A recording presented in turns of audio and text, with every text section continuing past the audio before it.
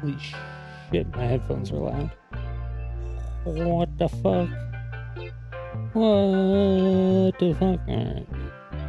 They're just gonna be loud all stream, apparently. What's up, everybody? Hello, hello, hello. It's hot as a muffin.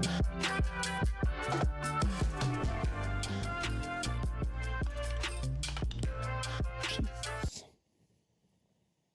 Let me go to the right scene. What up, everybody? How's it going?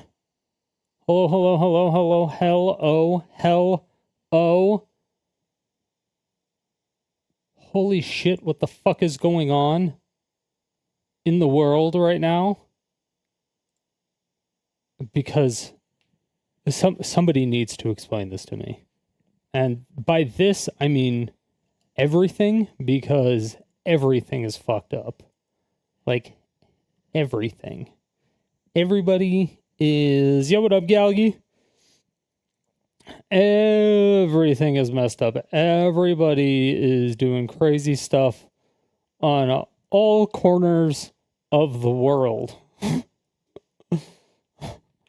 Whether it's in, like, Europe or whether it's in America. Well, basically everybody's just doing crazy shit online. That's, I guess, nothing new. Maybe it's overblown, maybe it's not. Who knows? Who really knows? You know?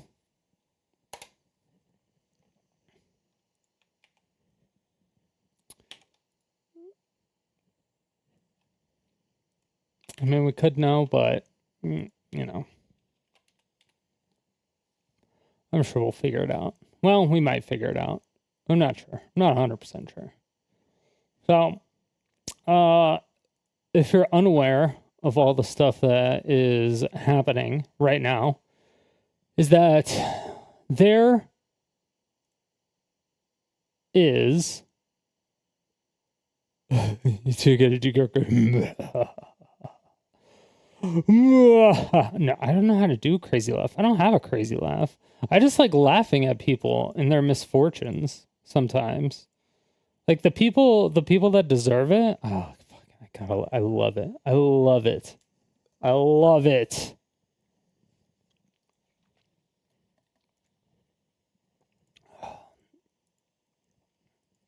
Like, I need to get PirateSoftware's entire, like, dude, every time I try to give that guy the benefit of the doubt on something, that guy, he just does shit.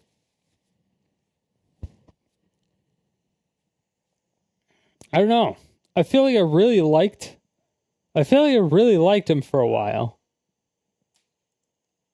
When he first like blew up, I feel like I really liked him for probably. I only watched his clips. I never watched his stream. I never watched any of his videos. I don't think. I might have watched a video or two. Maybe if they were directly related with like network security or something. Because I think when he first blew up, PirateSoftware was actually doing stuff with security. Like actual, like I think, like he would actually talk about network security. Like he would actually do development. Like he would actually do stuff that he advertised that he did, I guess. Would be the best way to put it. Cuz he doesn't do that at all.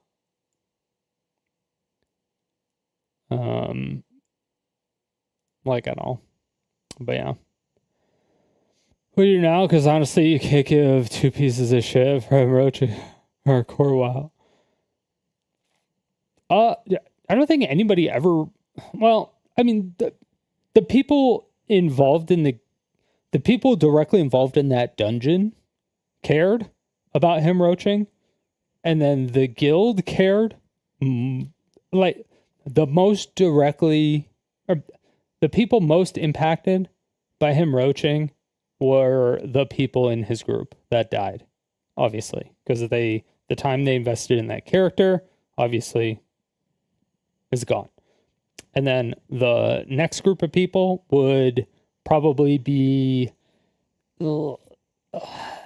depending on the person who died, either the guild or their viewers, but probably the viewers, maybe. It's either the viewers or the guild. But the guild could have lost a shit ton of resources, but the viewer lost a lot of new experiences or new content and stuff because now they have to restart, right? So the viewers lost a lot of stuff, and then the guild lost a lot of stuff. But those are the only people, in my opinion, who have like possible justification to be like, I mean, of like actual anger. I think it would just be the people who died, the people who were in the group, and then the guild. And that's probably it. Or maybe if you were a viewer of PirateSoftware and you didn't realize that he was the kind of person that you realized he was after that incident happened. And you didn't realize how, like, deceived you were. So you could be really mad about that too. So you could be mad about being, like, or like more maybe embarrassed and stuff like that.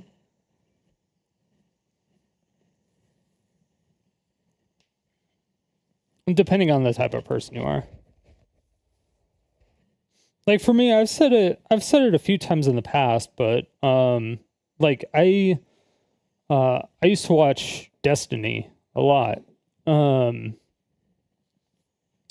but it was like he helped me think differently. He just gave me a different way of thinking. It was almost like a sociology class in a way. Uh, and it kind of like calmed me down and helped me think of things that people were talking about in different ways. That I was able to be like, okay, and then able to give people benefits of the doubt and stuff like that. So I was like, I think overall, it gave me a better, or like it made me a better person. Um, but as far as like, obviously you're never going to agree with everything somebody says, but his, especially given his recent stuff, I mean, it kind of all depends on the lawsuit and what's going on. Like, I don't know. I haven't really been keeping up with it because I don't watch him anymore. I feel like all the stuff that I was gaining from him, I got, and the only other thing that was left was like political stuff, and I'm just like, eh, eh, and it just kind of turned into like a team battle all the time, and then it was just like foreign politics for like 3 years straight, and I'm like, I honestly just I don't know history. I didn't take like I didn't take like AP history classes. I didn't care about history. I think I got like a C in history, maybe. Oh no, I think I had to get a C in history because history was one of the. I think you had to. Did you have to take it all 4 years? If I had to take it all 4 years in high school, then I did end up getting A's. But yeah, I don't know. I didn't care about any of that shit, and I don't remember any of that shit because it's all like dates and stuff, and I don't care about any of that. None of it fucking affects me. But none of it, literally none of it does. It is kind of, and I have no like uh plans to get into uh government. Like I'm not running for president anytime soon or governor or anything. Like I'm not doing any of that. So it just, I don't know, none of the stuff interests me in that way. Um, because all of it just kind of comes down to like names and then conversations and yeah, I don't know. It's just it's dumb. It's basically like, think of internet drama, but with people who aren't entertaining.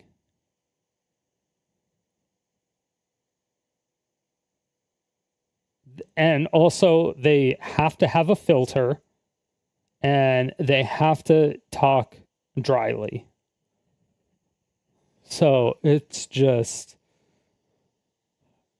nothing. And then they like won't have real debates. They're not held accountable for anything.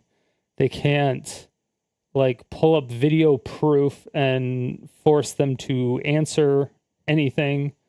There's nothing uh for certain things, and it's just some of that stuff bothers. I'm just like, all right, fuck it. Well, it's so much more entertaining when it can be done online. But then I look at a lot of the drama stuff online, and then it's just like half truths or no truths or shit truths or stupid stuff, or things that are covered up, or stuff that's behind the scenes entirely. And so that, like, you don't, so like people just don't know, and then it's just like a story,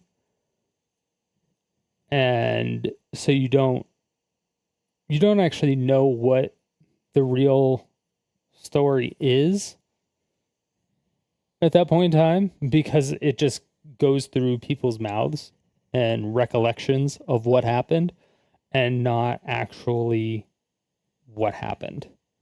That type of stuff. So, yeah, I don't know.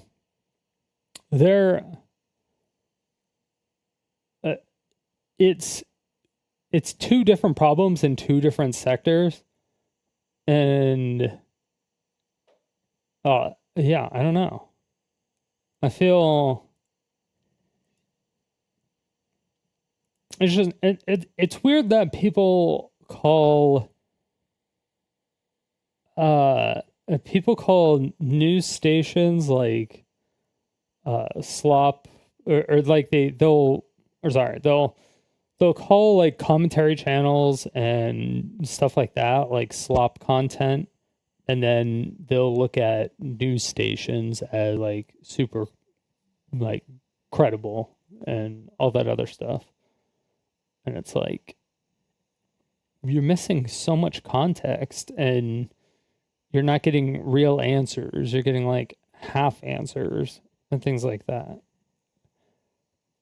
And like, you have better reach usually, but you don't get the answers that people are actually looking for. You're asking some of the questions, but you're still not getting like the answers. So we're still stuck in a limbo. And then you say you did ask the questions. And I'm like,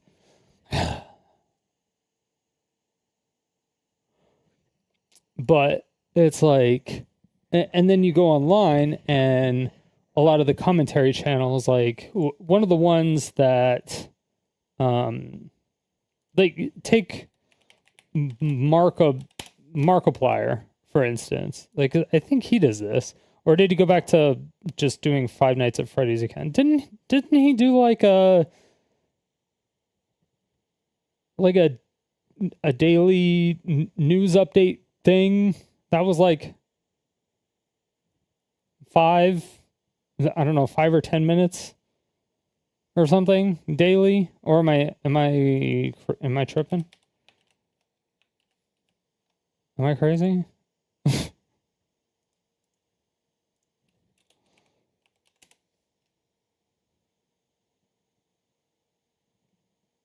Maybe I am crazy.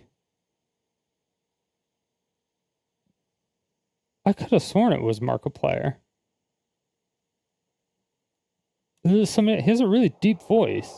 Is it? This is beyond the... Okay, come on. No. Hello, everybody. My name is Markiplier, and welcome back to Five.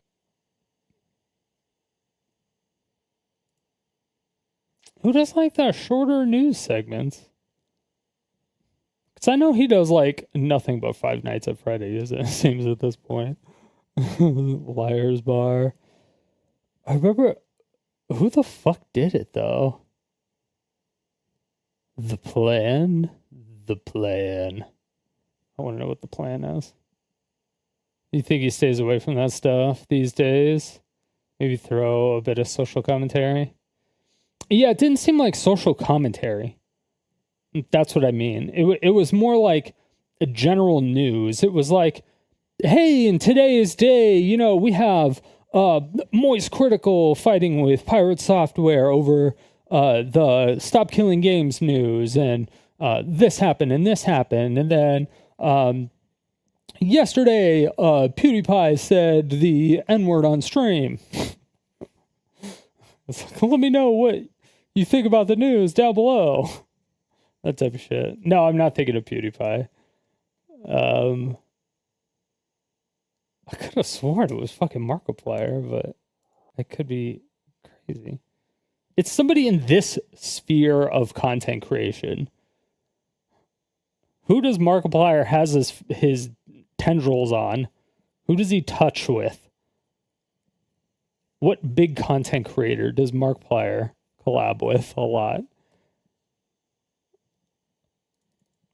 Either way, there was this guy, Omni, that essentially... he essentially copied that format and made, like, you know, he does make longer videos, or he was making longer videos, like 20 minutes, 13 minutes, 10 minutes, 30 minutes. Anywhere between, looks like 10 minutes and an hour, depending on what happened or whatever. But yeah, all it is, it'll be like,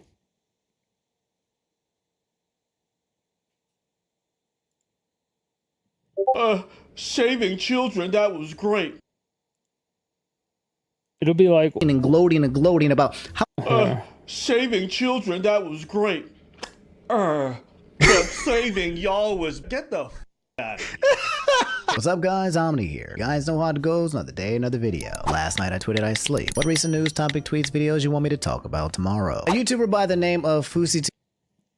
so that's what he does. He's like, hey, what do you guys want me to talk about? So people will, like, he'll just post that on Twitter. People will post a bunch of videos or topics, and he'll just, like, what seems, I don't know exactly what his workflow is, to be fair. But it's just daily news updates that he's like, hey, this person did this one thing. He's arrested. He did some stuff. Gamescom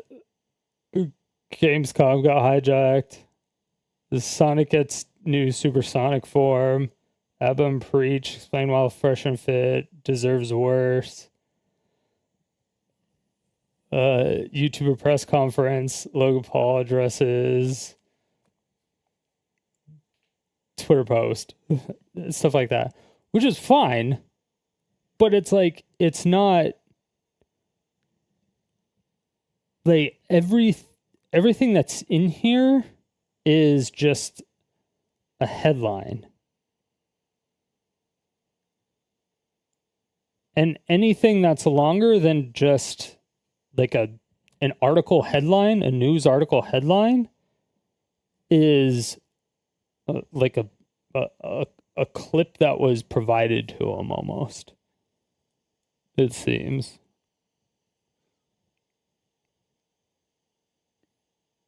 Because and which is also fine. But the problem with that is that he has his own fans. So if you don't follow him on Twitter and you don't give him all the information, or you're really biased against somebody, he will show like kind of one side of things and briefly look into the other side to see if there's any miscontact or content. Like, it seems very brief. And then just like mention it, and then but not come to any conclusions. Like, he won't really say too much about like his opinion on it.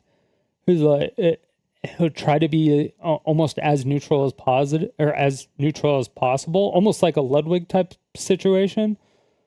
And then it'll be like, let me know, what you guys think in the comment section below, or whatever, And so, like, he went away for a while. Like, I did follow him for a bit, because I did, kind of like his content. And then I realized, I was like, I'm not actually getting any real information from this. Like, this is just the headlines.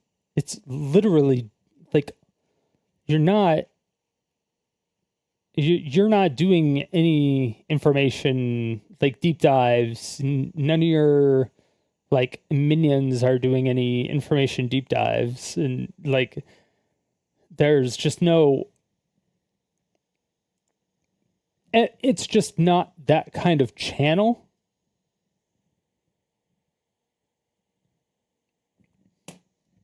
That type of thing. It's just not that kind of channel. Someone like Channel 5 lets everyone else speak for him. No, because Channel 5 will actually go on the ground and he'll speak to people. But Channel 5 also reaches out to people and, asks, like, and he goes to those places and he'll get permission and he'll have people show him around or whatever. Like the Channel 5 guy actually does stuff. This guy actually just does headlines, but the Channel 5 guy actually kind of like interviews people for the most part. But he just won't cut people off if they're talking. But most people that do just in general street interviews, they're curated answers. So they'll ask, like, I could ask 1,000 people one question, and if 10 people have a really stupid answer out of even 1 million, if I ask 1 million people and 10 people say a really stupid answer, I could put those 10 people in a video and spin a narrative, And it'd just be really easy to. They're like, look, I went to this thing. There's 1 million people here. Let's ask some people what they think. And then you ask literally everybody that's there, all 1 million people. And then you find 10 people with stupid answers or whatever it is. I think you're like, what? Yeah, it's very odd. And I'm not saying he is spinning narratives because I don't know what he does outside of just reporting the news, but it's just like what's happening today? That's it. That's all the channel is. The channel is just like what's happening today? And in my opinion, that is actually very harmful.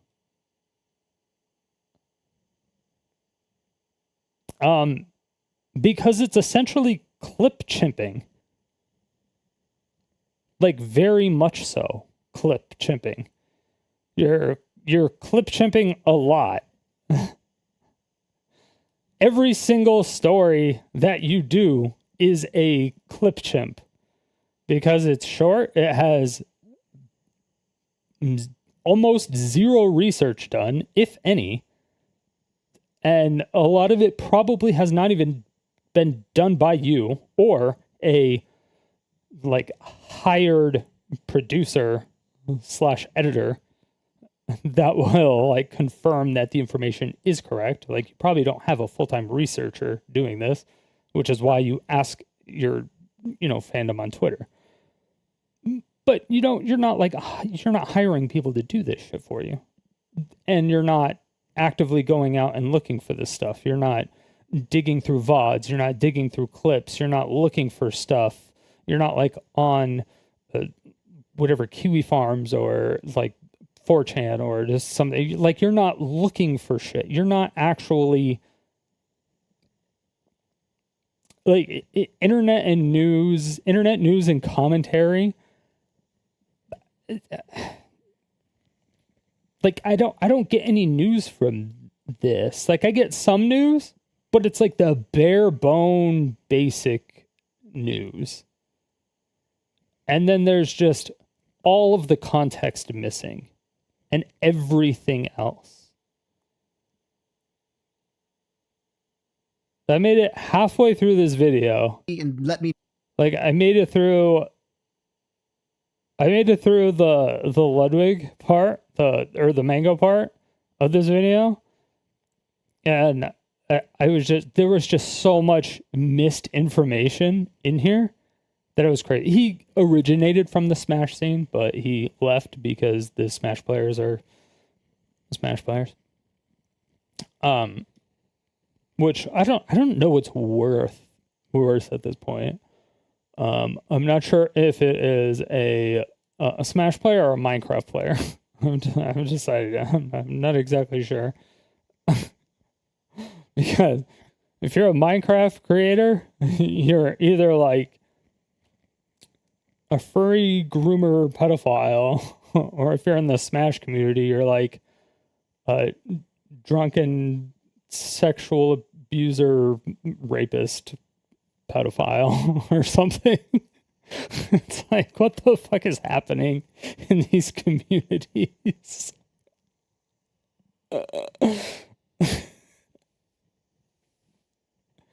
It's so weird.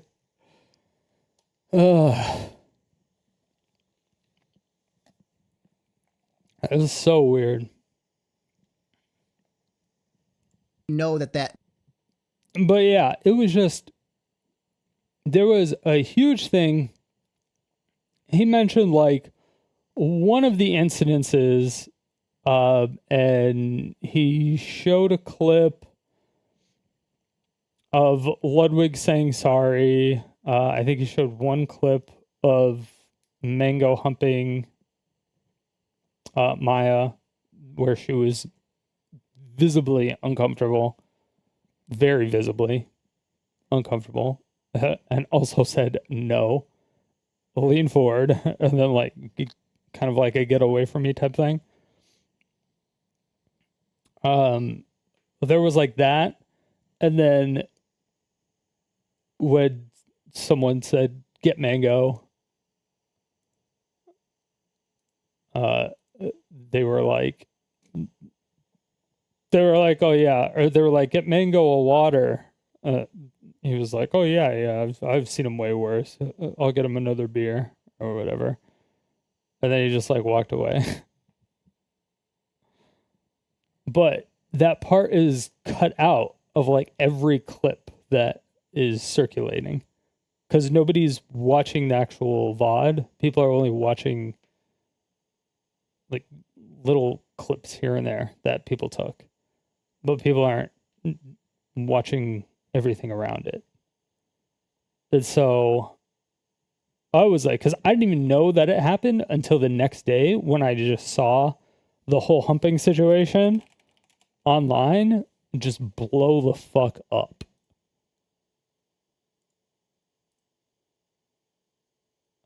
So I was like, let me take a look at this VOD. So I made it 49 minutes and 49 seconds through the VOD. Through one of the VODs. Imagine. Okay, so this was an event that I think was like 5 hours long. And it was 24 streamers. And I don't know how many of them were streaming, but I know at least like 2 or 3 of them were streaming. I know at least 2 or 3 of them were streaming when they were actually there. So I would have to look at all of their VODs too. So I would have to go through each one of their VODs to see if I could find anything or hear anything as well. So it was just like, it took so long. And then it was just like getting the timestamps and then like writing down what happened. And there's just like, there was just so much stuff that people missed. And I'm just like, how is everybody missing all of this? And then you add it up and you're like, what the fuck is happening? And then nobody, like the more I look at it, I'm like, how is nobody blaming his friends or Ludwig or literally anyone at that event or any party or at that party? It's just like, it actually blows my fucking mind. It blows my fucking mind. Because like, it's a literal representation. Remember when that Gillette commercial came out, and everyone was like, this is so fucking cringe. I can't believe people. Was there another new one? I didn't even know there was.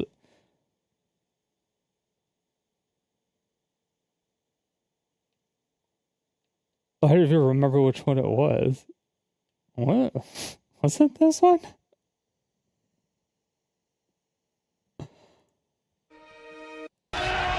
On far too long. Excuse the best. Cool. To say the right thing, mean no going back. Oh yeah, it's Because like we it's- believe in the best in men. Men need to hold other men accountable. Smile, sweetie. Come on. To say the right thing. To act the right way. Bro, not cool. Not cool. Some already are. In ways big Yo, men, we're acting like we gonna shake it. and small. I am strong. yeah. But some is It's not like- enough. It's not how we treat each other, okay? It's so weird. It's like they're talking about toxic We can't laugh it off. masculinity and shit, and everyone was ripping Gillette apart about this. And they're like, oh, it's so stupid. This shit never happens. Oh, cringe, cringe, cringe, cringe, cringe. And then we just see it everywhere online. That's like all you see in the streamer world. When you see like big events with men and women together, if there's alcohol involved, it's like always that. There's like almost always something involved. Usually it's behind doors. Or it's like off stream or off camera, not behind doors, not literally behind doors, but like it's off stream. So you don't see a lot of this shit. But yeah, it's like, it's so weird.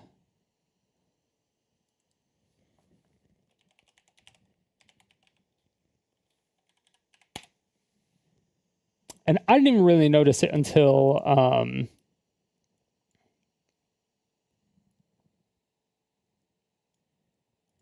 I don't even think I noticed it. I still think those commercials are kind of cringe, but they do because it's a commercial for fucking Gillette.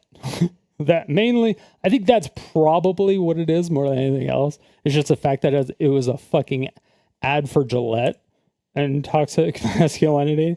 I think that stuff should be left for the parents to teach.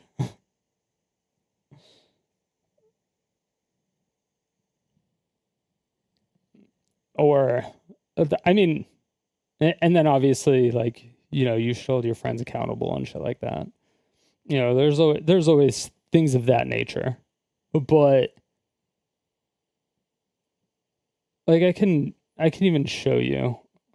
The weird part is that Ludwig deleted his VOD off of YouTube with Beerio Kart, but he didn't off of Twitch, which I found very odd.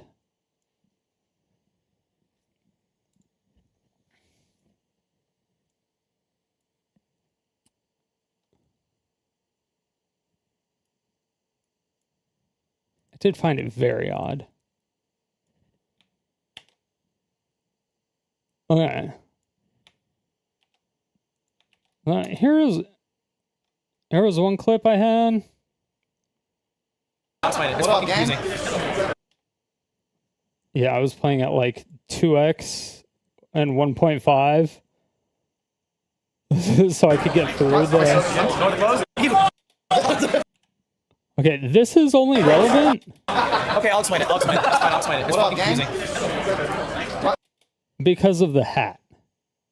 And this, because I didn't know who this was off of the side of their face, or by looking at the side of their face. I just didn't know who it was, right? So I had to look, I had to do some investigation. I was like, okay, who has who's white, has like a little mustache, that's wearing a black hat with like a symbol on the side? I was like, that's what I was looking at. Because Mango was in his shorts. I don't think it was long boxers. I think it was shorts. Maybe. I'm not 100% sure. I wasn't there, so I would maybe have to zoom in. I don't know. I didn't see like bulge anywhere, so I don't think they weren't boxer briefs.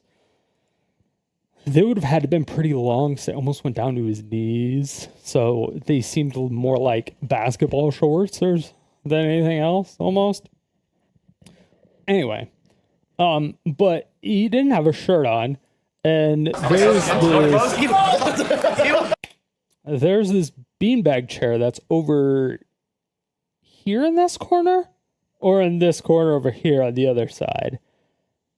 And he was laying on it, or was somebody else laying on it? I don't know, but one of the girls and him were like she kept pushing him down onto the beanbag chair, and he kept coming up and she kept pushing him down.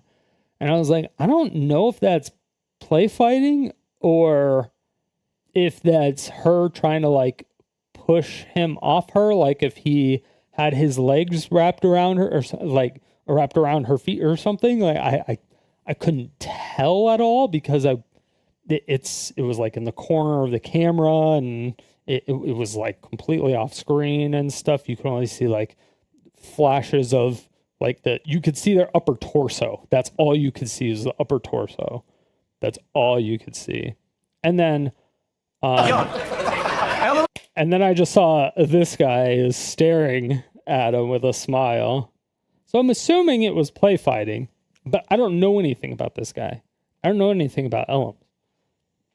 So I don't know what kind of person he is. I don't know. Maybe I couldn't imagine that if a girl was shoving a guy off of him and he kept like pulling her down onto him to try to do something at an event, that another streamer would just be sitting there watching over them, smiling at them instead of stopping it immediately. I couldn't imagine. There's so many levels of, you would have to be a terrible person in order for those events to actually happen. Like if you were Ellums. Like, you would have to be a fucking horrible person. She pushed him like 5 or 6 times. And he was just literally staring at it. And you could tell he was staring at it. And he was just smiling. He wasn't laughing. He was smiling. So it didn't seem like it was funny. But it didn't seem like it was aggressive either. Which is also why I think it might not have been play fighting. But I have no idea. So that was just a relevant later thing. That was just a pointing that out. So this clip is really just nothing. It's just literally pointing out the hat. Literally all it is. Literally all it is.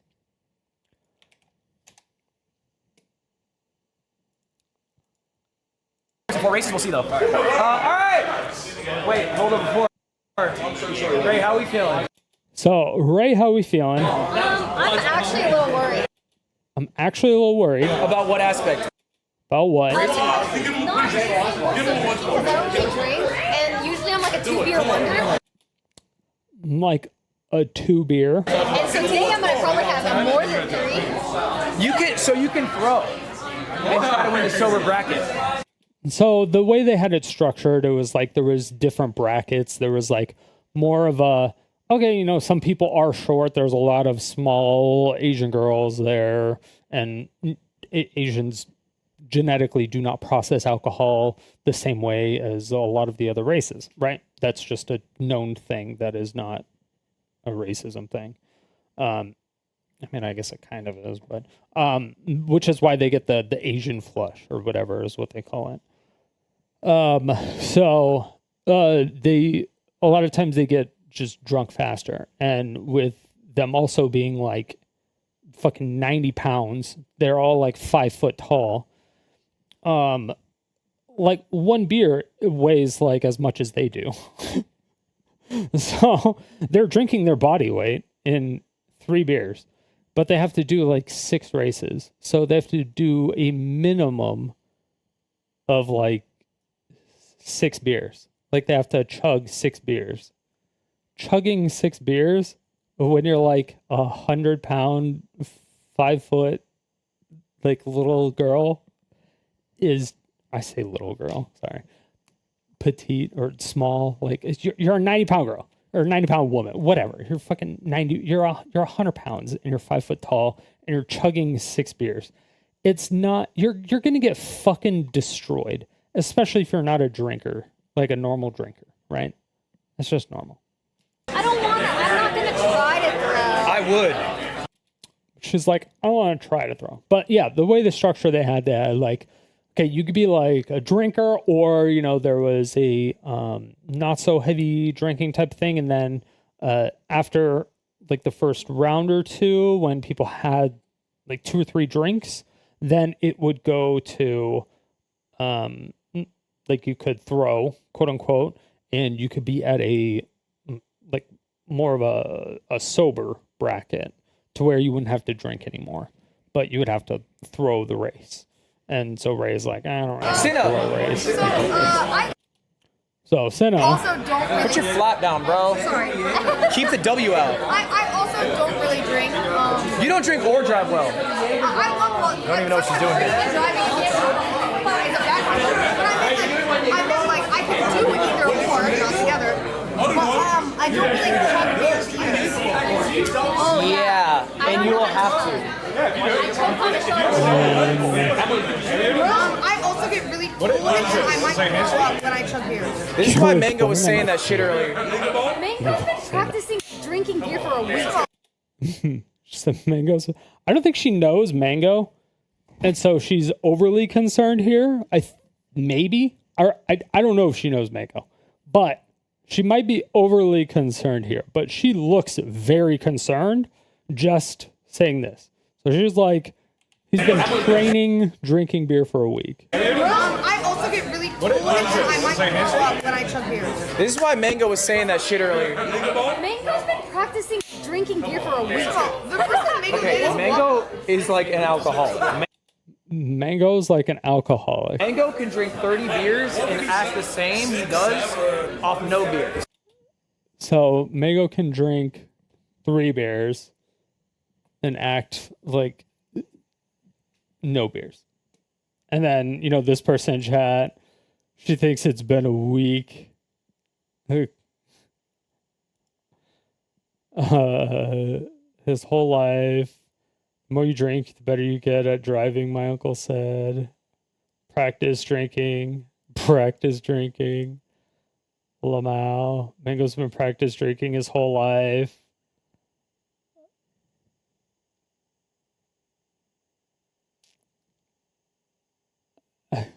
Practicing, lol. A week, lol.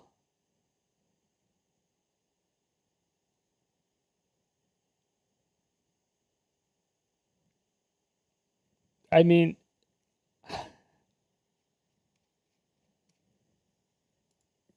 everyone that has known or seen Mango on Ludwig's stream at all, which is a lot less, I feel, lately. Like I feel like it's been a lot less over the past few years, actually. Like the last, maybe since he went to YouTube, I feel like, so like 3 years ago, like 3 years ago, maybe 4 years ago, I feel like he's shown up on his stream a lot, like less and less and less and less. But either way, he's a machine of a man. He said he had 7 beers already today. said he had 7 beers. The event hasn't even started. Okay? The event hasn't even started. He said he's already had 7 beers. If you ask him how many beers he's had lifetime, it's probably above 10,000. He's probably had above 10,000 of his entire life. Which, yes, he's definitely had above 10,000, I would say. Well, it depends if you're talking pitchers or glasses. If you're talking, or bottles, or cans, whatever. Or he's probably had over 10,000 pitchers, over 10,000 glasses, or over 10,000 bottles, over 10,000 cans, and over 10,000 shots. He's probably had over 10,000 of all those. So, yeah. I would say. Is this event enabling him? So she's like, isn't this event enabling him? He's the 2-time champion. He's never Ludwig's response, he's the 2-time champion. never lost. Question. Please. And he's never lost. And then it's just like, everyone's just like, 7? He's been practicing for several weeks. My goat. Maybe been practicing his entire life.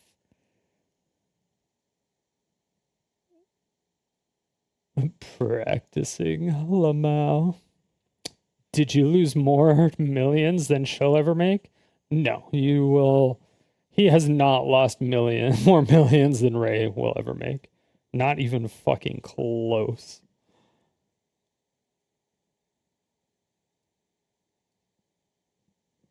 But yeah, so like, everyone knows that Mango is basically an alcoholic, right? Like, pretty much everybody, including Ludwig, obviously, who's running the event. So, a long time ago, I said that HBox was better than Mango. So she said a long time ago, she said HBox was better than Mango. HBox is a hungry box, and Mango is obviously Mango. Smash Brothers Melee is the competitive game they play. They're regarded as the like top 5 gods of Melee, right? And they're like the 2 best right now, or arguably the 2 best, or top 3 anyway. Yeah, or top whatever. They're top 5. But they've been top 5 for fucking ever, like forever, for fucking ever. And when I say forever, I mean like 15 years or something, like forever, like a long time, a long ass fucking time. So everybody knows Mango, everybody knows HBox in the Smash Melee scene. Okay, so she said HBox is better than Mango to his face. And he's still mad at me for it, and he said that he's going to whoop my ass today. And he said that he's going to whoop his ass. Obviously, that's most likely, most definitely, like 100% a joke. Okay? Mango is a guy who never forgets what people say to him that are mean. Also true. And he never forgives. Also true. And when he gets drunk, does he get angry? So she asks a very valid question, though, because she doesn't know Mango at all, or barely. Like, there's slight interaction of, you know, HBox is better than you, you know, just like little banter every once in a while. But she doesn't actually know Mango. She doesn't hang out with him. She doesn't stream with him. She doesn't really do events with him. Like, there's no communication. There's like nothing with it. It was just like a different event, right? There's nothing there, right? So she's asking a very legitimate question, and she looks pretty fucking serious here. He swings. Yeah. My ass today. Mango is a guy who never forgets what people say to him that are mean, and he never forgives. And when he gets drunk, does he get angry? He swings. Yeah. Anyway, let's get over here. So he just said he swings and leaves. It doesn't actually, which is funny. It's a hilarious answer,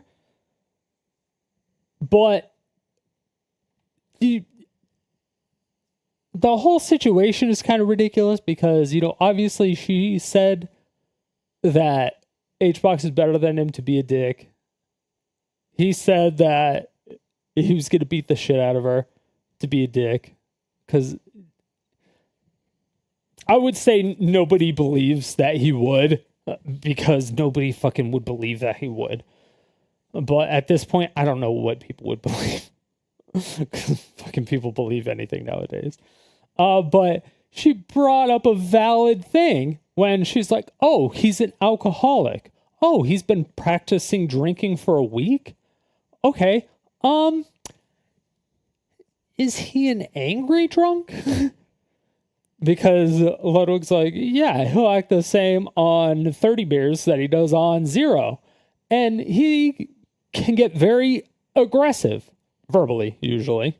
But it's only on streams, usually, or like in company of like entertainment when he's like verbally aggressive of sorts, or like loud, or I'd fuck you up, or whatever, whatever it is. But it's never like an actual thing. It's just playing it up. And then him saying he would do it. I don't know where that clip even came from. I would have to find that. I don't know if it was on a stream. I don't even know where to begin to look for that. But if that happened, it's a whatever. Regardless, if she's asking, it seems like a relatively valid question. Period. There are no ifs, ands, or buts. That's a valid question. Like, hey, is your alcoholic friend violent? Because I pissed him off a while ago, and he said that he was going to beat my ass at the event today. And then he says, he never forgives and never forgets. And when he drinks, he swings. And then you just walk away. And you're like, wait, what the fuck? Plus, he has allegations of him beating his wife before he got divorced. And so it's just like, yo, you have to like answer these fucking questions. Seriously. Like these cannot be like, I get you're on stream and you're an entertainer and everything, but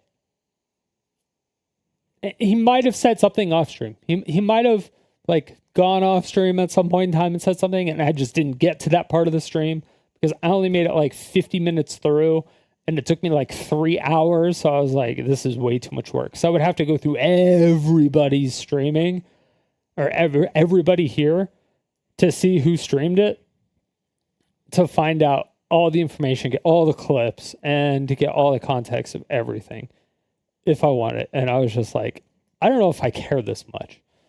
And then and then I'm like looking at some other people talking about it, and I'm like, you people have lost the fucking plot entirely. But yeah, so that was weird to me. I mean, it was a little weird. But then, all right, guys, yo! Hey, everybody! Hey, I love the costume, Mango. All right, y'all. Mango, you look good today. Mango, fuck you. Sinner! Sorry. So right after Senna asked if Mango beats people when he's drunk, Senna said, hey, Mango, fuck you. So I think she knew it was a meme answer by Ludwig. But when Ludwig then turns and says, Senna, it makes it seem like maybe it wasn't a meme answer. because Hey, I love the costume, Mango. he All right, also y'all. Mango, you look good today. Mango, fuck you. Sinner. Sorry. All right, y'all. Thank you very much Maybe. for coming to Beerio. Maybe. Hey, settle down, please, yo. Thank you very much for coming to Beerio. We got 24 people Maybe. here. This is probably the calmest it's gonna. I don't know. It's hard. It's hard to say, but regardless, it's just a thing. It's just a thing.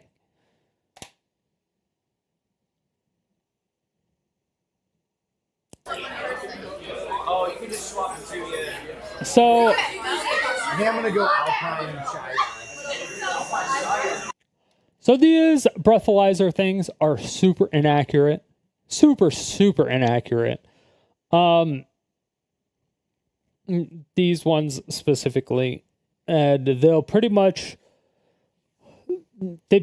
detect the alcohol that's in your mouth more than like anything else.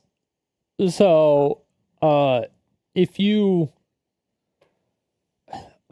took a shot and then did a breathalyzer, it would come up as like a 5.0. Not even a 0.05, like a 5.0 or some or 1.00. It would just be like 100% alcohol or some shit. It would be something fucking wild, even though it was just like one shot that you took. It would just because the amount of, or it would also depend on what kind of alcohol you drank or what kind of shot it was, but you know what I mean. You get the point. These ones, not super accurate, but there's a baseline to be had, and then because it's just like everything else, right? It's just like when losing a weight. Doesn't matter. You can be 600 pounds. Like if you step on a scale, because let's just say you don't like the way you look. You step on a scale, it says 600 pounds. You're like, okay, 600 is my baseline. I want to not look like this. So let's start losing weight. And then you track your weight from 600 to whatever. Let's say you still have the same body and you don't like the way you look, but you step on the scale, it says 300, but it's exactly the same. It's just a different number. It's like pounds or kilograms. It's just a different fucking number. It's just a baseline, right? So that's kind of what we're looking at. Kind of, a little bit. All right. Before we've even started. So before the event even started, Come on. and 14. What's the legal driving limit? 1.4 already? 0.149. He blew a 0.149. And I don't even think he has a beer in his hand right now. Ludwig, but I don't have him unlocked on my Switch. So I'm going to go Baby Luigi. I don't think so anyway.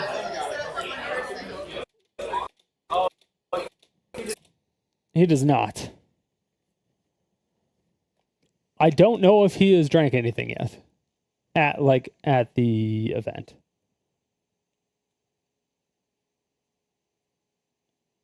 Because it still has not started.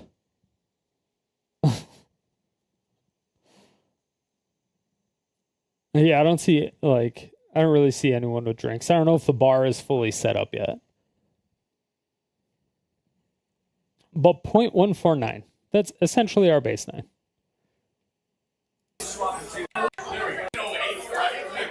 What's the legal driving limit? 1.4 already?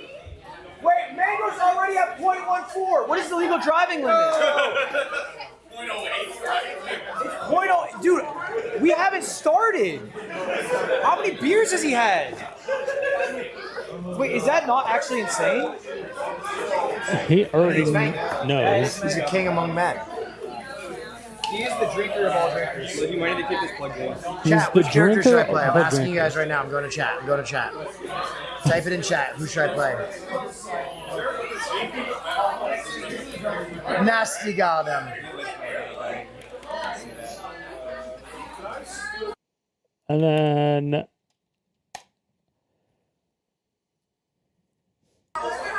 So we drink. No, it's a warm up, bro. I need water. Actually, I need water so bad. So this is still before the event starts, because it's a warm-up race. It's gonna be a shit show. People are gonna throw up. How many people do you think It's going to be a shit show. People are going to throw up. throw up? How many people you think? At least one, maybe six. She wants a water? Yeah, I can get her.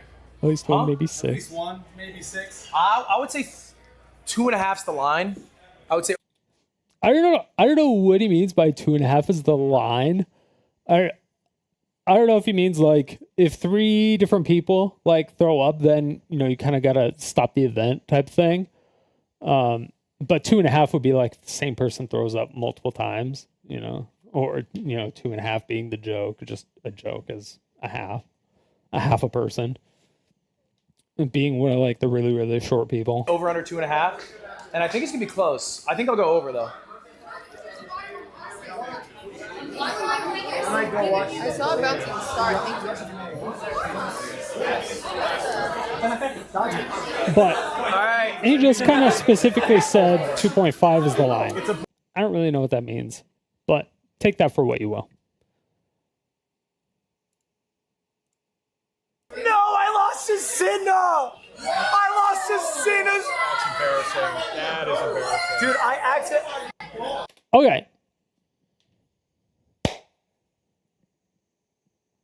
Does this look like he's fake taking a shot?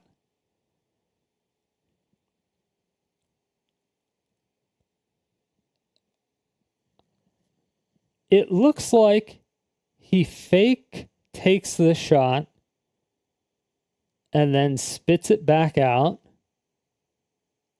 And the cameraman intentionally pans away, pans back, almost pans to the table, and then pans away again. And then later on, the cameraman is pointing at Ludwig from this angle, and Ludwig takes off his hat and puts it in front of the shot glass cup. And then he puts the cup into the trash can that's next to him once the cameraman moves his camera up so you can't see it. And I'm like,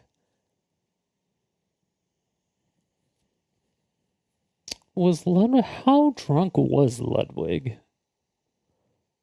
How much was he actually drinking? You know what I mean? I had so many questions. I'm not sure. I'm not 100% sure. I cannot confirm. I cannot deny. I don't know, but that is what I think. I'm tinfoil hatting so fucking hard right now. Here's my tinfoil hat. Right here. Right here. Right here. Yeah, that's embarrassing. Because who the fuck takes a shot like this? This is my first, what? That's embarrassing.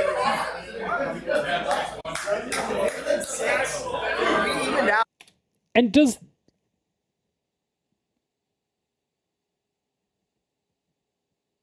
And then the cameraman just pans away.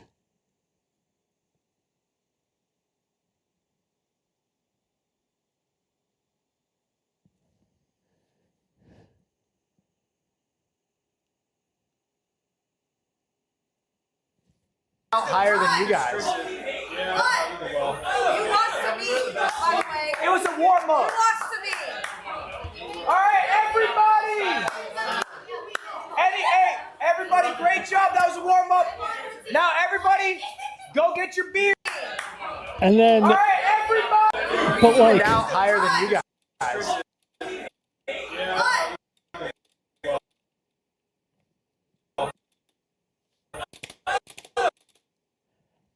But like I can't see any liquid in the cup. So I don't know if he emptied the cup into the trash can that's right next to him or not. It was a warm up. You lost to me. All right, everybody. I'm not sure.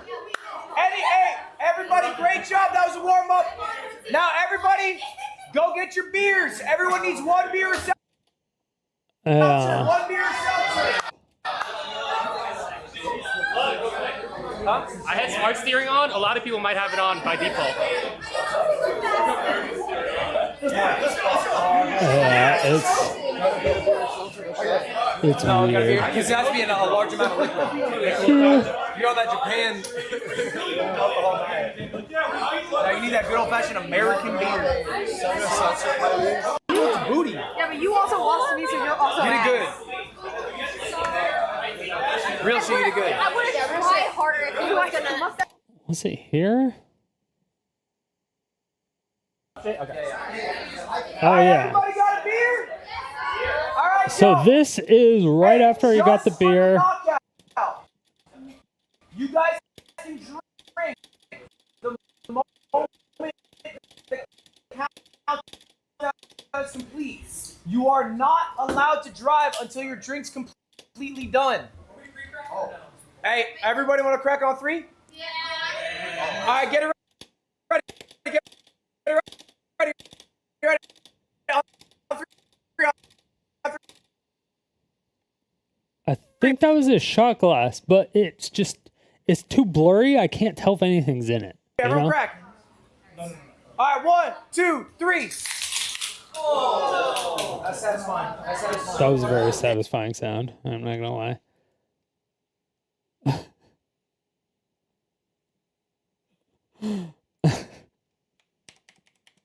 It was a very satisfying sound. I'm not even. You can't even pretend that that's not a very satisfying sound. All right, so here is another little example. All right, let's pick a new map. Dude, I gotta stop saying that. I will. Why? All right. So the same exact shot glass is right in front of him. It's the same one, which is still very Let's pick a new concerning. map. Dude, I gotta stop. I'm super tinfoil hatting because I don't know if he was actually like he had to have been at least somewhat drunk because you can't fake drinking the beers because you have to drink the beers. You have to, or else somebody will call you out on it. The shots, not so much. You don't necessarily have to take those, but Saying that. I will stop forcing shots at you. I think we're past the point that so Doug was like, "All right, I'll stop forcing shots this on is you." sustainable. But we have a really good. Dude, I gotta stop saying that. I will stop forcing shots at you. I think we're past the point that this is sustainable. But we have a really good.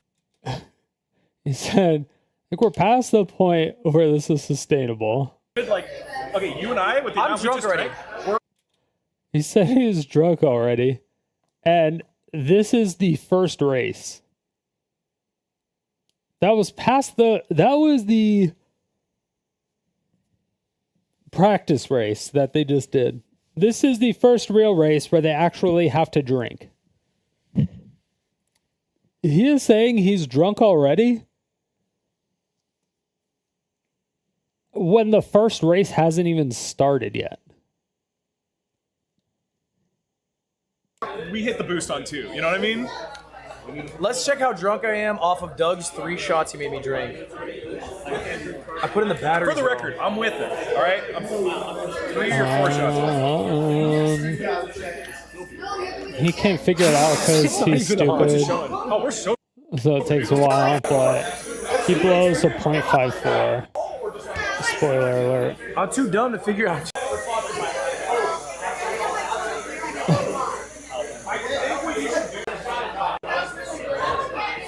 .054. That can drive sorry. still, right? It's .08. Yeah. Yeah. But yeah, those are not very accurate at all, so it's not. You can't really go off that, but it's a baseline. It's a baseline thing you can do. Fully sober, not accurate. But once I got to this point, I was just like, oh, fuck, I have to go through 5 and I was like, I have to go through 5.5 hours of this. I was like, how many people are streaming this? And then I had to like look at it. I was like, fuck me, dude. I have to go through so much footage of this if I actually wanted to go through and do this. And then I was like, I don't know how many people deleted their streams for this.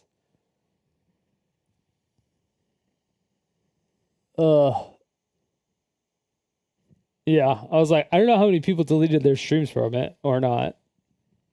I don't know. I have no idea.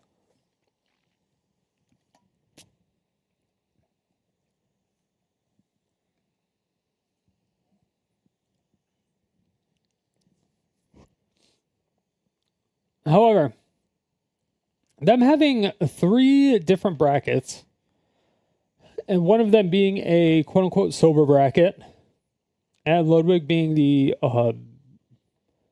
tournament organizer, company owner,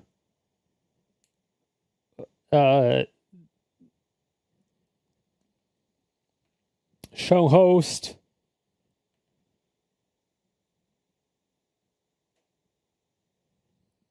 player. I don't know. Pretty much everything except for doing production right now. You probably shouldn't be drunk before the event even fucking starts.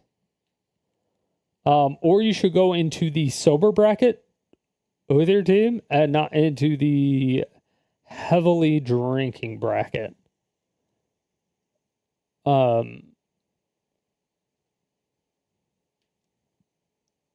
Yeah, I don't know. There was a lot of mistakes. So I don't know if, I mean, going through just this first hour and like just taking notes and doing timestamps took me forever. Because I don't know what a lot of this stuff, it would be relevant or wouldn't be relevant, you know? Because some of it's like a,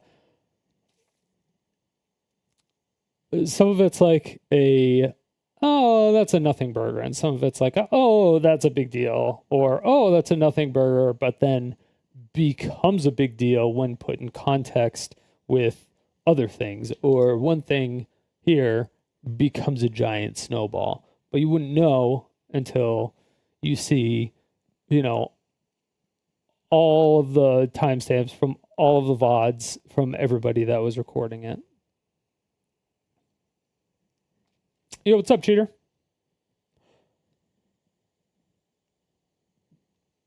One of my OG names back when I was a Counter-Strike player was GG Aimbot.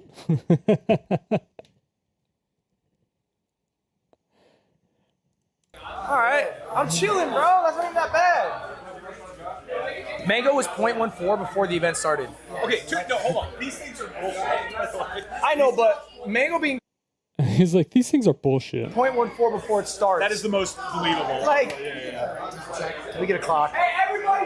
That is the most believable.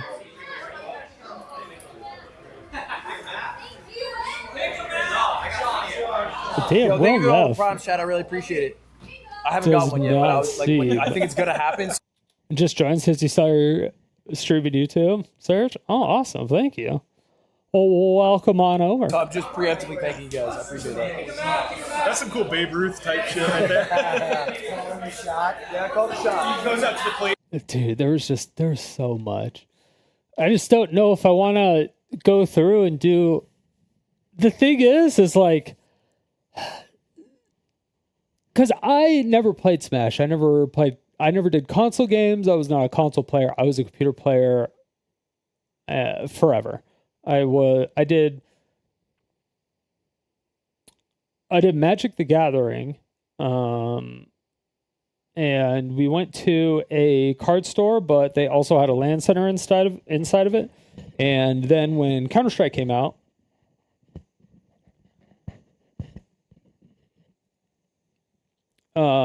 they a lot of my MDG friends started playing Counter-Strike. So I was just like, okay, I guess I'll check this out. And then I just played FPSs pretty much since then until League of Legends came out. And then I played some League, and then I went into casting, and then I just did casting for a long time.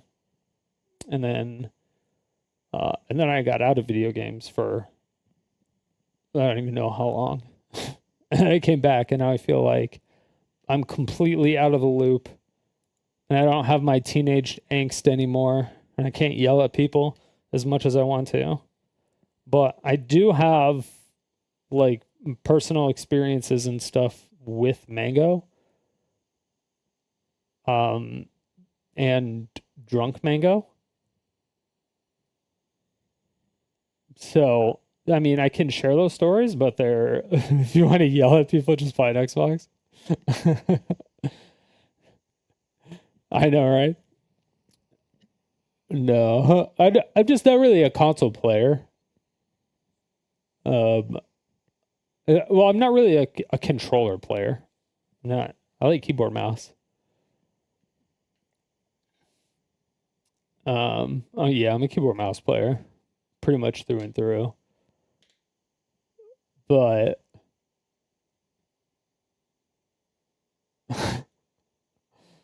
yeah, I mean, it was always fun. I mean, the Counter-Strike stuff back in the day was obviously pretty crazy. So was the TF2 stuff. I don't think any of that was in game. Well, that was all through pretty much MIRC or ICQ. You would get ICQ rooms with people. Ventrilo, voice chats. Yeah, you have vent servers. So if your vent server got invaded or whatever, you get some crazy shit happening. You'd be like, what the fuck is going on? Dude,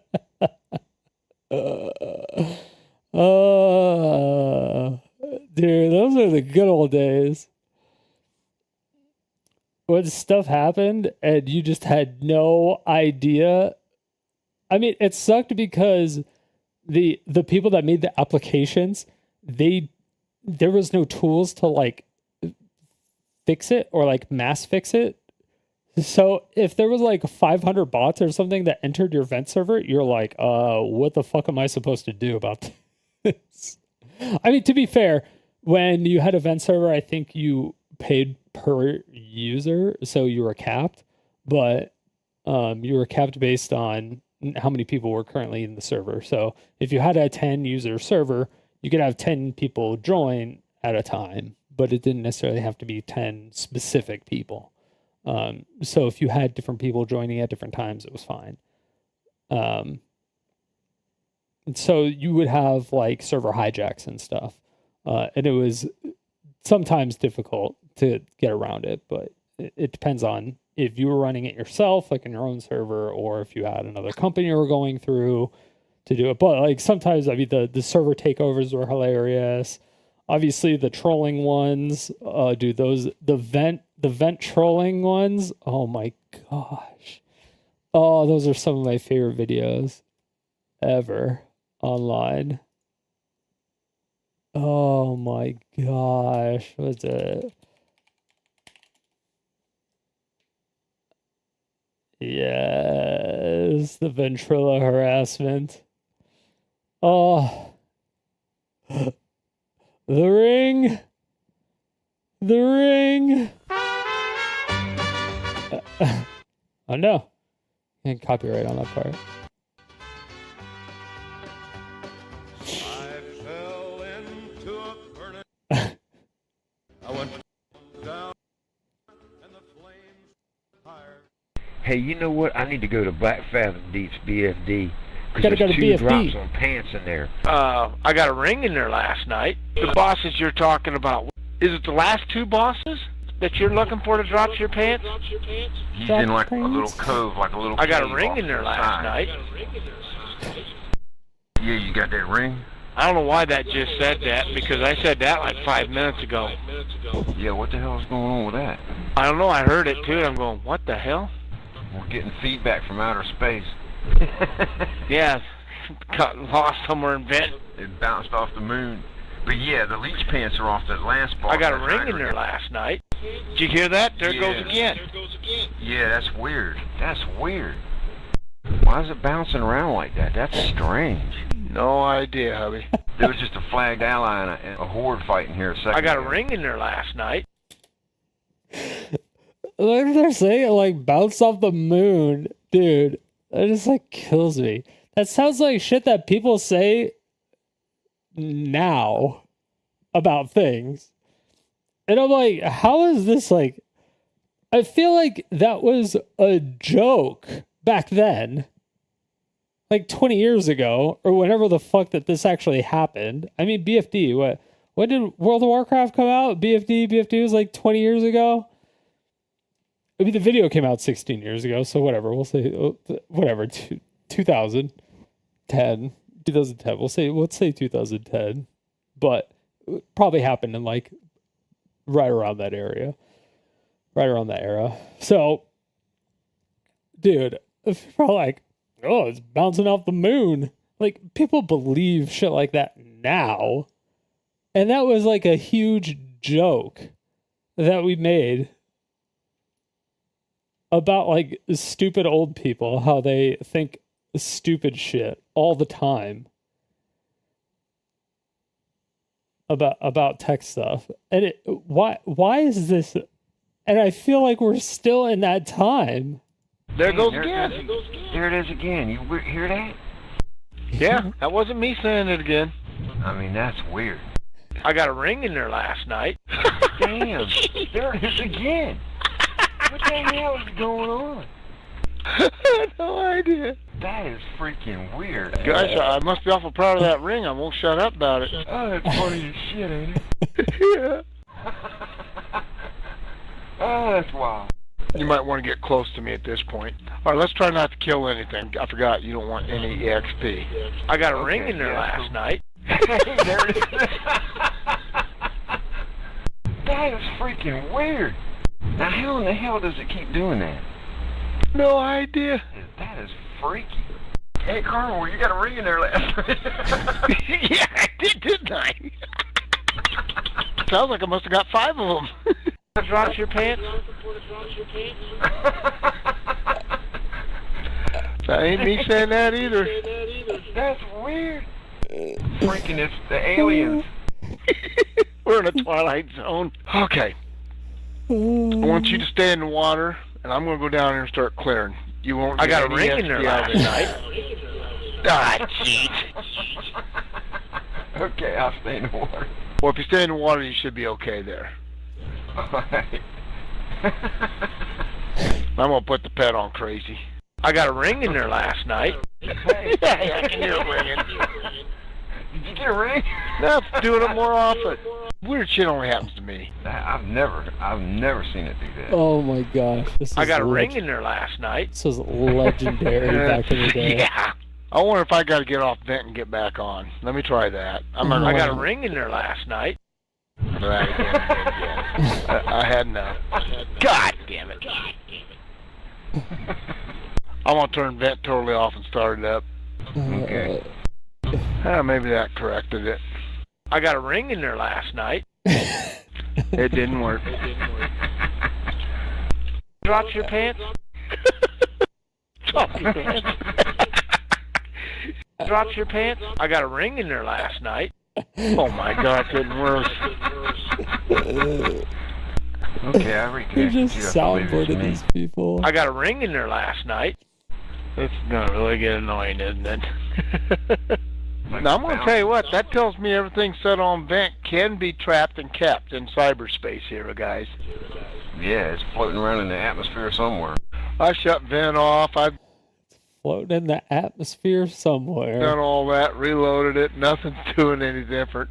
Oh, cat jumped in the water and nailing something down here.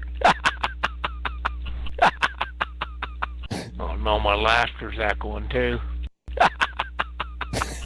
No. Jeez. Tell you what, this is bad. Too bad we ain't stoned out of our gourds. That was such a good laugh, tonight. too. I'm not afraid to say anything on vent now. Well, it seems like it quit now a little bit. Yeah.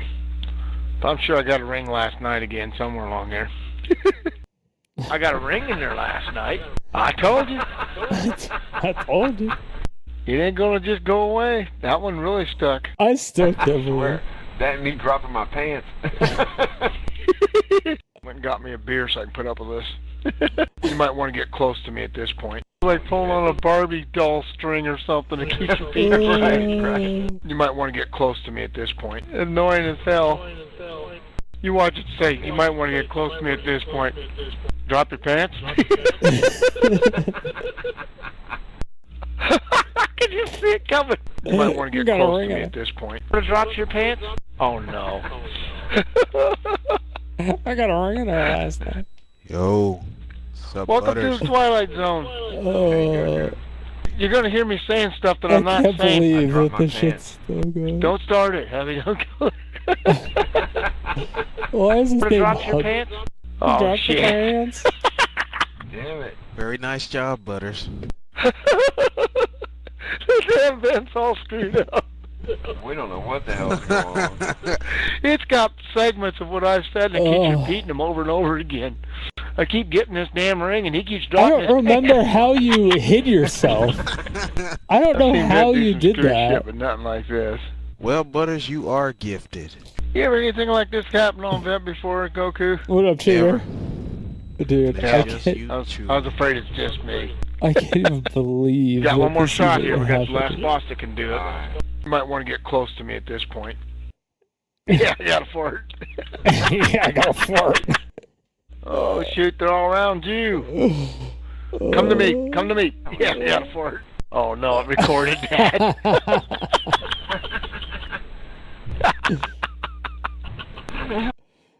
Dude, holy shit. Dude, you don't have to ask a question to ask a question. It's an open chat. Just ask a question. You got a ring in there last night. You drop your pants? I got a fart. The League of Legends one is fucking hilarious too. Oh my gosh.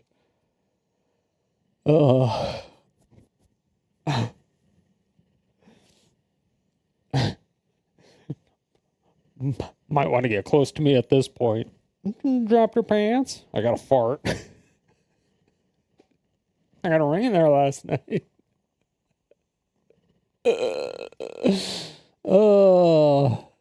It's just like really well done, like sound sampling, but like really like far back of the day to where people didn't know that it was as like accessible. Well, I guess it really wasn't accessible or easy as it is.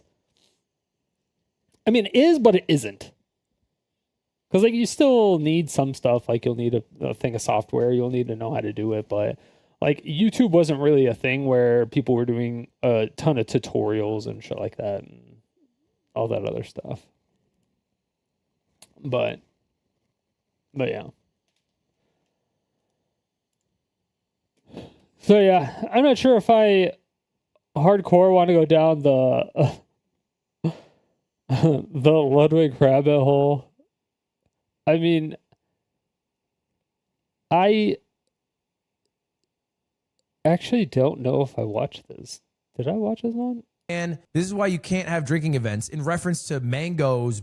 There were people online who were like, man, this is why you can't have drinking events in reference to Mango's behavior at Beerio Kart. Like, this is why you can't have drinking events. It's stupid that you would ever glorify drinking. Bro, 24 people invited, 23 people got drunk, 23 people had a good time, 23 people were normal. Like,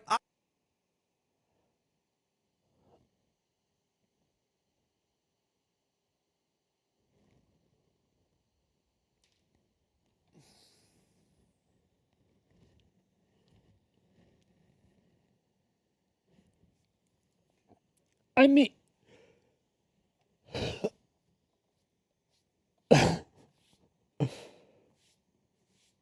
24 people were invited, plus staff, plus the bar.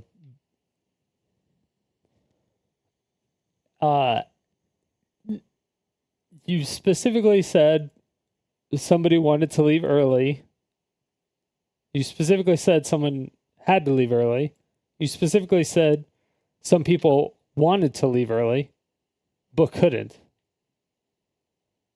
So 23 people did not have a good time, according to your literal own words in your video, in your VOD. Ah!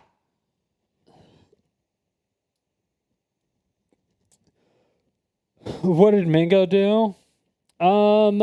He did, Ludwig did a Beerio Kart, the third one, that he's done. He does it every year where they just do drunk Mario Kart racing, basically. Ludwig did his normal, like, yoink and twist, where he just took an idea and, like, stole it, essentially. He was just like, oh, that's a good idea. Let me take that and let me change it. And that's it.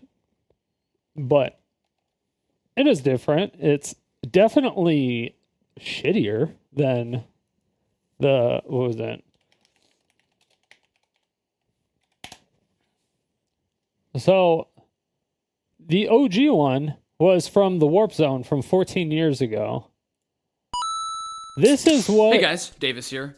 In the spirit of alcohol's birthday, St. Patrick's Day, we've decided to launch our new educational series, Drinking Games for This is what the OG one actually is. The Drinking Games for Gamers from the Warp Zone. For our first episode, we thought we'd start with one of our favorites, Mario Kart Drunk Driving. Ingredients. Number 1, beer, and lots of it. Or for you ladies, Smirnoff Ice or Mike's Hard Lemonade will do just fine. 2, a hard alcohol of your choice. This is for the loser to drink at the end of the race. 3, either an N64 or a GameCube and a copy of Mario Kart. Hey, what about the Wii? We're real gamers here. No Wii version. How to play. The object of the game is to consume an entire beer before the race is over. The catch? You can't put your beer down until you've finished it. Strategy. Can't put the beer There are a down couple ways to before you accomplish finish this. it. Schroeder and Odom are demonstrating the most common method. Drink while you drive. If you're feeling manly, you can do what Fish is doing and chug your beer before you drive. You do this Yeah! time up front, but all it takes is one blue shell and you're back in the race. And Let's last go, but blue certainly not least, shell! You do as I do, the deep throat. Now this does free up your hands from the get-go, but it does do a number on your jaw. Punishment. This is exactly what it is. As with any good drinking game, the loser is punished with a shot of hard alcohol, chased only by the shame of his own failure. Yeah. If there are more players than controllers, the loser must then also swap out. And that's Mario Kart Drunk Drive. So that's basically what this event is. Except Ludwig's twist on it is before you can even drive, you have to drink your beer. And if there is any beer left over, you're DQ'd from that race or something, or you lose that race. Or if you think someone didn't drink all of their beer, you have what he called a nasty gal call.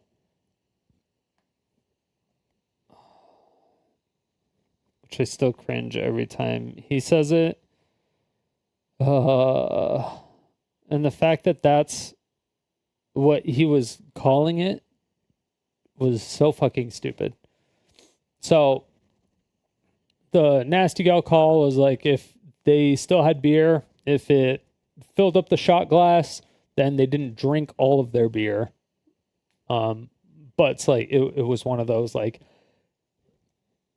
you know, if you chug a thing of beer and then you put it down really quickly, there will still be liquid in there, or there'll be fuzz, or, you know, whatever. And there just will be. There'll be something in there. So that's why it was just like, okay, if there's more than like a shot glass or like a half a shot glass or something, then you didn't drink your whole beer. But if there's less than a shot glass, it's like condensation or just like droplets or whatever, you know. So that's how they measured it. Regardless, what happened is that Mango got too drunk and he didn't have a shirt on, and he decided to like air hump people from a distance. And then when he was closer to people, well, he always had like the toad mask, or the toad hat. He like always had that covering his dick, and he was always like air humping.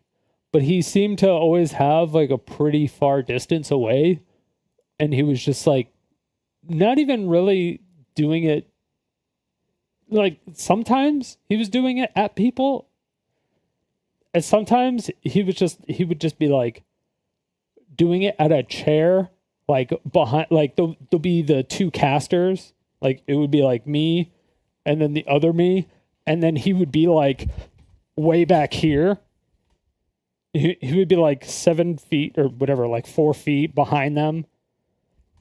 And, you know, he still had shorts on, but he would just be like... So you would just see like him making dumb faces and then him like air humping like the camera, basically, right? But he wasn't like doing anything. He was just being silly, or he was trying to be silly or whatever. But it was just stupid shit. But then since I didn't get to the end of the VOD yet because I got bored, because there was just so much to go through, I was just like, I'm done. I'm over it. There were a lot of things that happened to where he got very close to a lot of people and he was humping them.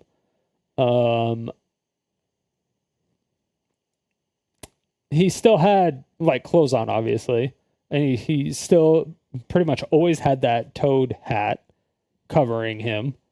And the toad hat is like thick, so it's like a foot thick.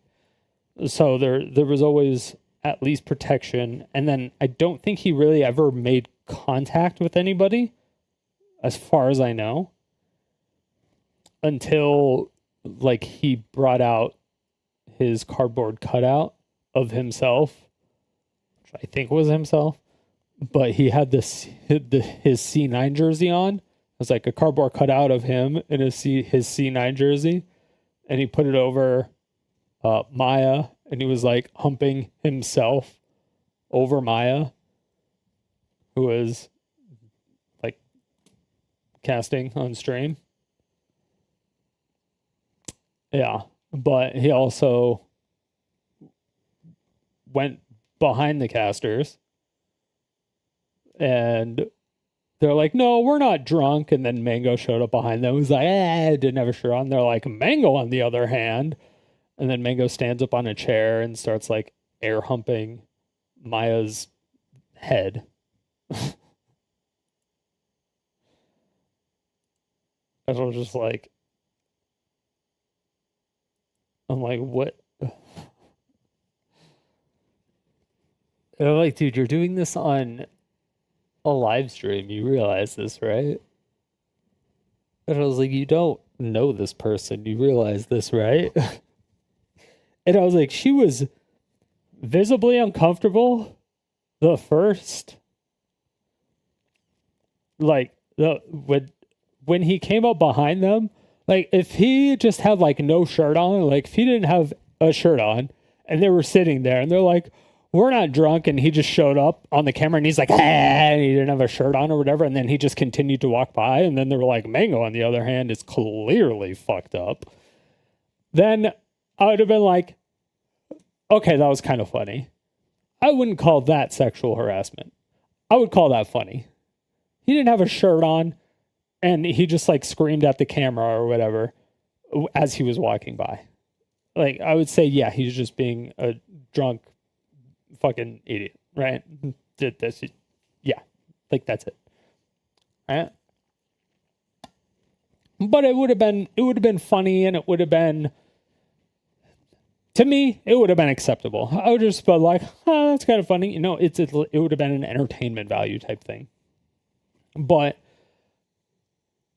the fact that there was some people that said that he never got checked by anybody, and by some people, I mean, like some of the YouTube commentary people said that he was never checked by the other people that were at the event, and stuff like that kind of pissed me off, because like in the VODs, he got checked. He got checked twice, actually. And he got checked by Ludwig twice. He also got encouraged to increase his blood alcohol percentage, because every time Ludwig beat his like record for like doing the blow test of the BAC meter, Ludwig would just like, there's a new PB, and like Mango blew like a 0.32 or something, which is pretty fucking high. It's pretty fucking high. Let me just put it that way. It's pretty fucking high. Granted, he's been a pretty heavy alcoholic for a long time, so I don't like it. Everyone was like, 0.4 is, you know, fatal and stuff like that. And I'm like, well, yeah, but there's tolerances and stuff like that. You know, it's, you build up a tolerance until, you know, your shit shuts down, and then there's a counter tolerance, and then that's when you end up dying, right? Which is exactly what happened to Mango's dad, which is why I'm kind of surprised that he's this fucking crazy. And I'm also surprised that his best friend for a really long time, Ludwig, was encouraging it, champagning it, and doing it live on stream.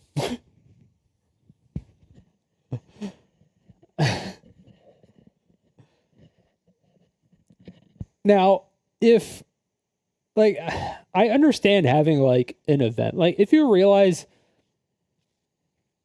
like, I feel like I was an alcoholic, but I was, like, a functioning alcoholic. Or at least that's what I told myself. I mean, I was getting more successful in a way. And I think that's kind of how Mango justified it as well. He's like, yeah, you know, when I was drinking, I was getting more successful. I was, you know, I was still winning tournaments all the time, like world tournaments, like people from around the world were coming to tournaments. He was still getting first place. He's still like, you know, top 5 Melee player in the world. He's still, or he was still like fucking, he's still a really big streamer. They have a, what was it? There was a phenomenon that was named after him called the Mango phenomenon, that was on Twitch, to where, like, I think at the time Mango was averaging 1,000 or 2,000 viewers, but he averaged 10,000 subs, I think, like all the time. And so it was just like really weird. It's a phenomenon. Like that just doesn't happen. That's not normal. It's just not normal. Like if there was like a big month where you're doing like a giant, you know, event, marathon or something like that, then getting it for 1 month, you know, whatever, that makes sense. But when it's like always, like you always have like 10K subs, but you only always have, you know, 1 to 2K viewers, like that, it's a phenomenon. And that's what they just call it. They just call it the mango phenomenon. And so like he's been very successful in a lot of different areas. What is money laundering? That would be a very ineffective way to launder money. Yeah, you would do it in much different ways. You would do that through YouTube. You would do it through like OnlyFans. You would do it through Patreon. You would do it through Fansly. You would do it through Ko-Fi. You would do it through literally any platform other than Twitch.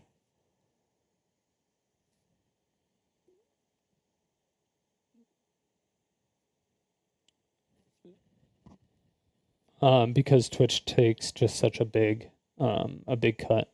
Streamers aren't known to do that. Yeah, a lot of streamers. Yo, what up, Christmas? What'd you do? You missed the drama part of that was super vague. What did who do? And yeah, what did who do? Why do you think it wouldn't work on Twitch? Because you don't get enough money. Like if somebody pays me for a sub that's like $6, I don't get $6. And I know when you're doing money laundering is obviously a very expensive business if you're trying to actually clean money, because cleaning money is expensive, and so they'll take like 50%, which is what like Twitch would take. If you are successful, then they'll take 30% and you'll take 70%. But the other platforms will still take less. And it's better that way. And it's also still tracked through digital platforms. So the paper trail is really, really, really, really easy to find.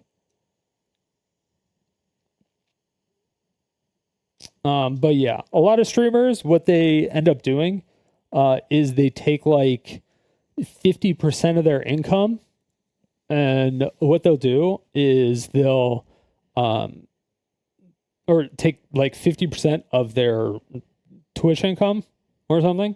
If they're big streamers, they'll take like 50% of it, maybe less. Well, probably a lot less, but they'll take like 50% of it, and then they'll get a service. I know there's a service out there for it, but they'll usually have somebody do it.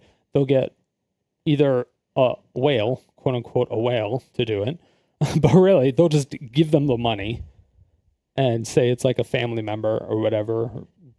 They'll just like give it to them as gifts, or they'll say they're an employee and they'll hire them on as an employee without saying anything. And then that person, what they'll do is they'll just gift them subs. So it's kind of like what you're saying. It's money laundering, but it's not really money laundering. What it really is it's trying to get people to also subscribe by when someone is like, oh my God, thank you for the 5 gifted subs. Holy shit, 10 gifted subs. Thank you for the 10 gifted subs. Oh my God, 20 gifted subs. Thank you for the 20 gifted subs. Oh my God, thank you for the gifted subs. Holy shit, thank you for the sub.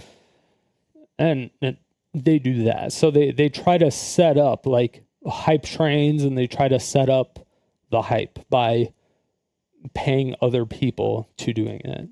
Self-subbing is ridiculous. They do that a lot. Yeah, that happens. Like every big streamer does that. Like Kai Cenat does that a fuck ton. Like that's like that like is Kai Cenat. Like if you look at his gifted subs compared to like all of his other like his actual like reoccurring subs, it is so fucking wildly outrageous. It's fucking crazy. The numbers are insane. I'm not hating on the guy. I mean, he's marketing it. Is it a scummy way to market? Yeah, sure, but it works. So Yeah. I mean, he'll start a hype train for $100 and he'll make another. So he'll spend $100 and he'll make 1,000, and then he'll do that like 8 times the stream or something. If he needs to. And that's like if stuff goes slow, like he'll just send a message to a mod or something. Or if they're just like, if nothing's happening at the time, or like there's kind of like dead air or something's going down, or like the vibes are going down or the numbers are going down, like you can, like the mods will see it and the mod will hop onto the other account and the mod will start gifting subs from, the other accounts and things like that. But yeah. How much do I think it takes to pay a top end streamer 10 million plus YouTube subs to react to a video on stream if you want to pay for it?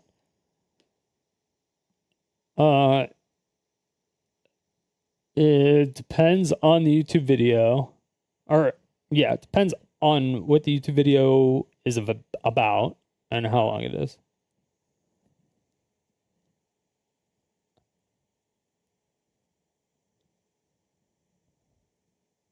And it also depends if the person you're trying to get to react to it is part of or is like represented by a manager.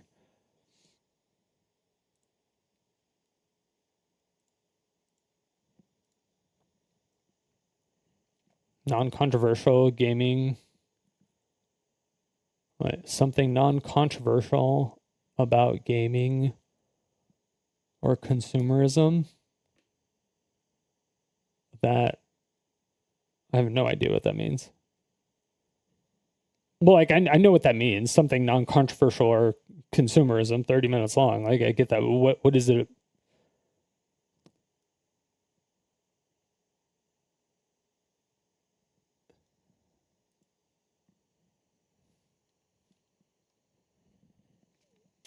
Yeah, what the video would be. Yeah, I mean it kind of depends. If it's to pay a streamer that has 10 million subs on YouTube, how many viewers do they have on stream? If they're a top end streamer with 10 million YouTube subs and they react to a video on stream and it's a full on half hour, and you're paying them to do it, and you're not going through, it's hard to pay somebody to do it because then they have to mark it as an ad. They would have to be interested enough to watch it is the only thing. So paying someone to do it is not, it would probably end up being $0. You would have to convince them to watch it. That's the hard part. They would have to be interested.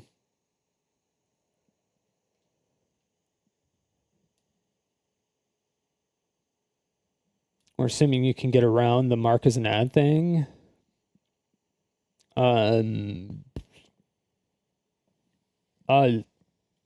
That's illegal though.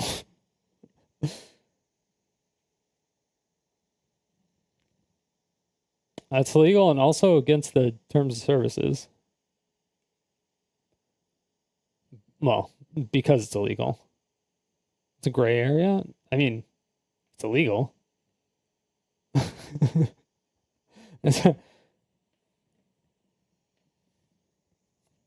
It's like 100% illegal. It's kind of obvious a lot of streamers, creators do that. Yeah, no, 100%. 100%. Yeah, no, I'm not saying people don't do that, but I'm saying it is illegal. So getting around, okay, so if they, see, that's the hard part. That's the hard part, because I don't know, because I don't work outside the law. Because if they don't have to do the ad, because when you're posting a YouTube video, you have to market that it was advertised. Like that it was in ad. You have to, which means you get less ad revenue. Well, that's if it was an ad placement. Not necessarily if it's a sponsored video. Well, no, they're sponsored. Yeah, it is sponsored. Yeah, you have to market it as it's a sponsored. So you get different ad revenue for it. So you get a lot less ad revenue for it. So if they have 10 million subs, they're going to lose a lot of ad revenue. If it's non-controversial, did you say non-gaming or did you say gaming?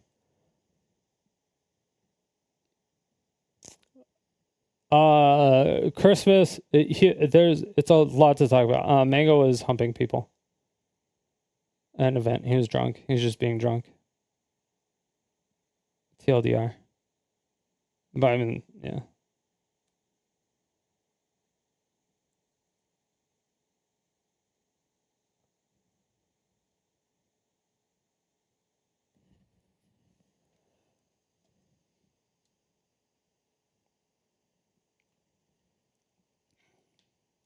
The average conversion rate of money laundering is 20%.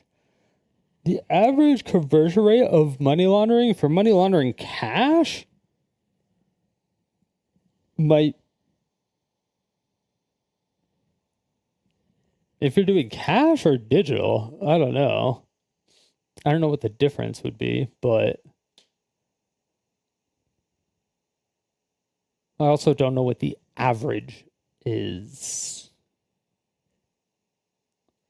It would also be different based on your relationship with the person. But for a 30-minute video,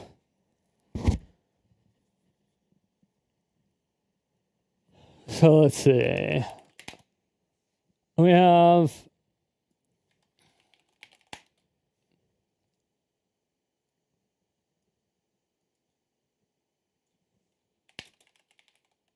a 30-minute video.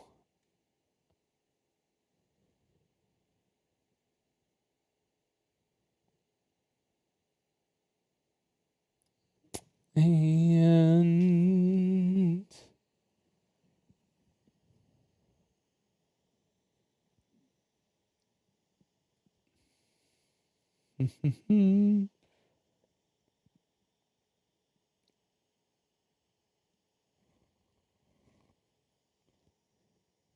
something non-controversial about gaming or consumerism. I don't even know how that's possible.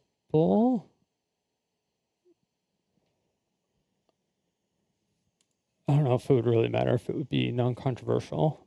But if it's gaming content specifically, you're going to have a lower CPM on average. If they're already a gaming YouTuber, do you know their average views?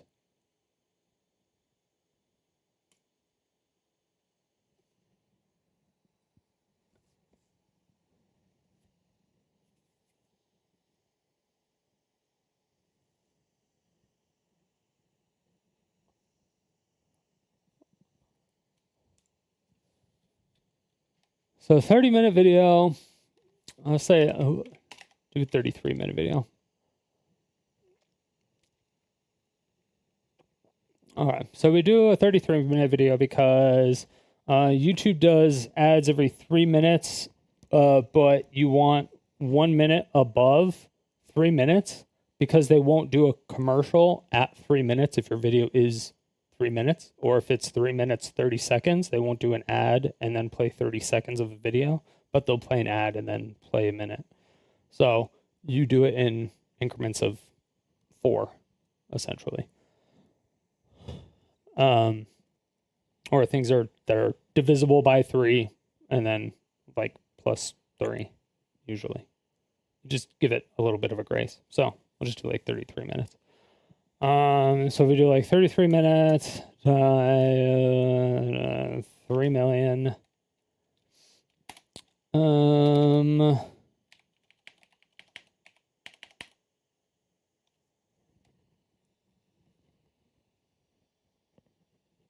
Did I put too many zeros? I did. No, I didn't.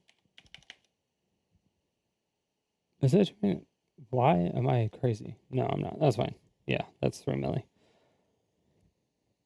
Okay, then if it's non-controversial, they already have a good rapport. We're looking at 3 mil. You're probably going to get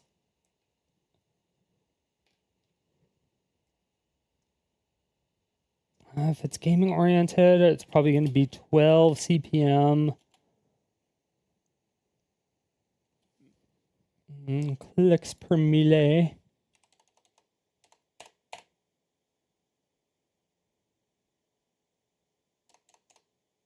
Right, that's million, right? Am I fucking crazy? Am I?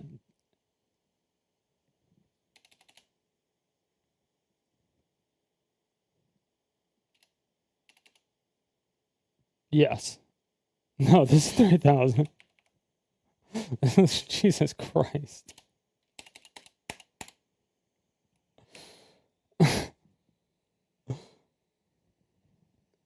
I don't know what is wrong with my head right now. I'm like, this does not look right at all.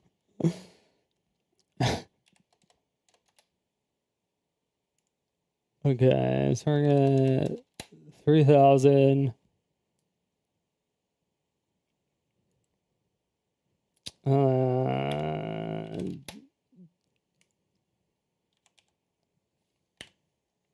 So we're gonna make like a minimum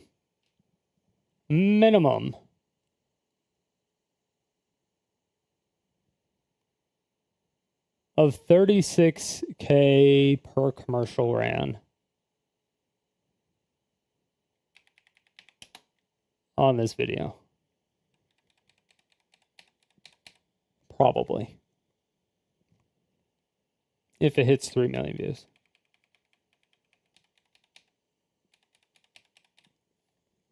Probably. No, that doesn't sound right either. No, because it should be right around 12 CPM, and if you're getting 10 million views, yeah.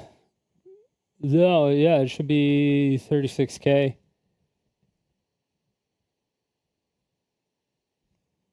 Um, 36K per click. So yeah, I mean, that's like bare minimum 36K on that one video that they would make going through YouTube. But it would most likely be at least 50K of what they would make on YouTube just from making the video. If they had their own like 33-minute video, they would probably make like 50K. So that's what that would be. But if you want them to watch it on stream, it has to be something that is related to them, something they would want to watch. And it would take 30 minutes out of their stream time. So they would either have to have a long stream time as well.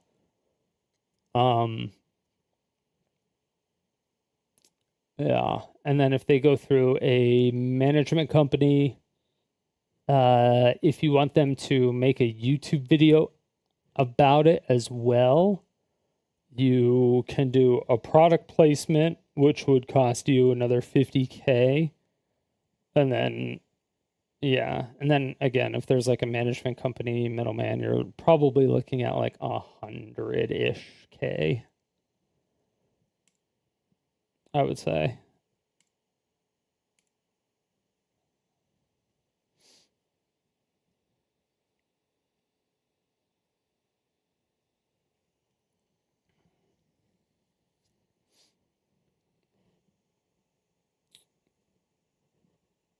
How exactly did I get there? Fuck, I just closed it out.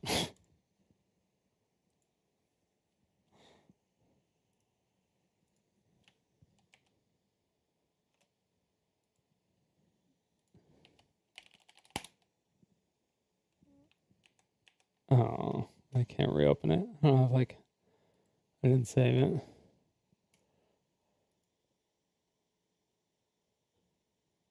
So if there's 3 million views, there's 12 clicks per melee. Oh, actually, wait, do I have the calculator app still up? Fuck, I don't have that up either. Is there history in here? Memory. There's nothing saved in memory. Fuck. God damn it.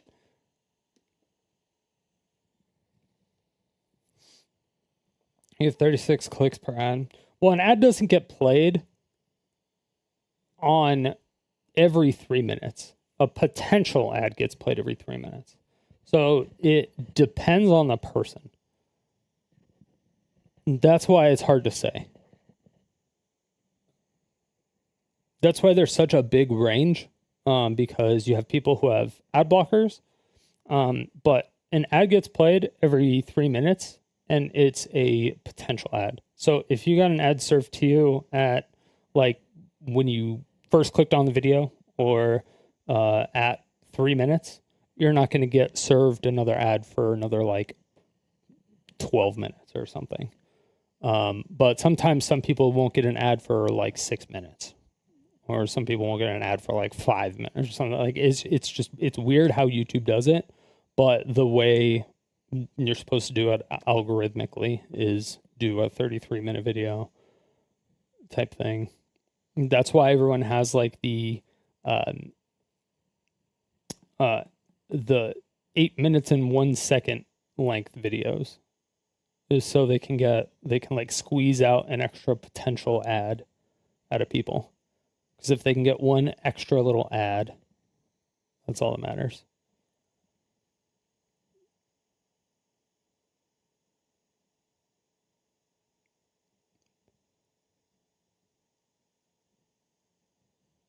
Yeah, about 1 second. Because if you do 8 minutes, you only get one ad. But if it's 8 minutes and 1 second, potentially you can get 2 ads on that video.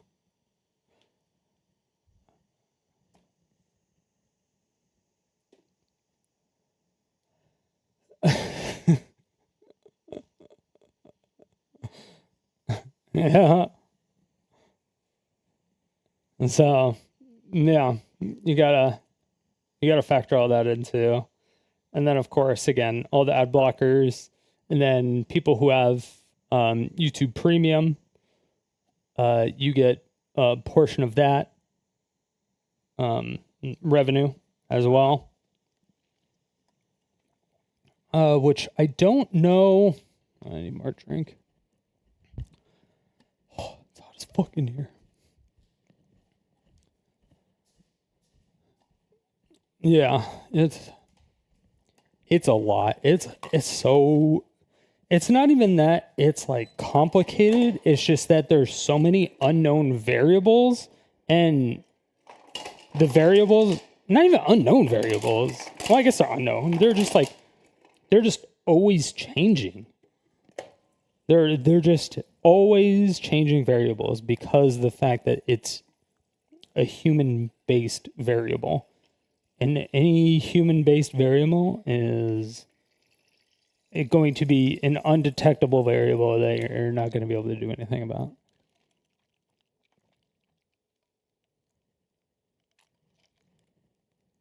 But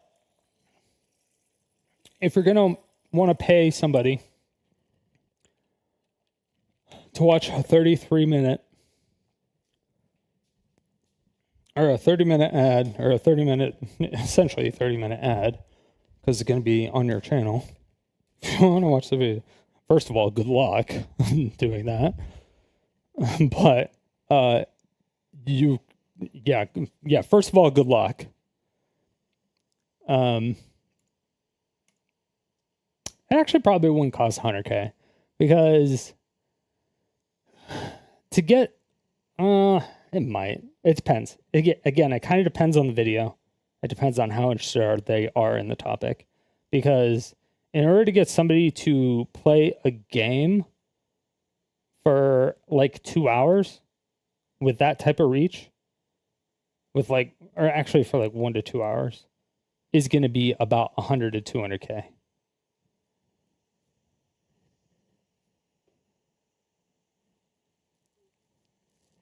Too bad I have VODs off. I don't have VODs off. I should have VODs on.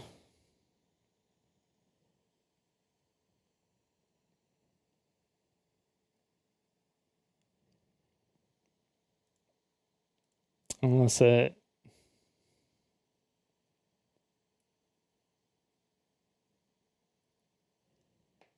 I don't know.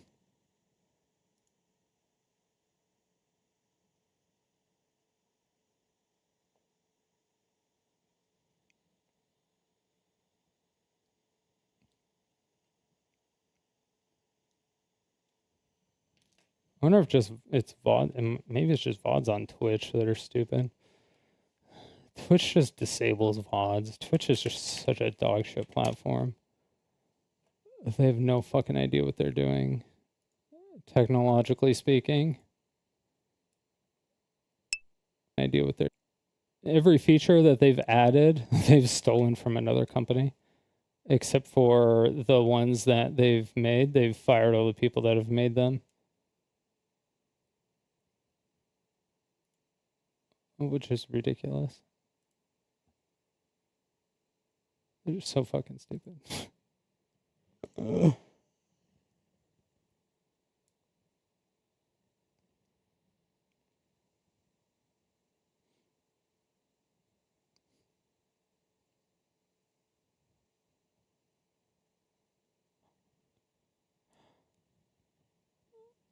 what? Wait, why is it not?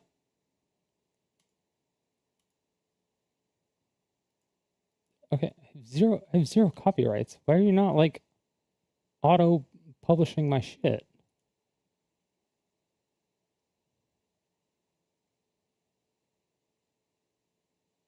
Why does it all say unpublished?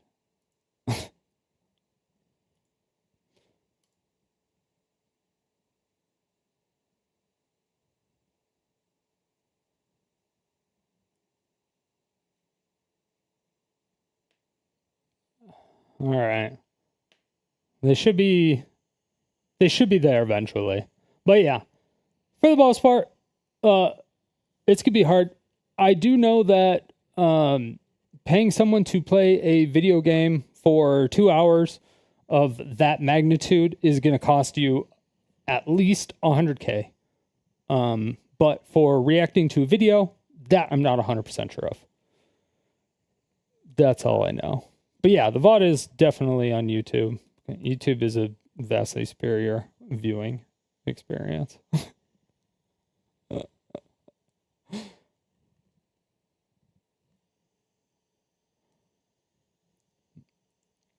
And I still pay attention to chat there, so don't worry.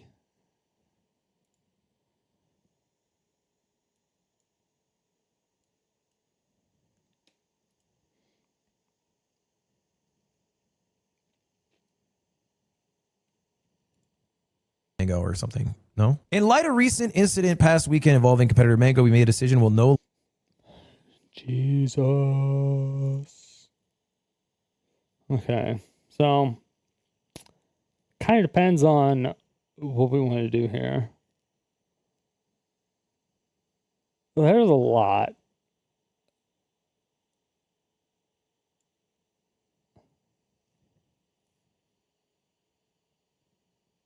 There's just so much.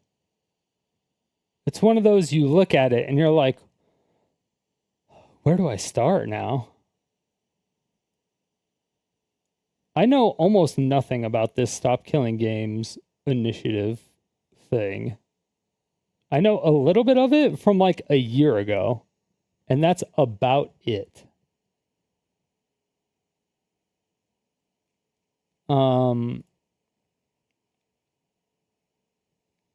And it was from this guy. Hello, this is probably the final update to the Stop Killing Games campaign. Though I'm coming at you. He has a skullet. Almost. He reminds me of the guy from Strapping Young Lad. A little bit like a time traveler would. It'll make sense in a minute. As a refresher, Stop Killing Games is a consumer movement to stop publishers from... Wait, did he just change shirts in the middle of that? Though I'm coming at you a little bit like a time traveler would. It'll make sense in a minute. As a refresher... Oh, no. I'm like, it kind of looked like he changed shirts there for a second. Stop Killing Games is a consumer movement to stop publishers from effectively destroying video games they have already sold to customers. Now, we've gone about this in many ways, but it's easiest to divide this up by things we've already done and things we can still do, because there's about a dozen things we've already done. Yeah, in fact, here's a list if you want to pause this. Okay. So, things the Stop Killing Games campaign has done. 100K is crazy. Thanks. Dude, yeah, people like a lot. People make a lot of fucking money off streaming.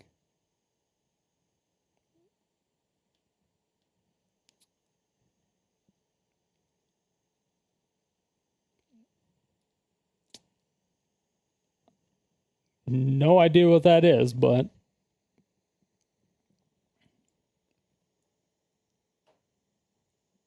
going over this again will be a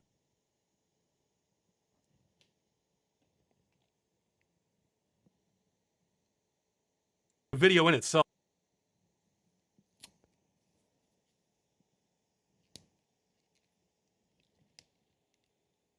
oh, Stop Killing Games. Oh. SKG is Stop Killing Games. That's what you were talking about. I was like, I don't know what the fuck SKG is. I was like, is that like an old Counter-Strike clan? I was like, do you remember me from like back in the day? I was like, I was like, did I say something? I was like, did I tell you to keep yourself safe? Yeah.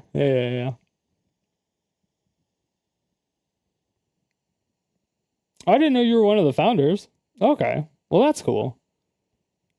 Are you are you a developer, like a game developer at all? Or are you like somebody who was writing up one of the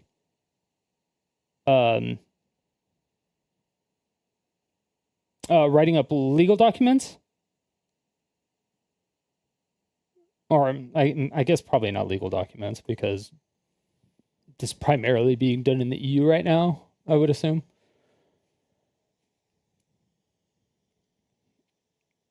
You're a dev, but you don't work for a game company? Yeah, that's the shitty part.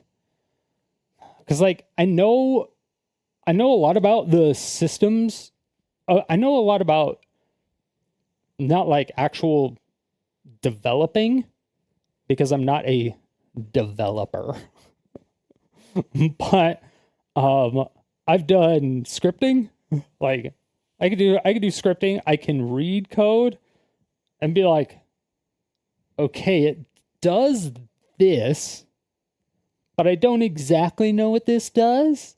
I'm like, but it refers to something, but I don't know what this variable is. I don't know where it's located. Where is this variable? Where is it pointed at? Like that kind of thing. I was like, I can read all of it, and I can tell you kind of like what it means, but as far as everything else, like I can't just be, if somebody asked me to write a game up, like I could probably do, like in high school. Oh my God, it was so long ago.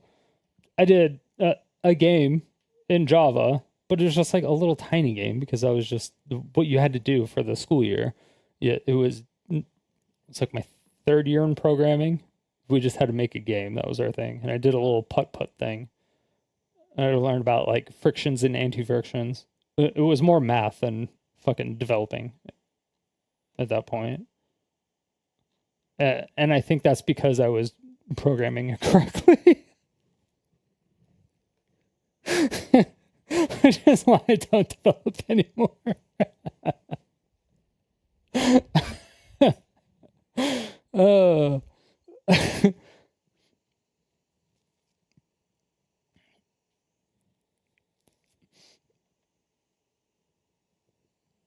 But yeah, so but right now, the company I work for, like for my day job, we're all serverless. So it's also very different in that way because we're also doing, we're executing everything off of Lambdas. We're not running on servers. We're running everything off of Lambdas. So like we're not doing like obviously there's like the files and shit in S3 buckets and stuff like that. Maybe like all the stuff, but like we're not doing anything in like we don't have any. Like we have a couple IAM users, or whatever the normal shit. We have S3 buckets, shit ton of lambdas, but we have like no. Dude, it's been so long since I've even spun up one of those servers. I don't even remember what they're called anymore.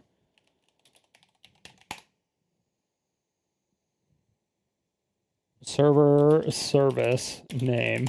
What is it called again? EC2. I haven't spun up an EC2 instance in so long. So like when people are talking about like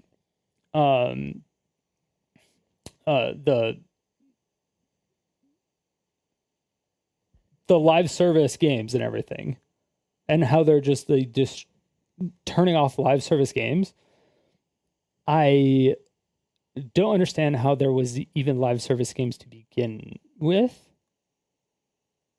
as well. So you have live service games that are like,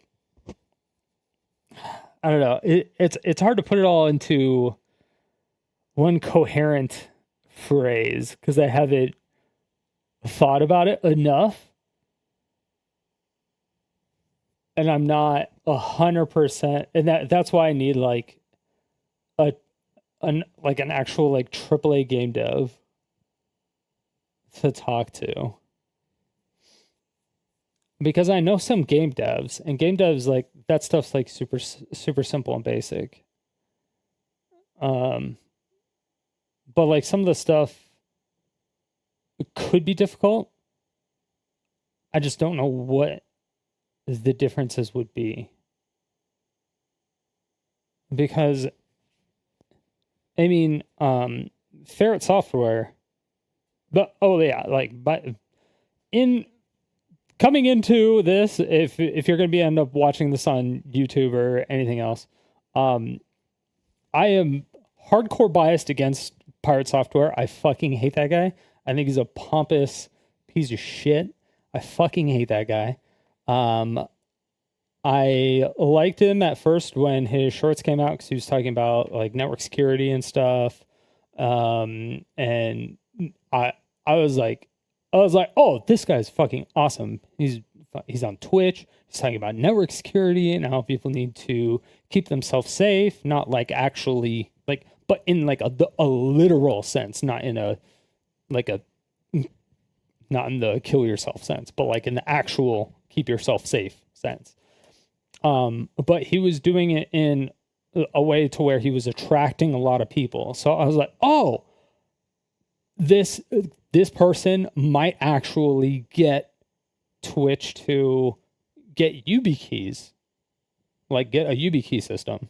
Like he may actually be able to encourage some security upgrades within Twitch, or get people like just in the Twitch ecosystem more aware of security and stuff like that. And so overall, I was like, this guy's awesome.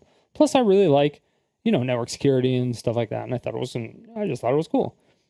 But I only saw his shorts. I never really watched his videos or his streams or anything like that. And I just never did that because I don't care about developing.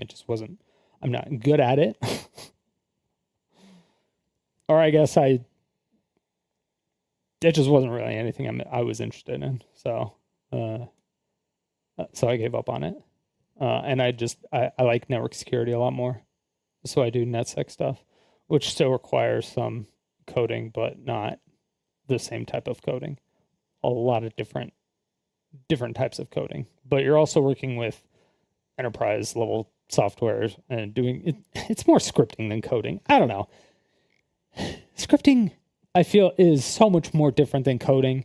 I could script a lot of things, but I can't develop a lot of things. And I feel that people get the things confused way too much. Everything he says about it being a dev, InfoSec specialist, hacker, etc., it's all lies. He has no experience at all as a dev. It's painfully obvious to someone like me. He's an absolute fraud to an extreme. He's never been a game dev. He has some credits for not being a dev. All his takes of InfoSec on programming are terrible and wrong. Hey, not all of his takes on InfoSec are wrong. I would completely disagree with that statement. Although I do agree with a lot of your statements. And I do fucking hate the guy. I do think he is a fraud. I think he did scripting. I don't think he did coding. I think he did QA. And I think he did QA in the scripting way. Like, I don't think he was doing development. I think he was making scripts for the QA program to run the code like millions of times or whatever. And then it would blurt out the results and then he would give it to the developers. Or like he would blurt out the results. He would like interpret the results. Like essentially me. Like he would like be like me, except like I'm not. Yeah. He would be like essentially me. But like a lot of his InfoSec takes are legit. Well, I mean, maybe not all of them. Because I don't know all the ones that he said. Some of them are definitely very legit. There's things that, I mean, there's obviously things that he's encouraged people to do, like, make sure you have a password manager, make sure you have a unique password for everything, try to get a hardware YubiKey, make sure you have MFA for everything. Like, there's InfoSec things that he's told people to do, and with his huge audience and stuff, I think that at least a few people have done it, and I think that is at least a positive outcome for him. Or for the world. I think that's good. Then there was the World of Warcraft thing. Don't even get me started on that because I could go on to that forever. The puzzle thing, however,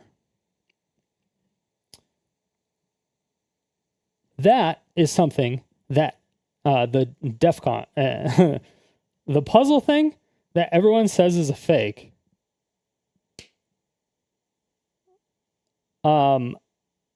Except for him.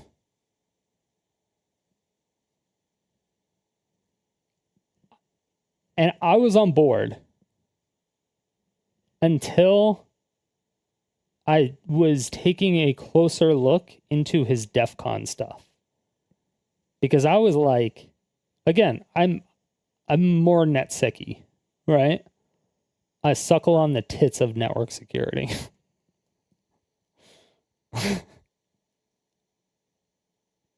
All right, so I was like, ooh, DEF CON, because like the last time I went to Evo in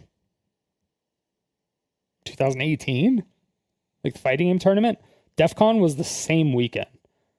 So I was like, I can't take the battery out of my phone. I can't take how can I access my SIM card? Like, I need to get I need to get everything out of the like. I was like, what the fuck? I was like, get this shit out of here, dude. Like, we're in Vegas the same weekend as fucking DEF CON. I was like, this is not going to be good. But anyway, so I looked into the DEF CON stuff, and he does actually have badges. Legitimately. He does have a winning badge. He has multiple of them.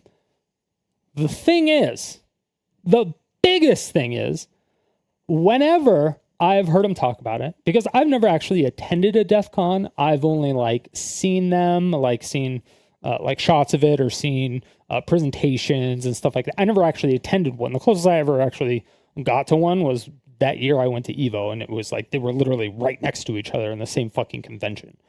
Or the same convention hall. I don't even remember what casino it was in. But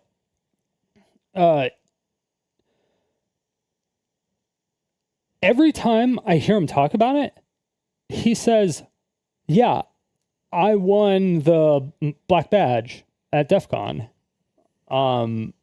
and stuff like that.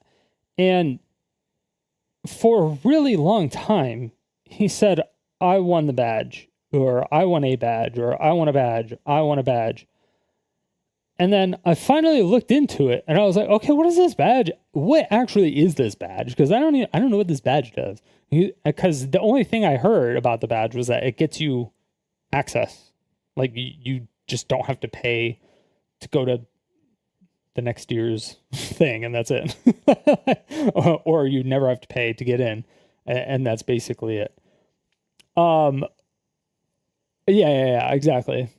And so when I looked into it, I was like, wait, you're on a team of 7? And I was like, huh. I was like, so you won 2 in a team of 7, and then I think the third one he won was on like a team of 19. All of them are like teams of 7 and team. They're all like that, right?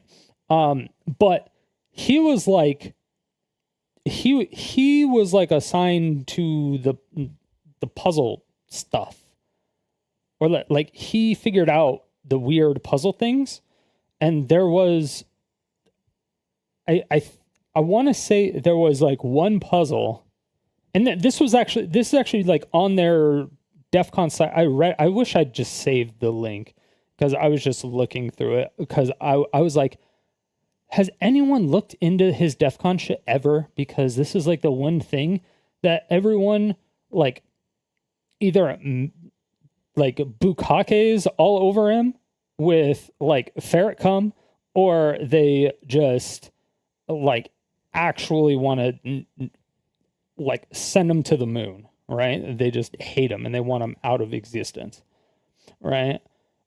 So so I was actually like looking into it, because they'll write reports, and the teammates will write reports and stuff of what actually was done and who did what specific thing. And I want to say, if I recall correctly, that there was one puzzle that he was able to solve that no one else actually solved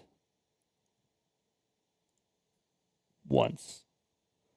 But it was also because there was another guy on his team that was really good with audio files that gave him like the hint that gave him like the missing piece to the puzzle type thing, or it was like the biggest hint.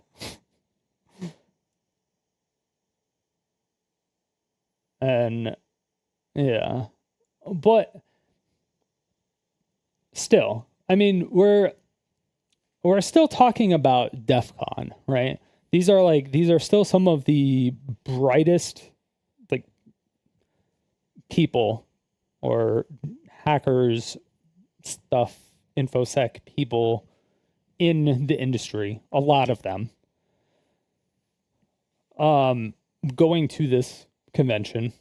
And when he is one of the only people who has solved some of these puzzles, if he is on these teams that, and he's not the leader of the team, if he's on some of these teams that have won badges, like he was on one team that he was not the leader of that won 2 badges. So he wasn't the leader, meaning he was being taken control of, I guess you could say. Or he didn't have a say in what he was doing.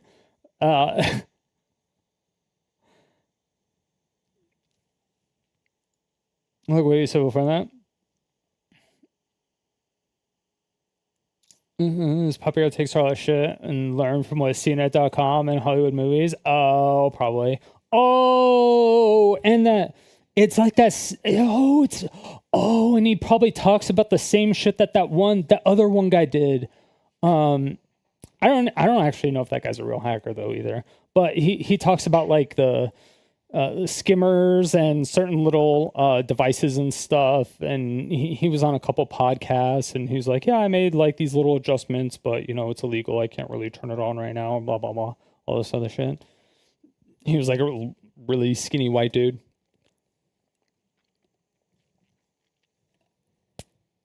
He might have got all of his talking points from that guy. I have no idea. It could be that. Because I don't think he's ever mentioned what systems he works on. I have fucking no idea.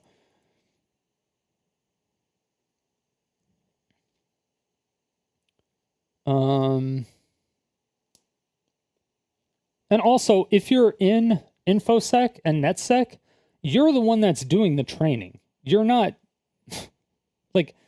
you're not telling people, you're not telling your boss or your boss's boss that, first of all, his whole story about, I didn't give the names, and my boss was like, give him the names, and I was like, I'm not giving him the names, and the boss was like, well, he's not giving you the names, and then everyone stood up and clapped.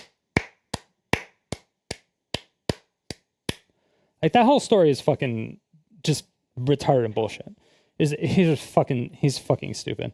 Because if a bunch of people just failed a fucking test, first of all, they would know, because any test like that, it would be recorded, because he would be forced to do it, number one, because it's required by PCI and SOC, mainly SOC, because what he described of what he was doing was all SOC related. So if he wasn't doing that, then that means he put the entire company at risk by not being SOC 3 compliant.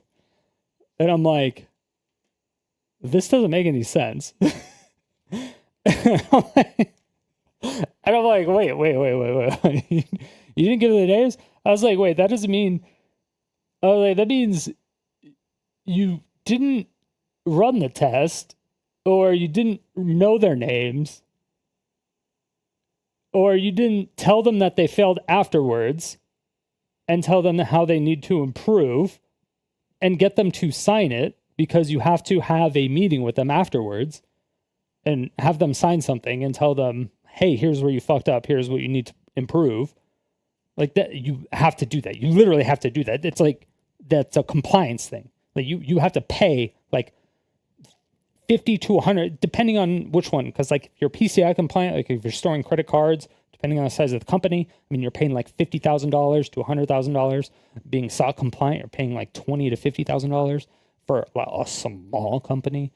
If you're fucking Blizzard, I have no fucking idea. You're probably paying like a bajillion dollars. So like everything you said, like none of that shit made sense. It just doesn't make any sense. Like practicality wise. Like if I said, hey, I heard some people failed, where the papers, because like it all needs to be given to the SOC auditor, the third party auditor. All that stuff needs to be sent to them. And if you're like, oh no, I'm not going to give the auditor the people that failed, it'd be like, okay, you're fired then. Okay, sorry, I went on a tangent. Let me read your sentences. I'm so far behind. I don't know if you said anything. I got on a tangent about that shit because that's the world I live in, and that fucking shit pisses me off too. That shit pissed me off so much when he went into that thing, and then everyone just slurped it up. They're like, "Oh yeah, give me some more of that ferret cum." I'm like, Jesus Christ. Okay, anyway. Here's the thing where I'll say he used to hack nuclear power plants for the government. Oh yeah, that's right. I heard about that. I was like, okay, first of all, if you were doing anything with that, number one, you wouldn't be able to say it. And number two, if you did, you would have, like, you'd be in jail right now. You would have lost your security clearance, and you'd be in jail. There would be so many things about that. Like, I lost my security clearance because I got a DUI. And I couldn't even talk about the shit that I was doing. And I was doing fucking nothing. Or basically nothing. But when they take that shit, you have to sign papers. Like when they strip away, like if you have what he said, well, I don't even remember what level of license or what kind of security clearance he said he had. But when you have whatever nuclear power plant hacking government license,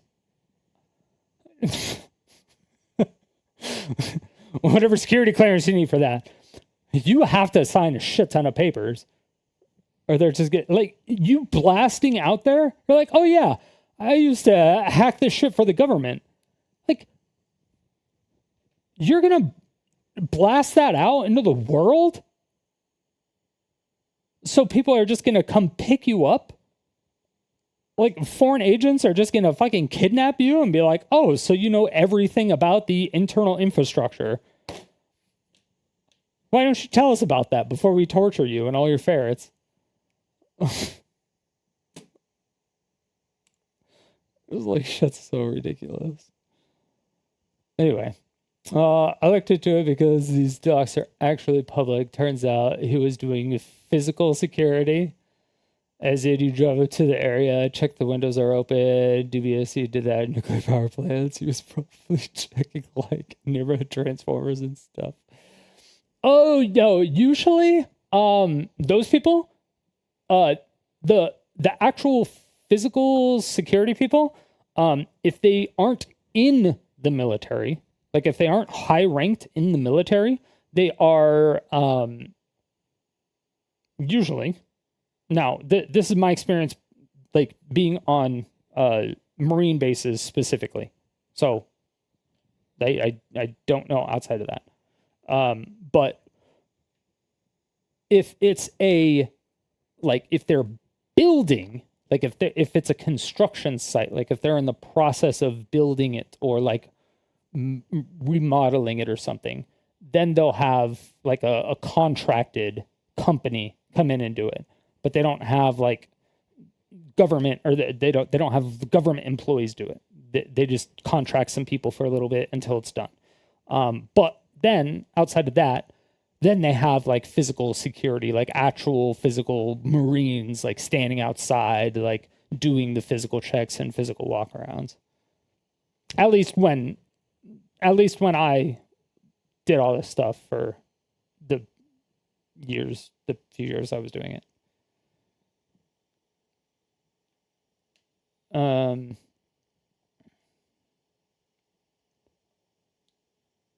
Neighborhood transformers. That would be funny though. If it was neighborhood transformers. Difficult back, but That physical security stuff was funny. If you have a link to that, you should send that to me. DEFCON black badges. Or by groups of people like, oh yeah, it was like the Wizards of 9 or the whatever. And then there was 12 of them or 13 of them at some point. I was like, huh? Or there were 7 of them when it was like the Wizards of 9. I don't know. I don't remember what it was. But yeah, he keeps saying that like I won it, and he never talks about his teammates.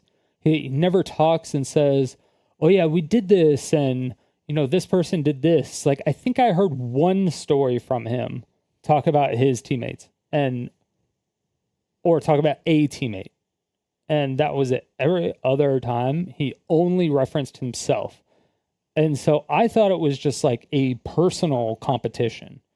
Is what he made it sound like. I didn't realize that it was a group competition, especially with like fucking 10 people. I'm like, dude, you did like 1/10 of the work, maybe. And I don't even know how integral the puzzle was, but apparently, I mean, if he was one of the only ones that fixed it, and if there was, you know, a ton of teams, I don't remember how many teams there were enrolled, and I don't know if they got too drunk and started gambling and stopped caring. I don't know how many, you know, I mean, it's in Vegas every year, dude. I don't know how many people give up because they stopped caring. I don't actually know how many people take it seriously, you know, or how many people are just like trying it as a challenge. Like if I would go and it was free to sign up, I would probably sign up just to see, like, I would probably sign up with some people just to see how far we could get in the time, you know? But I would never expect to win. So there could be like a bajillion people that signed up, but fucking nobody would expect to win.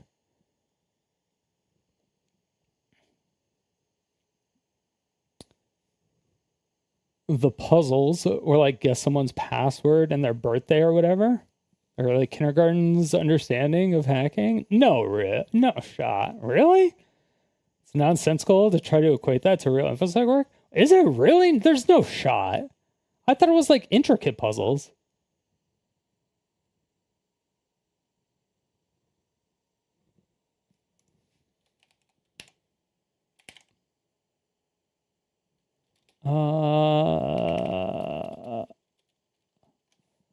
Oh, it's DEFCON. Wait, no. Shit, I remember. There's 2 DEFCONs.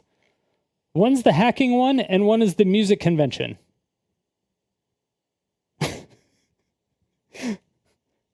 One has the Q and one has the C.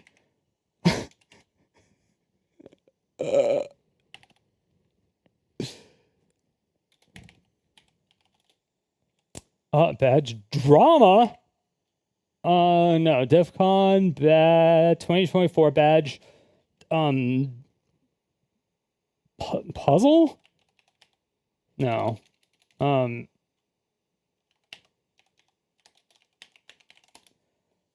Well, some of them are, but there's more. Whatever. I'll just do like.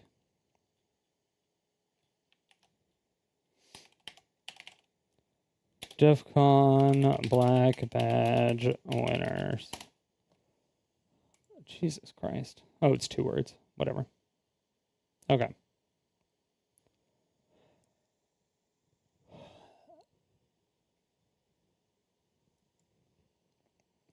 The old GitHub. We on the Git.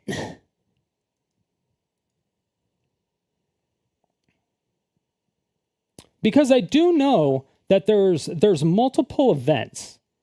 Because there's the black badge winners. Oh, it's all in the same. It's all here. I am actually fucking stupid. I just scroll down. Oh, there we go. Council of 9. Yeah, Council of 9. That's what it was. Wizards of 9, Council of 9, potato. Okay. This is a sweet fucking badge, though. I ain't gonna lie.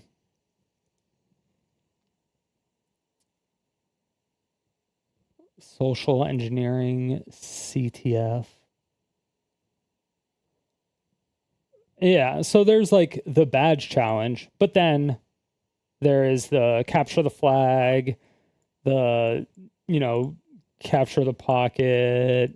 Like, this stuff is the easy shit. I know that. Because I do know there's a lot of really easy stuff. But the badge challenges are the hard ones, from what I understand.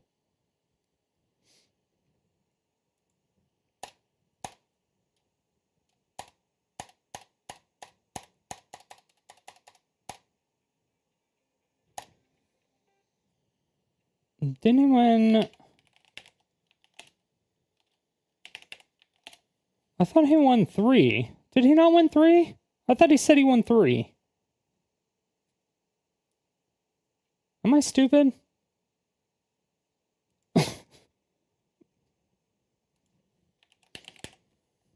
Anyway, okay. So DEFCON 24.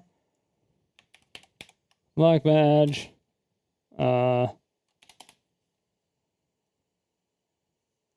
I don't want the Hall of Fame. I want the actual, like, challenge.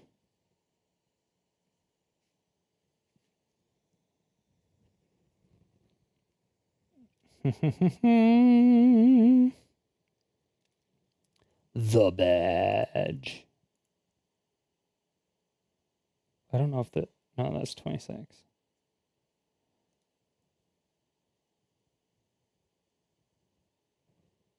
Closed. God, this website is terrible.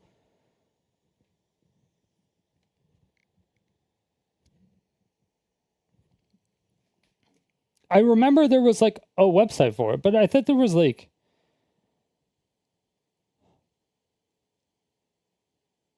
There was like peaks and valleys of an audio file on one of them, and something did something, and he figured something out from it. I don't remember. I don't remember where the fuck it was. I read something and I was like, oh, that's super weird.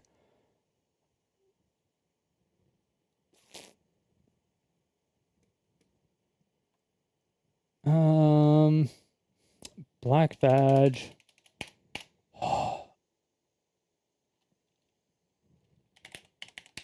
What was it?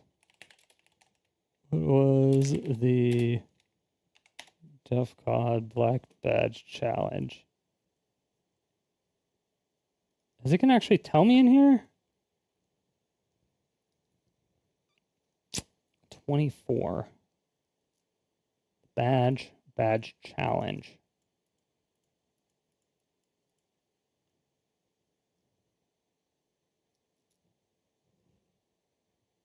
It just says who won. What was the actual... It exists. I know it exists. It exists somewhere.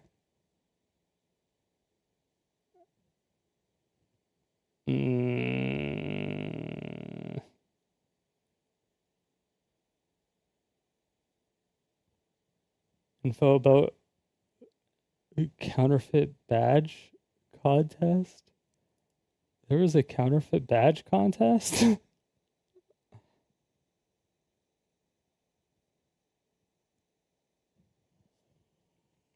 Ah.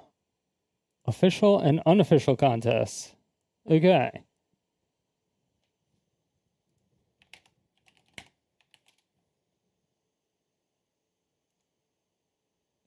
Guess can brown. Okay.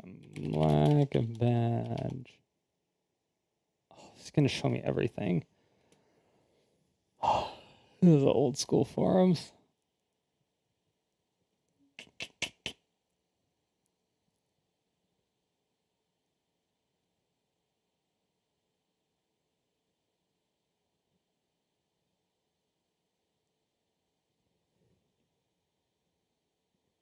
Do you have the link of it, cheater? I cannot find this shit anywhere. I don't know why. Network Forensic Puzzle Contest.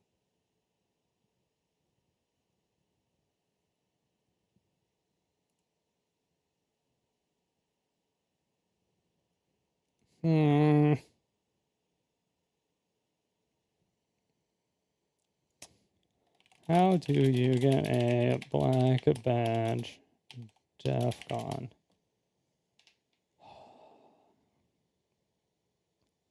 By winning certain elite DEF CON competitions. I thought there was only one competition. Wait, hold on. I thought there was only one competition.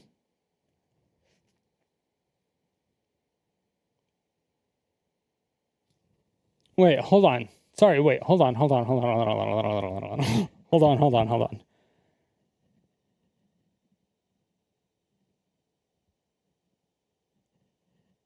Okay. Hold on. Hold on.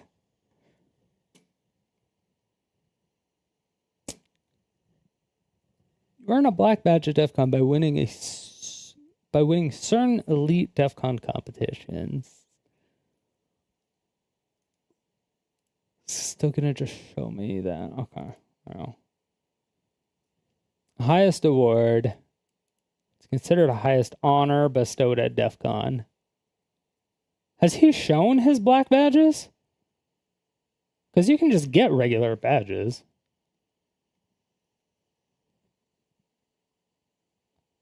Because I don't think I've ever seen his black badges.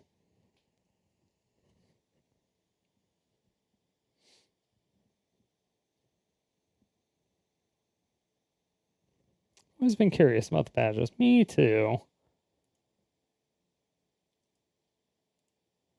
There are a lot of things about the badges. I'm planning on going to DEF CON next year, but I really can't find much info about the badges and what they do. Who builds them? Where you get them? Can I build them? If anyone wants to put some money on the subject. Blah, blah, blah. A couple of different badges out there. There's DEF CON badges itself, Village, other con badges. Okay, random group, blah, blah, blah. And yeah, you can make your own badge. Anyone can make a badge. It all started with the DEF CON badge itself. Basically, around DEF CON 14, they tried to make badges harder to counterfeit by introducing electronic components like LEDs. This work but also gave the conference thousands of hackers the same hardware platform to work on, so people started changing the firmware to make games. Of course. People thought the electronic badges were pretty cool, so okay, so yeah, they just made shells essentially for a badge.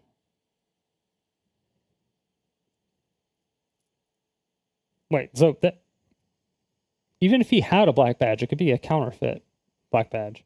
It could just be a replica of a black badge.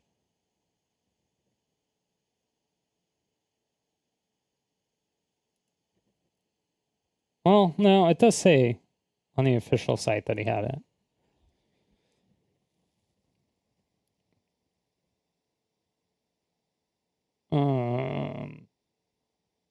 Got enterprise badges from last year.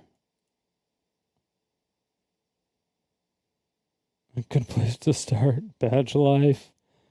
What the fuck? DMs are open.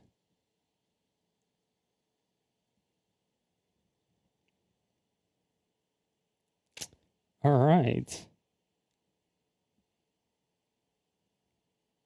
Oh,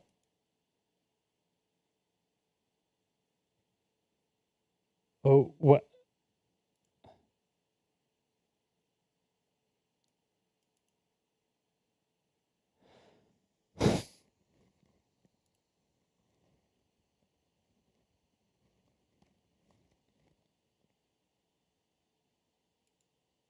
Wait, this is DEFCON 23. Wait, what? Why does it say DEFCON 23? But I'm under DEFCON 20.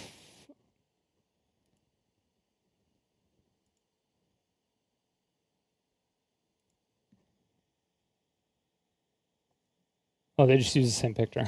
Okay, never mind. All right, well.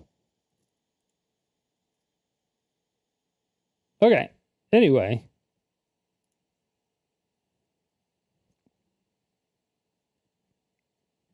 Yeah, I don't know. I mean, if you're...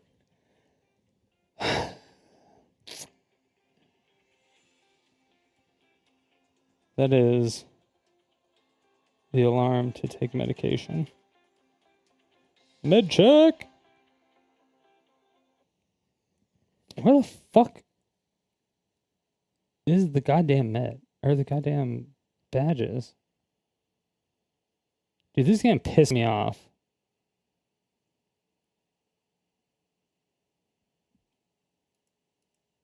I might have looked up every single person's name and looked for their, like, DEFCON 2024 story, and they probably just said their experience.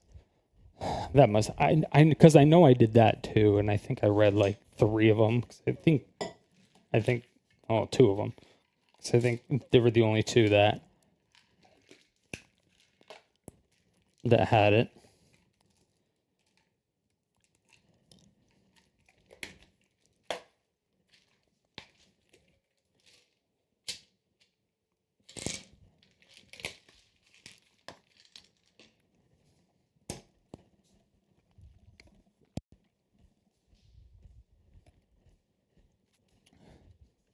But they had their own website.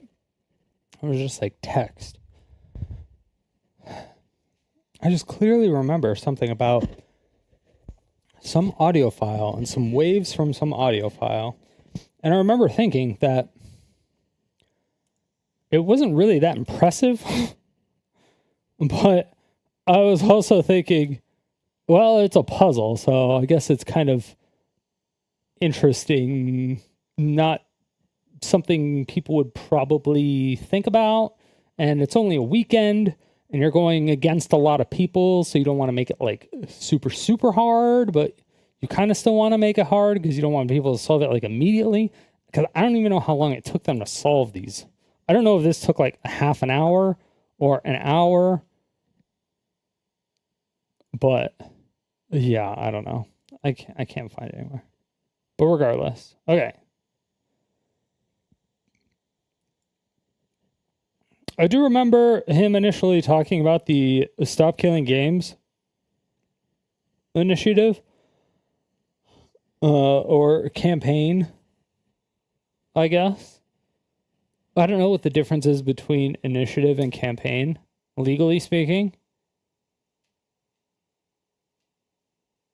I think the campaign is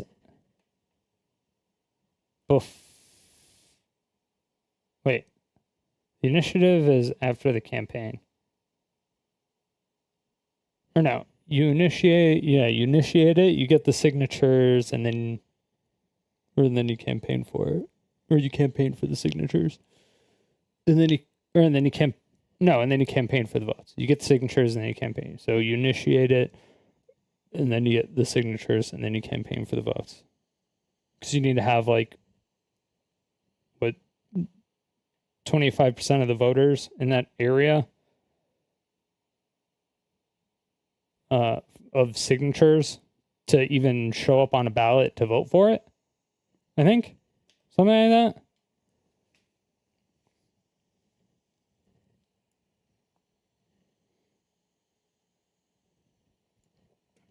So anyway, the things that Stop Killing Games campaign has done.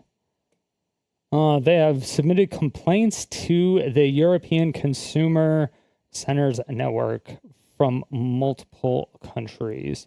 Okay, so the before anybody says anything, this is going to be primarily or exclusively in the EU, the European Union, because of the fact that it's EU is a lot more progressive when it comes to not progressive. Well, yeah, progressive. Progressive. They make progressive movements when it comes to people fucking with you and absolutely gaping your asshole with just pure manipulation tactics and just destroy everything. Yeah, it's absolutely ridiculous what some companies get away with here, and everybody knows it. But and for the most part, yes, I agree. Capitalism is great. I love capitalism. I love it. I am a huge fan. Although there are some regulations, obviously that's why we have no. I mean, there's limitations, like you can't do X amount of pollution. There's no monopolies. Blah blah blah blah blah blah blah, etc. etc. etc. Anyway, so they submit. Okay, wait. Oh, the actions. Okay, actions results. We have 2 columns. I'll talk more. No, we have to pay. We'll talk more about some of this towards the end. All of it or some? Okay, I'll just more about some of this towards the end. God, I'm such a slow reader. If I wasn't so stupid, this would be easier. Stupid as in slow reader. Submit complaints through the EU customer centers network from multiple countries. One thing I wonder is that when they were initially doing the Stop Killing Games campaign thing to get signatures and stuff, is that if they did it in all countries in their native language. That's one thing I wonder.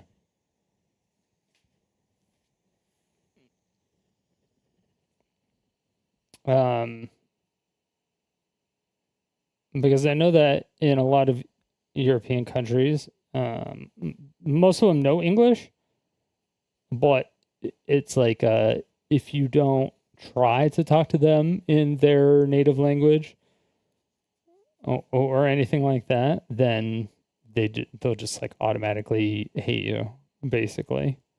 They just think you're entitled and stuff, and it's just things of that nature.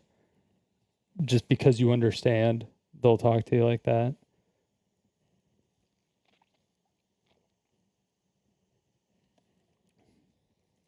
And that's not exclusive to one country in the EU.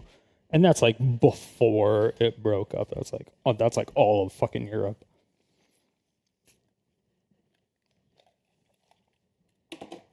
They're racist ass motherfuckers. Especially if you're American. They fucking hate Americans. Especially in fucking France. Like, if you go to France and you're American, and you don't even try to speak French, they'll treat you like shit so fast. I get a 50-50 from Germans. So that just leaves things we can still do, which are only 2 items. One is for the UK to sign a government petition to bring this issue before Parliament. Though, keeping it real, I'm not terribly optimistic about this one, since the government response has been a mess by every definition. It's a long and boring story, but the short version is it's hit a bureaucratic roadblock and will stay stuck unless it gets more signatures. But the one that has a lot of power, so much so I think it could change the course of gaming history, is the European Citizens Initiative. Dude, this guy, I swear to God, this guy reminds me of fucking Strapping Young Lad. Now, I said I'm approaching this like a time traveler because with the trajectory we're on, these are both going to fail. So I figure, why wait until they actually do to tell people? Both the petitions end in July. The Citizens Initiative in particular on July 31st. This video probably won't change the timeline. It's just a last-ditch attempt to wake people up on it. The European Citizens Initiative failing kind of stings. Again, this one is crazy powerful, but the hurdle we just couldn't get past was that it requires 1 million signatures from citizens of EU countries. And we've only made it just under halfway. That's really too bad because I have high confidence. There's one. I wonder if they did. I don't know. Cheater, are you still here? I have no idea if you're still here or watching. But yeah, I would be very, very interested. I'd be very interested to see or know if they did it in the native languages. This would have solved the problem of publishers destroying video games. Now, why do I say that? What a lot of people don't realize is that in the EU especially, it's almost a state of lawlessness regarding the practice of game destruction. Okay, I don't want to put people to sleep here, but the quick legal argument is that the vast majority of games with an online requirement say they can be terminated at any time for any reason. Or Blizzard likes to online requirement say they can be terminated at The EULA. Dude, EULAs are insane.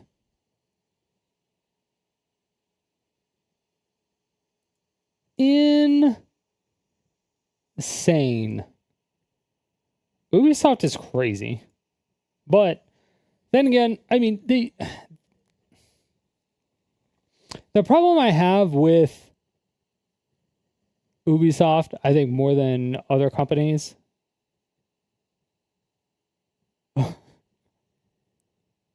is that this is gonna sound so bad. Is that like all their developers are European, so their games are bad.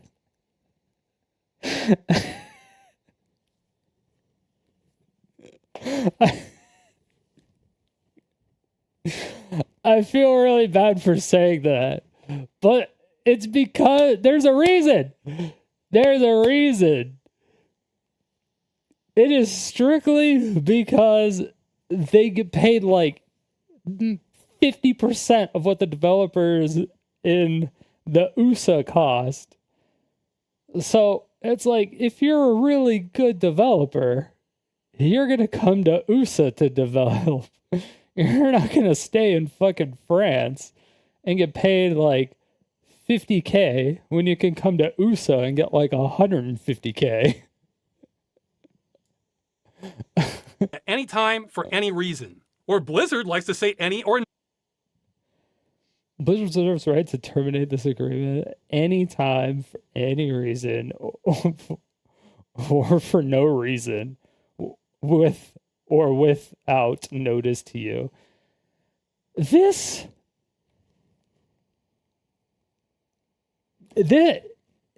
even legal?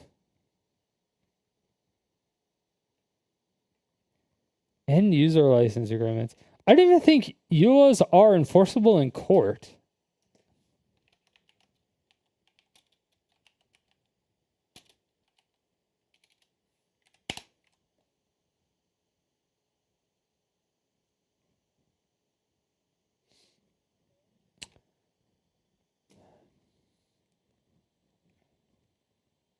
God, I need chat. We need to go back to school.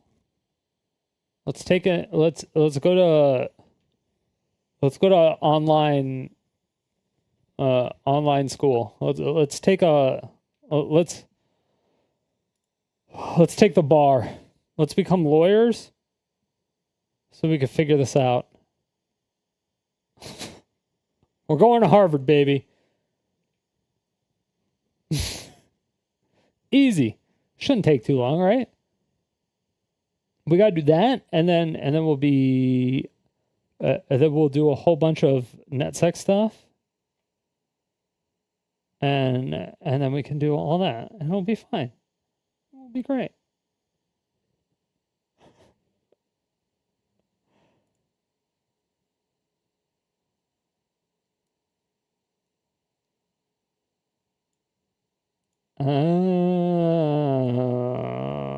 For an EULA to be enforceable, it must be clear to the user that they're entering into a contract and the terms must be understandable. I assume that is this case precedent?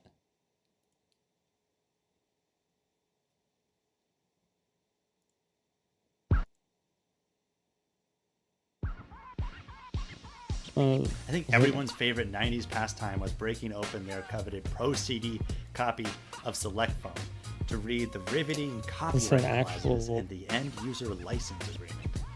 Well, everyone except for this guy. For those of you who don't know, an end user license agreement is a contract.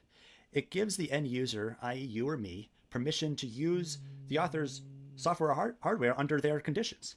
It's usually used to protect people from copying and reselling what they sold. Some of these agreements can be 50 pages long and can sometimes include ridiculous clauses like the ability to track your location and show up at your house to audit your possessions. A recent survey found that it would take the average user 30 entire workdays to actually read all of the terms they agree to in a year. Since no one effectively reads these things, are they actually enforceable and legally binding? Well, the answer is generally yes.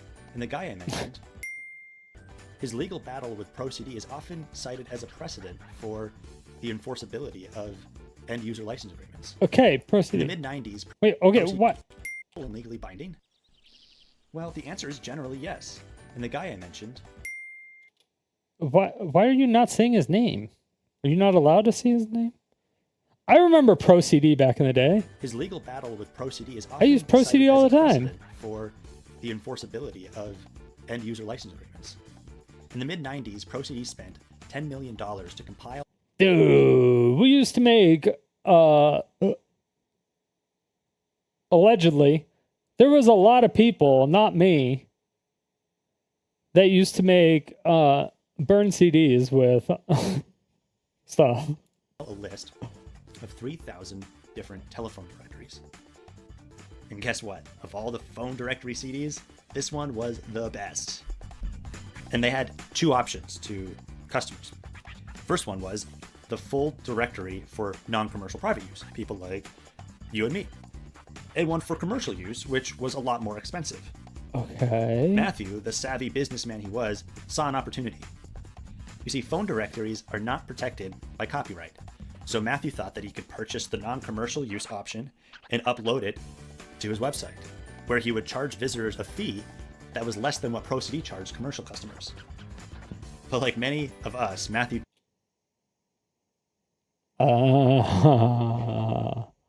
didn't bother to read the EULA, the end user.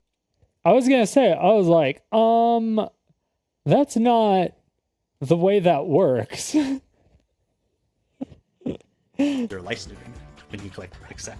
But and of course, ProCD required Matthew to confer exclusive rights when he clicked accept, which means he had to agree that they're the ones that own the copyright to the phone directory.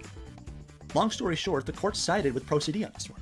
Yeah. And it's for two reasons. Of course. Matthew had ample opportunity to read and understand the terms. It splashed across the screen and required him to review before downloading. And secondly, he had the option to return the product if he didn't agree. And this precedent is held to this day. He also intended to take the information and sell it himself. So he was effectively removing money from ProCD. As long as a user is required to agree before purchasing the product, and the terms aren't too vague or within reason, i.e. not laying claim to their firstborn child. Yeah. And that's like what this... Wait, where'd it go? Where the fuck did it go? This. The Blizzard one. Terminate this agreement at any time for any reason or for no reason, with or without notice to you. Like, what? Like, this is not within reason. This is not within reason. Is this even Blizzard's EULA?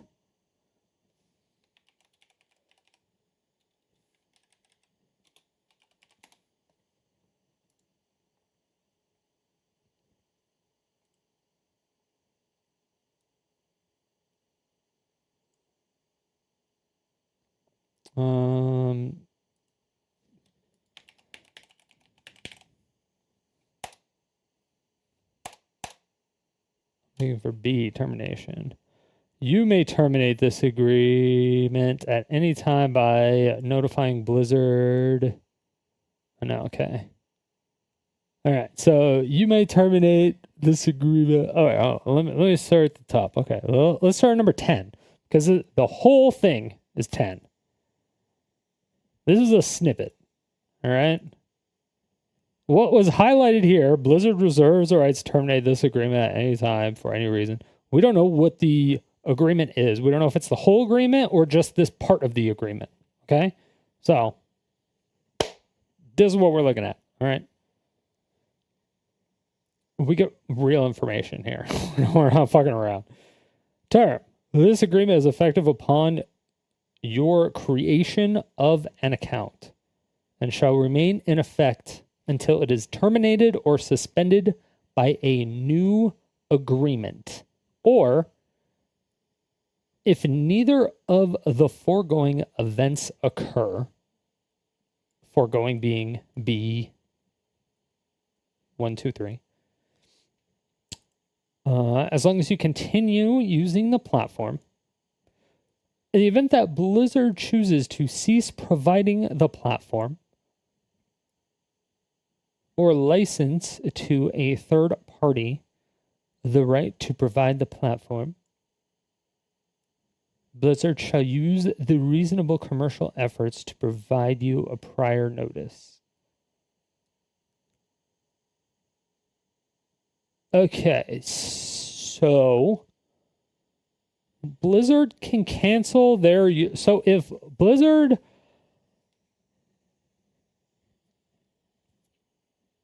All right, hold on. All right, hold on. Let me just finish real quick. Okay. Reasonable commercial efforts to provide prior notice.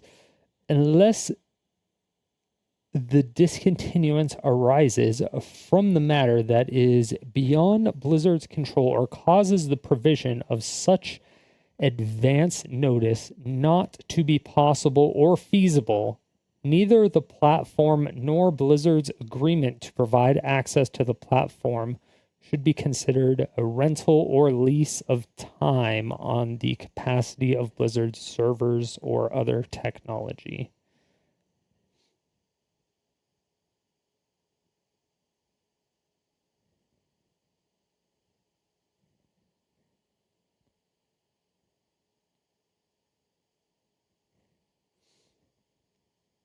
Hmm.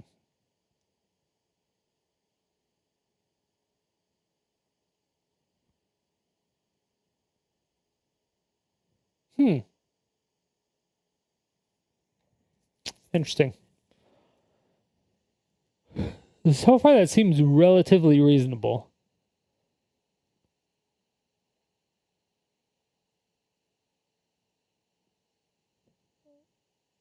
Because obviously, if there are no servers, they're going to cancel the EULA.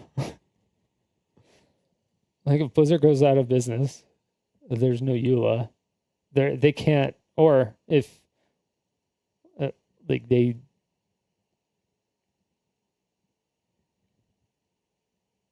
if they open shit up, let's say the platform, grant of license, it could be a platform against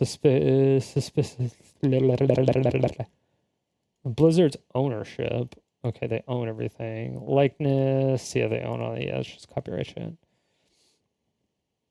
Preloaded software, yeah.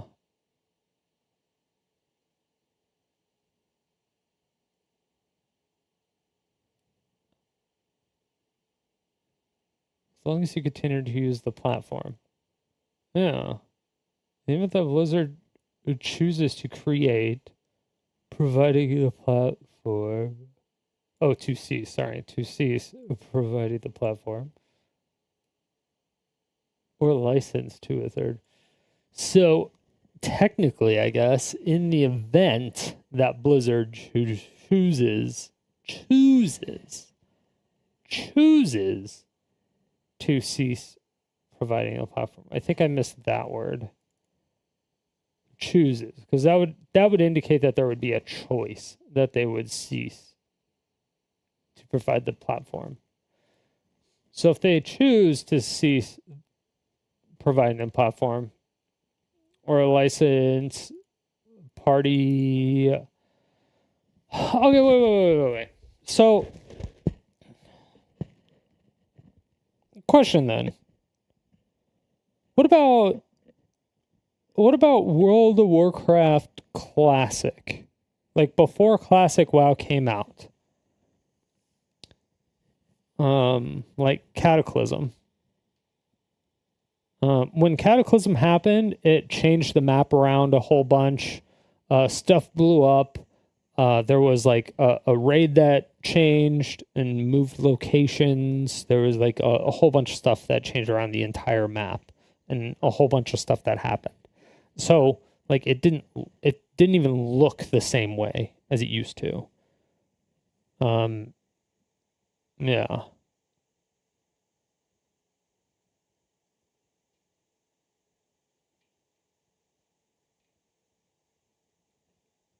That's just changing it. They're ceasing to provide the platform, but or if they add an expansion, so if they go from World of Warcraft to World of Warcraft Burning Crusade, but they no longer offer servers that stop at vanilla WoW, are we trying to get them to say, okay, you have to release everything after that? Maybe it answers it in this. I don't know. Maybe it answers it in the video. I'll have to know.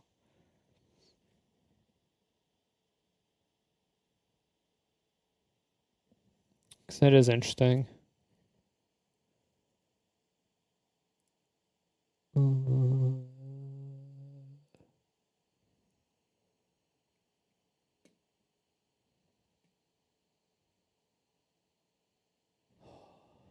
Does it? God, it's such a shitty DM system.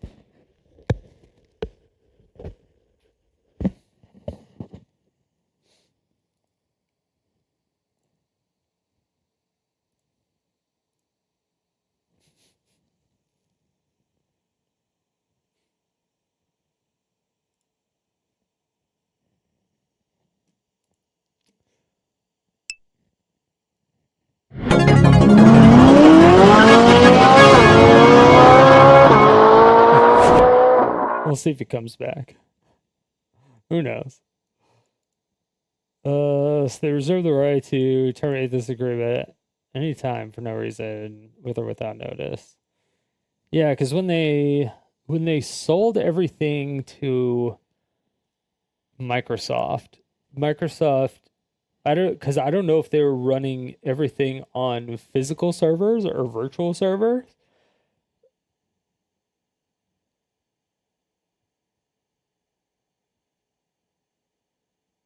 So I don't know if they were.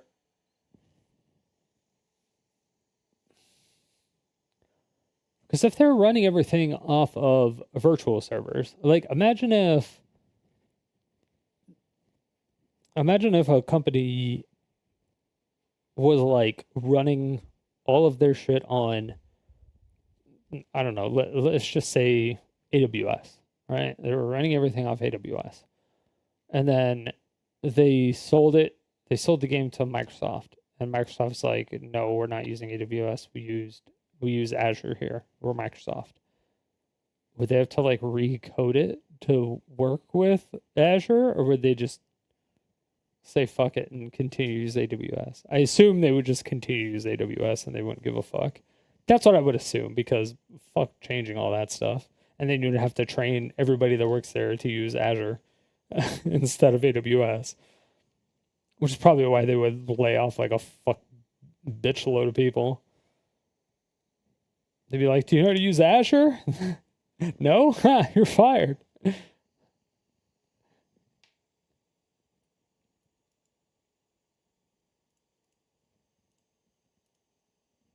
No reason. But according to the EU Commission, that might be a violation of Directive 93/13 EEC, which protects consumers against unfair terms in consumer contracts. So if that term is unfair, that means that part of the contract is no fair term. That might be a violation of... Prohibits unfair terms causing a significant imbalance in the parties' rights and obligations to deterrent of consumers. To the detriment. Jesus Christ. Reading is hard. Terms such as those related to unrelated modification or termination by the trader of a contract, duration without reasonable notice, may be deemed unfair, subject to a case-by-case assessment. Yeah, I mean, most of the stuff, especially like this, we would have to have some type of case precedent, probably, before we could pass like a bill. I'm assuming that's what we would need. That would be my initial guess. We would need an explosion. We would need a metaphorical explosion. We would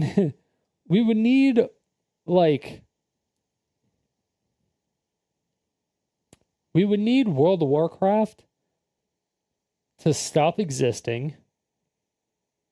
And then we would need them to not release any of the... We would essentially need them to not do any of the live service stuff. Even though you could do, pretty much everything in WoW single player, if you wanted to. Except for, mythic raids and stuff like that. Until you get high enough level. But, regardless... There's also already private servers for everything. But then they could sue them and all that other stuff. But if they were just there would need to be enough uproar for people to be like, oh, what the fuck? And then it would have to go to law and they would have to lose. There would have to be case precedent. And then if there was precedent, then after precedent, then there could be Directive 9313 EEC, which protects consumers against unfair terms in consumer contracts. So if that term is unfair, that means that part of the contract is null and void. And if it's null and void, then what does the law say about how long your purchase lasts? Well, it doesn't. That's the whole mess. So if there are no legal guidelines, what are consumer expectations for how long video games last? Well, indefinitely. Even the average online multiplayer video games from the 90s can still work today if you didn't change the hardware or software. So the law wasn't written for this situation. The industry's terms might possibly be illegal, and traditional expectations are games last indefinitely. Now, of course, publishers can't support games indefinitely, but by not giving expiration dates or end-of-life plans, that might be the situation they've put themselves in. I cannot emphasize enough what a mess this is. If you were an impartial judge just trying to interpret the law, you'd have a headache. I don't know what you would do. You'd probably tell the EU Commission they need to make a law on this because this is a glaring omission. So being in the middle of this quagmire right now, if we had rolled up with 1 million signatures demanding that the EU give us basic consumer rights for video games, that would have been the easy way out for regulators, because then they would have a mandate. That's what I meant about my half-joke slide about politicians liking easy... Does 1 million signatures create a mandate? Or is that just mandates a vote, right? Wins. This situation is such a mess that trying to settle this under existing law is more work than creating laws under a consumer mandate. And thanks to the action we pushed at consumer protection agencies, doing nothing is no longer an option for multiple countries. We've made sure of that. But none of that matters because no longer a consumer mandate.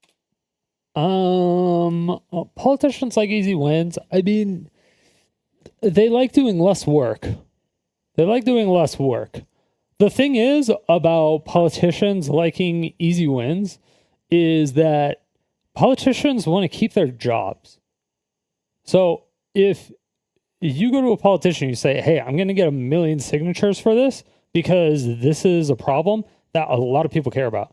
And then if you get 1 million signatures for something and you give it to that same politician, that politician is going to be like, okay, thanks. I'm definitely going to use this. Please re-elect me. Because if you do what the people are voting for you are doing or are wanting or asking, then you will get revoted into office. If you do the opposite of what people are voting you into office for, they will not vote for you. Therefore, you will have no job. Plain and simple. So yes, they do like easy wins, and they also like to do less work. So if you're going to do all the work for them, and you're going to hand them a free easy win, and you're going to be like, hey, this is also from all your constituents, they're going to be like, oh, hey, constituents, and they can run on that too. They can be like, hey, and they can use the same thing. You could be like, hey, the younger, everybody under the age of, or between the ages of 18, I don't even know how old you have to be to vote in the EU. It's probably 18, same as US maybe. But like everyone between like 18 and 25, like what, 20% vote? It'd be like, hey, for all you other 80% of people between the ages of 18 and 25 who don't vote, who are gamers, we really need you to come out and vote for this. We really need you to come out and vote for this, because if you want to keep your video games staying online, being able to play it after the company leaves or decides to not support it anymore, even if it's just a single player game, we need you to come out and vote.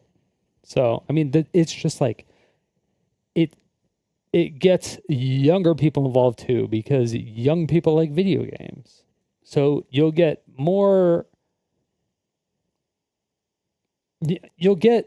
a bigger base, or you'll tap into a base that isn't tapped into. The thing is that,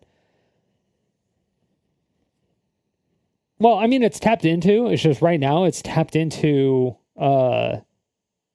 it's tapped into like socialism and shit right now. But they're very anti-corporation and stuff. So it should be really easy to abuse that and twist it and being like, look, we're also anti-corporation. We think this is bullshit. This is anti-customer. And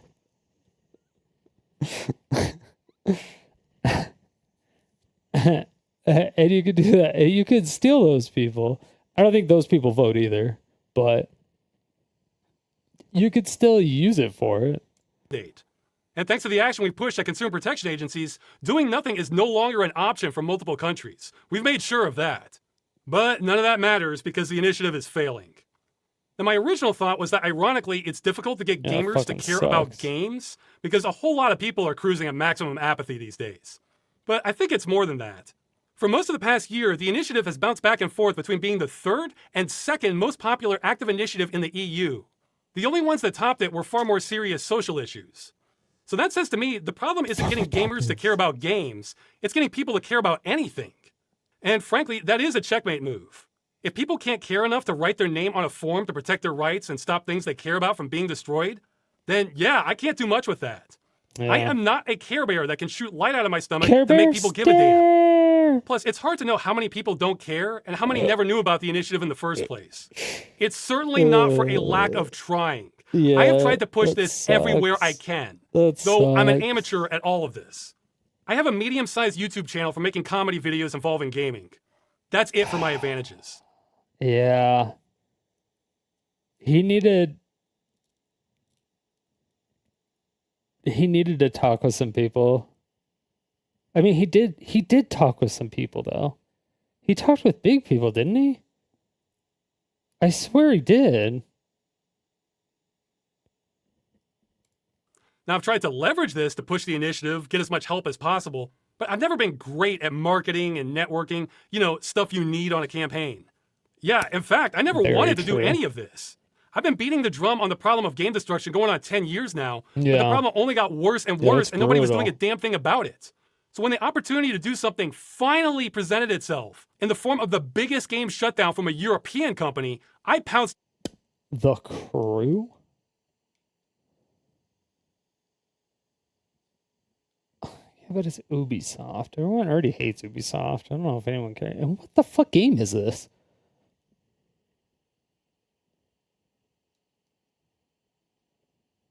The Crew.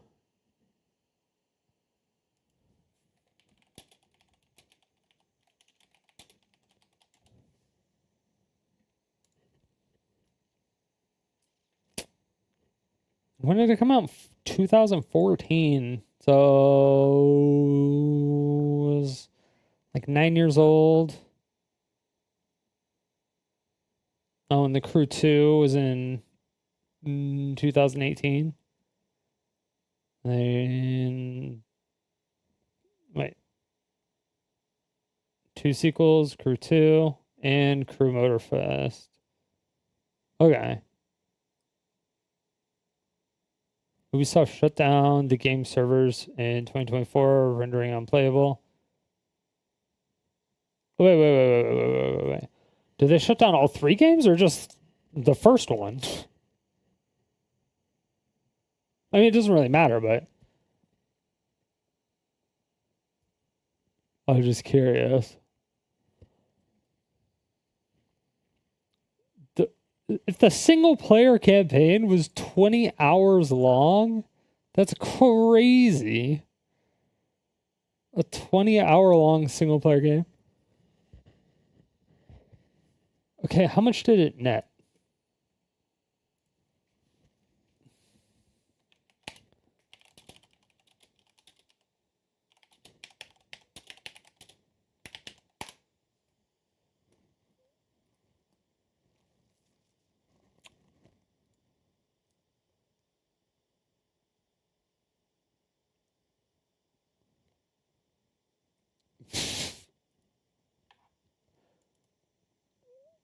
That's the Steam revenue calculator, though.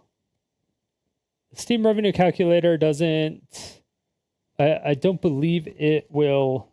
Because that will just show everybody who has the crew in their inventory, and then we'll calculate it based on the release price, I believe, and not necessarily the price they bought it at. Or it'll do it based on the current price. I don't remember exactly.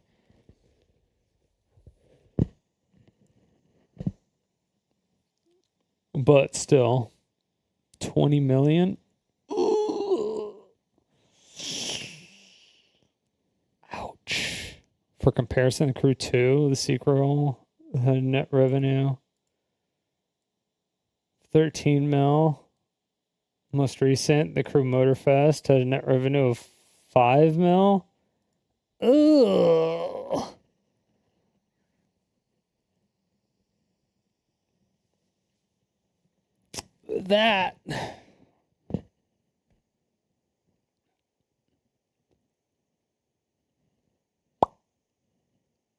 That sucks. That fucking sucks.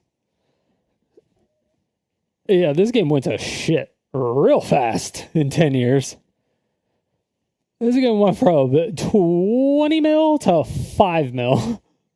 I wonder... Jesus Christ. Ouch. All right, well. See, and there was a season pass? Okay.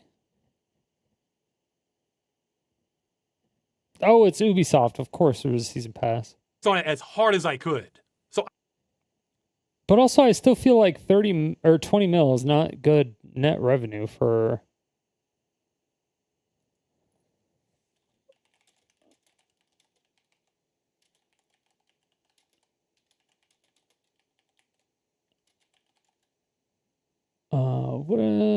anything above 100 mil is considered a strong success. Okay. So they did a fifth of a strong success on their first one. And then it went down, and then it went down again. So yeah, fuck that shit.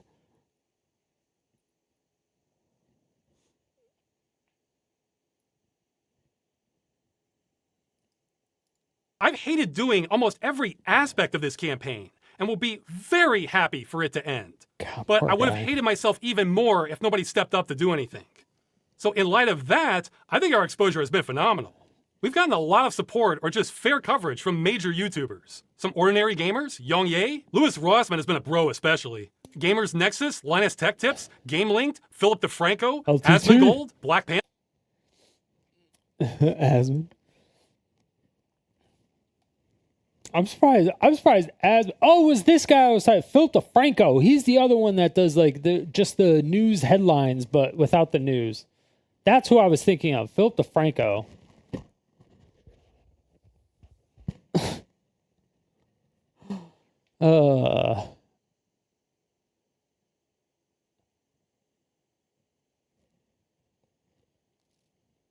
Yeah, this shit is crazy, actually.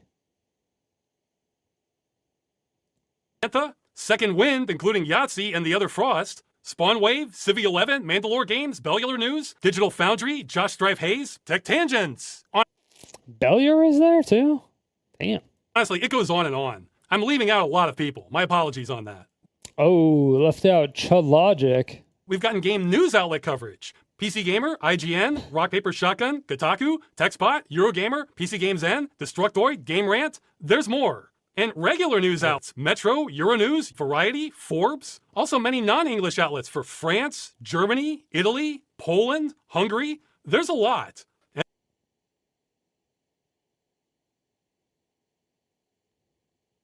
I wonder what the clicks are on these. And is the link to the stopkillinggames.com. That's on there. Is there a link to the actual thing to go to? Because asking someone to go off of a website to another website is so hard to do. It is so hard to do. It's borderline impossible. It's borderline impossible. If possible. And some developers running with scissors, Landfall Games. Postal, Landfall, Mala Industria Games, Octay, those awesome guys, and developers of emulators like Dolphin, PCSX2, and PPSSPP. I don't know any of these developers. Actually, yeah, I don't know any of those companies. I know Dolphin.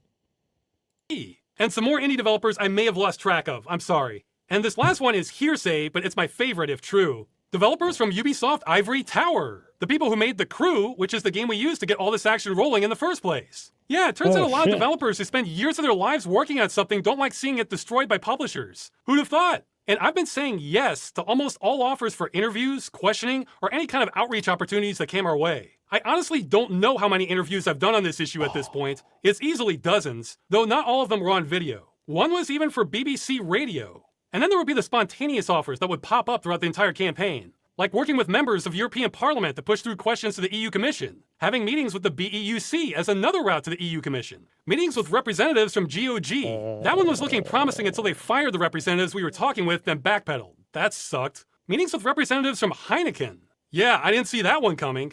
Heineken, of all companies, supports the initiative because it ties in well with some gamer lounge campaign they have going. That one was going to be a huge boost for us. But they ended up having to postpone it a year, which is too late. I've had meetings with Fudo, F-Camp. Probably the funniest of these was another member of European Parliament who was also on the Committee on Culture and Education. Their staff reached out to... I thought that said clit at first. I mean, if I still had friends at WotC, I still have my contacts at Hasbro I can reach out to.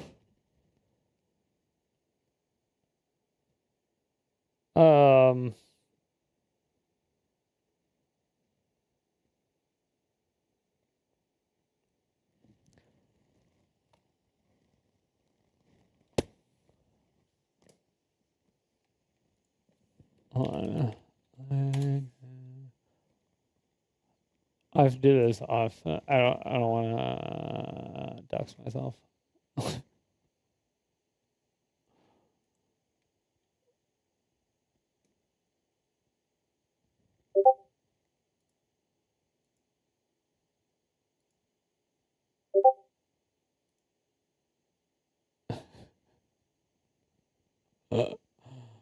Oh, dude, he's so fucking funny.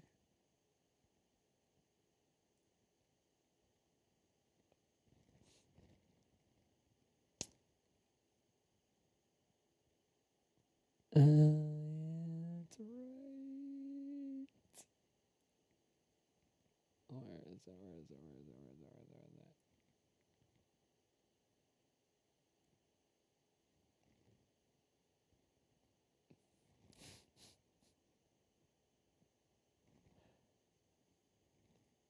Wait, why did I think he came from Microsoft? He came from Blizzard? Wait, have I lost my mind? I have actually lost my mind. Why did I think he came from... He came from Blizzard?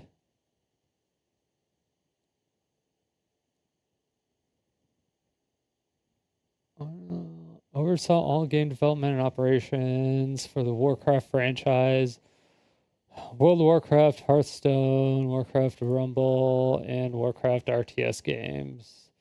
Saved on Blizzard's executive leadership team. Oh, served on Blizzard's executive leadership team. Okay, so that was when he was GM of the Warcraft franchise. I didn't know he... What the fuck? Why did I think he was in with Microsoft? Because Blizzard got sold to Microsoft. Maybe that's why? I don't know. Then he was executive producer and VP of World of Warcraft. Chief caretaker of WoW.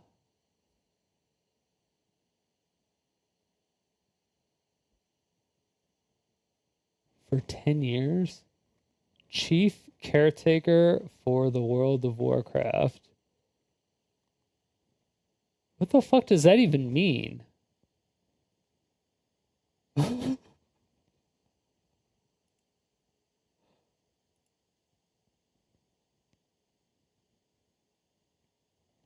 Wait, what is that? What does that mean? What is chief caretaker of the... Wait, was he the one that... He did it for 10 years? Oh, it's this guy. Oh. Oh. That's why I know him. That's why. Okay. Got it. Got it. Okay. Sorry.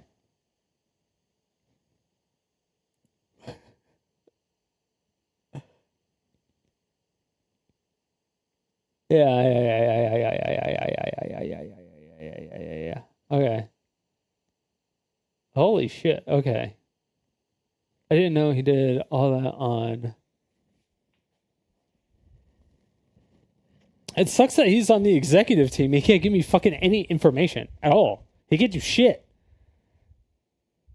He can't do anything for me.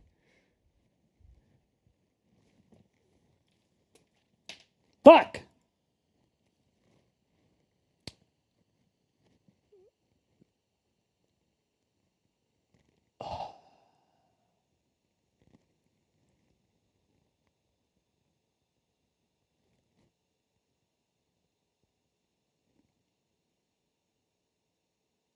Oh my God.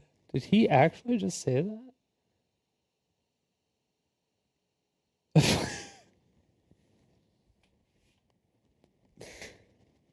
that? He actually did. There is an executive at Hasbro that just posted, there's no party like a Play-Doh Barbie block party. I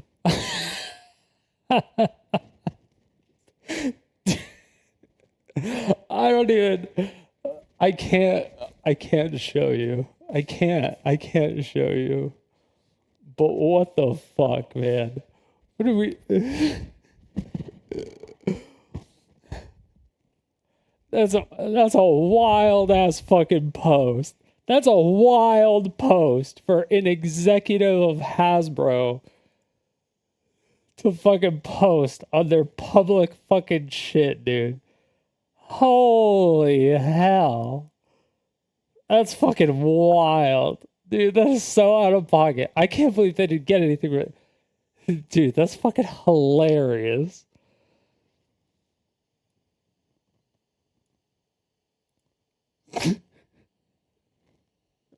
Dude, this is so long ago. 2 weeks ago. I can't. Alright, I can't. I can show you.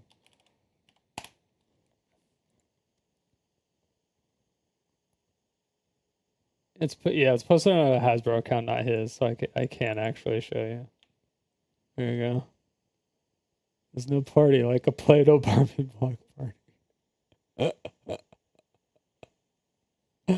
Ain't no party like a P. Diddy party. Ain't no party like a Diddy party. But then Play-Doh party, you're attracting all the little kids. And then Barbie block party, all the snow bunnies. It's like there's so many like P. Diddy reference connotations in here. I can't believe he got a fucking away with that. That shit's hilarious. I can't believe he got away with that.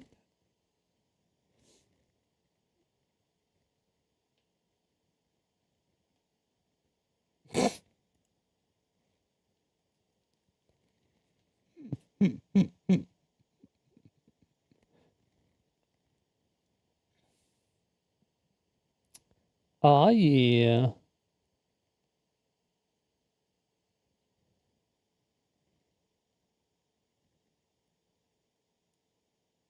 Oh, there it was. We want to make games that you want to play and remember fondly. We will still take the extra care and attention to detail to win your smile.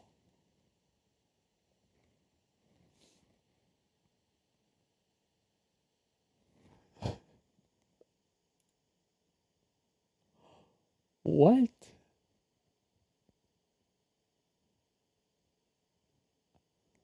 I'm sorry, I can't show this without like doxing myself and like everybody else that I'm talking to right here about about this shit. I can show you some things, but I can read some things. I just can't tell you. I can show names and yeah, I'll show pictures where I can, and then I'll just read it. Let's see.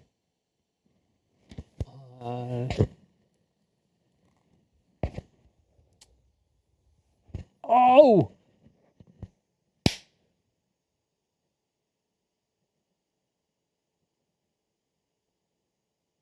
I fucking knew it. I fucking knew it. These motherfuckers don't listen to me. Dude, I don't know why. Dude, there's somebody in my community that is going around telling people that I'm a fucking like habitual liar. And I'm taking a look at this fucking post on goddamn LinkedIn, and it's like saying fucking everything that I've been talking to. Dude, this is actual nonsense. These fucking people, whoever the fucking narc is within my community, just fuck the fuck off, dude. You're not even a narc. You're a fucking Judas. Get the fuck out of my community. Nobody wants you here. If I'm a liar, then call me out on my fucking lie. Call me out on my bullshit. Stop whispering people and being fucking cringe about it. Just either call me a liar and call me out and be a real fucking man, or just fucking leave and stop talking to me and talking about me. Or talk about me, but talk about me in like a video or something. Talk about me in public. Stop being a big baby bitch about it, you fucking cunt. Jesus Christ. I can show you fucking proof of everything. What the fuck do you want? I have everything like right here.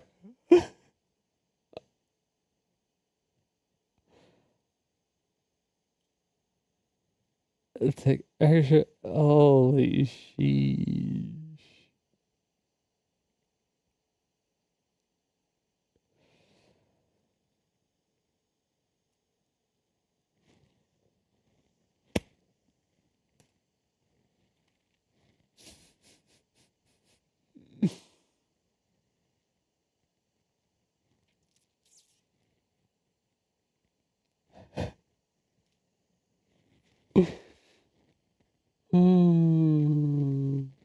my god. What? What even is this?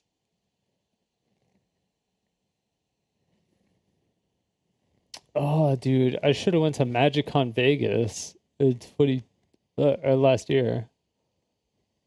I would have found him.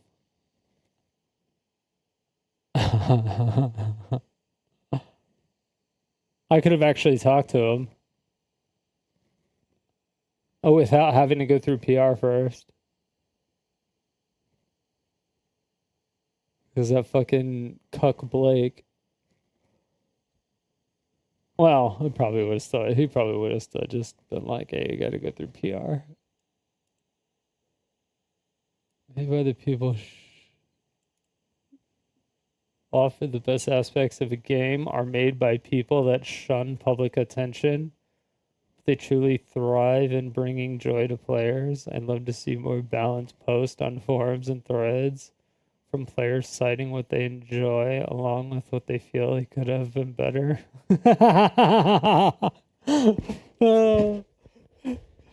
Oh, dude. Yo! He's taking my shit verbatim! This motherfucker has taken my shit verbatim. What the hell is even that? Yo, what up, Great Daft? How's it going, baby? Oh my god.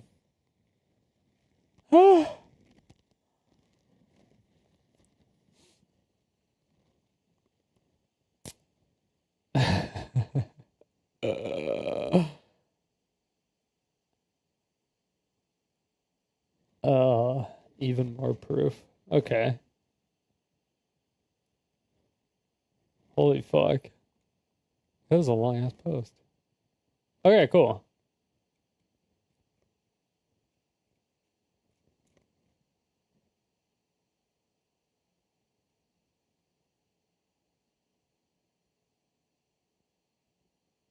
All right. Yeah, so it's the public Hasbro LinkedIn.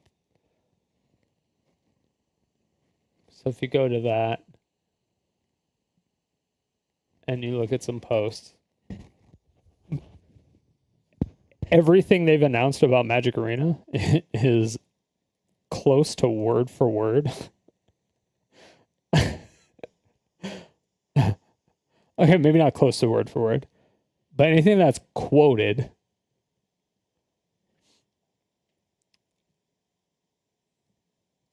is very close to what I said. Very, very, very, very close. I'm like comparing my DMs now.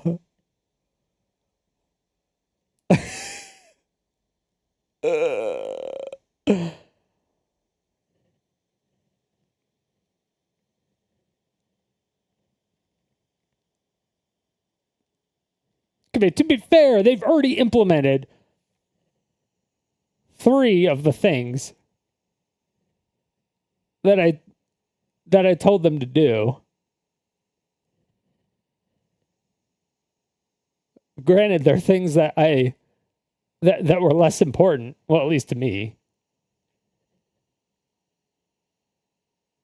But anyway. Set appointments, canceled, then kept having to reschedule 3 times. And this is all on top of the day-to-day outreach, organizing, and just basic communication with God knows how many people. Again, I've hated doing this because I have to fight all my instincts not to bother people. I hate being a pest, but you kind of have to do some of that when campaigning. At this point, I've written a couple thousand emails connected to the campaign, trying to do outreach, research, and just keeping things together. I haven't done that much on Twitter because I don't have much of a presence there. Same goes for Reddit. Yeah, Reddit. I received so many reports of promotions of the initiative being deleted. And some of the ones that stayed up are some of the most hostile to the initiative that I've seen.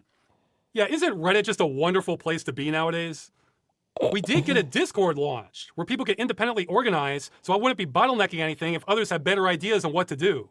I believe currently they're trying to contact TV stations about this in Europe, something I never would have do. People could independently... What's the Discord?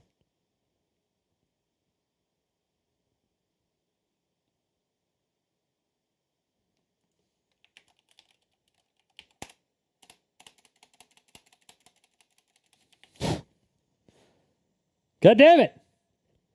What's the Discord?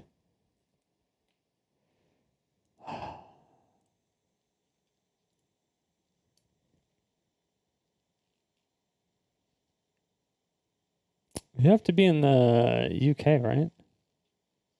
Or EU?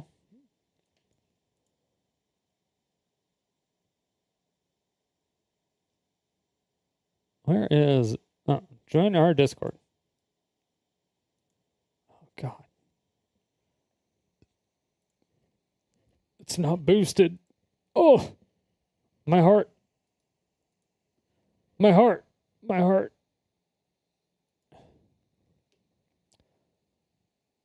Terms of service. You're making a giant EULA after complaining about giant EULAs? How dare you? No drama or toxic behavior?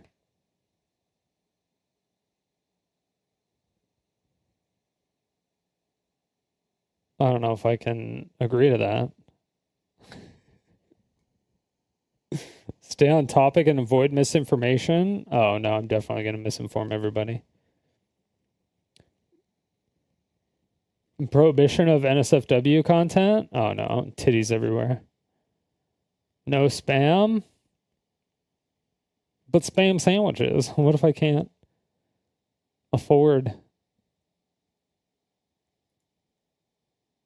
Oh.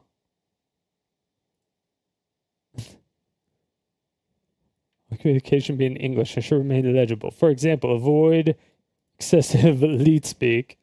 Yeah. Yeah. We're going back to leet speak, baby. I could show this part.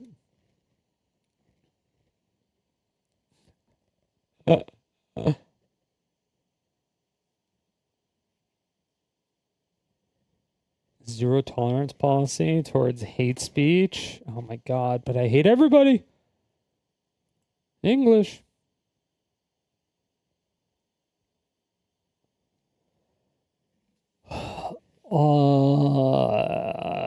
No harassment. All right, I'll check those. Whatever, it's fine. Spam formatting. Spam and formatting. Excessive or irrelevant text, images, or bot commands that disrupt conversation flow are prohibited. All communication must be in English, should be legible. Avoid using leet speak. Oh, I have to check it. 13E7.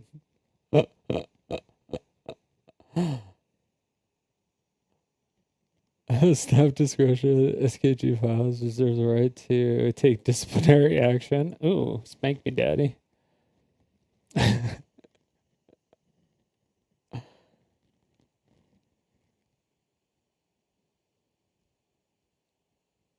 Nah. We represent the US of A. Conclusion. We appreciate your participation.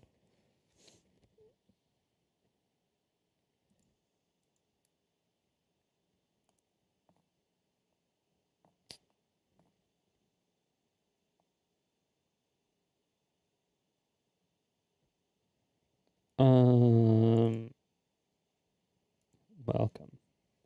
Oh, I was like, what the fuck? Color rolls? No. I'm pink as fuck. Give me the pig. Pink and black for life, baby. Enter for discussing controversial news related to the movement. Sure. Language channels. No idea. To be admitted and get the member role, pick up that. What the fuck does that even mean? What the fuck is the member role? I don't even know what the fuck the member role means.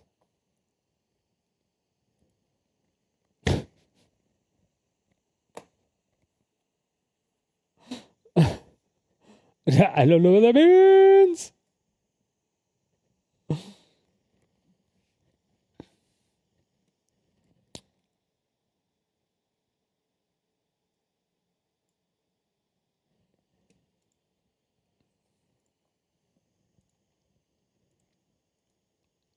Fuck them EULAs.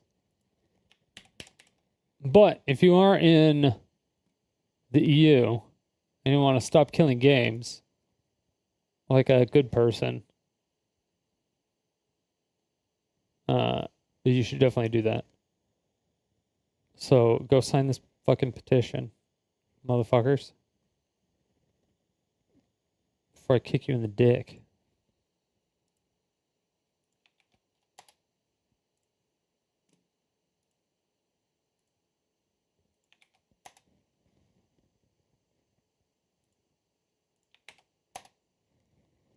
Dick kick.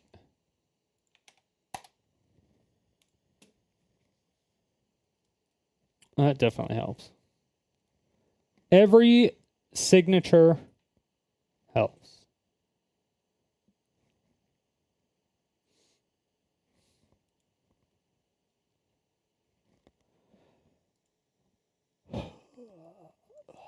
I might contact Scott.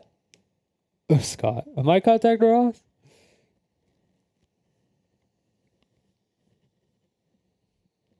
Well, I have some questions.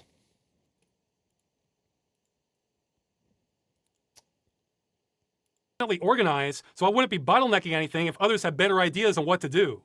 I believe currently they're trying to contact TV stations about this in Europe, something I never would have had a clue how to do. Yeah, the problem is I don't know what kind of reach Hasbro has in Europe. I'm pretty sure it's wide.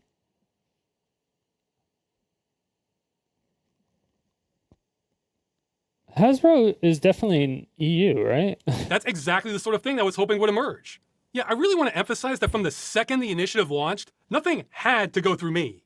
It's been there, in public, this entire time, with easy multilingual guides at StopKillingGames.com. We blazed a trail to make it easy for others to act on this. Been multilingual but that wasn't enough. So it feels like I've been running a rickshaw carrying people to the destination to save games, except it's breaking down halfway. The work on this has never stopped. I never wanted my involvement on the campaign to last this long. I kept hoping after launch, somebody with more reach and better at campaigning could just point people to the destination and get it done. But no, I've had to keep hauling that rickshaw. Not every week, but there have been many weeks on the campaign where I've been working 12 to 14 hours a day to keep things moving to get signatures. And dude, it's like impossible. I understand. I empathize with this guy so fucking much. When I was doing all that shit with WotC, I'm getting fucking flashbacks. I'm getting actual flashbacks of dealing with WotC, listening to this guy. the only way I was even able to do that was to burn some of my savings and put everything else on hold. I've been kind of stupid about this because it's our only shot. Again, this is an amateur effort. That means there's no staff and no salary. So if I need help with something and ask a volunteer to help with it and they disappear on me, well, then they disappear on me and I need to do it myself. Or if I can't, then I need to hunt down someone else to help with it and hope they don't disappear on me. Meanwhile, my channel has been suffering. They'll just start ignoring you, and then you thought they were your friend or something, people you've known for a long time, but they don't want to help, even though if it directly involves them, it doesn't fucking matter. And then you try to get someone else to help you, but then it's like if they get involved, then they're kind of fucked in a certain way, and then they could get. It's just like it's so messy. Everything is just so fucking messy. I'm stretched too thin, and it doesn't matter exactly. You're stretched too thin. There's like a bajillion things that you have to do. It's like you're the CEO and you have like 100 people. But you have to do like the management, the thought process. You have to do the HR. You have to do the meetings. You have to do fucking everything. And then people just come and go as they want. And you get $0 and you can't, like, that you have no control over the outcome. Zero. No matter what you do. You have zero control over the outcome. And it fucking sucks. It fucking sucks.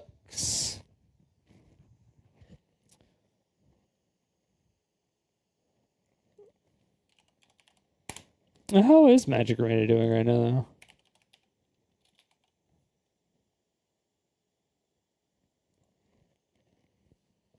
How have they been doing the last 90 days? Hey, they got a big boost. What happened? 25K? Oh, was there a tournament lately? More hours watched? There's a lot of hours watched. A lot more hours broadcast, though. More viewers. Only 8 more channels. More max viewers.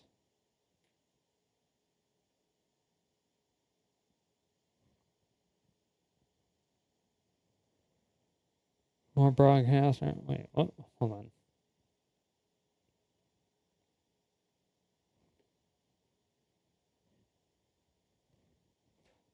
Average channels. Channels. Okay, average channels. This is total channel. Okay. Oh, Mike, wait. Hold on. Total channels which streamed Magic in the last 9 days. Oh, that's right. Because there was that Discord. There was that Discord thing recently, right?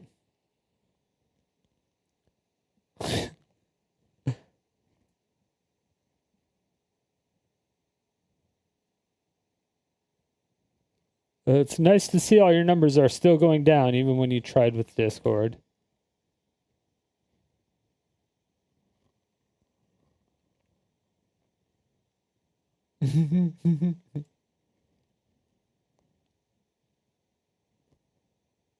Oh, there's an upward trend.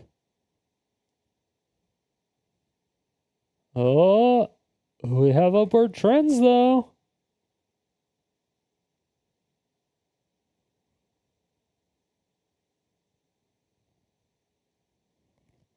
I wonder what the upward trends are for, though.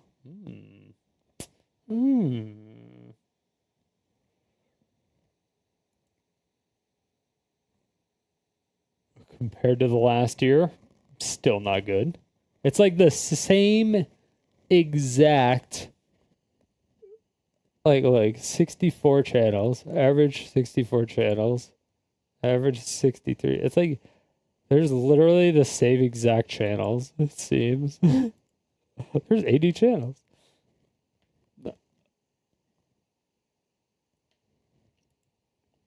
Did it just randomly get huge in the last... did it just get big in the last 30 days? Did something happen? Did I miss something? Did Magic get big? Did somebody come back? Did they find my list of creators to contact finally?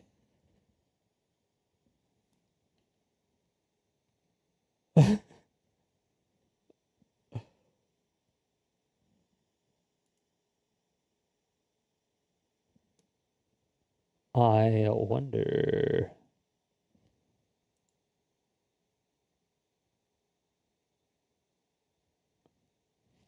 Peak viewers. 14K. 8 hours. Watch time 86K. And they're doing a Japanese campaign. Oh, it's because Final Fantasy. The Final Fantasy. All the Japanese people got sponsored.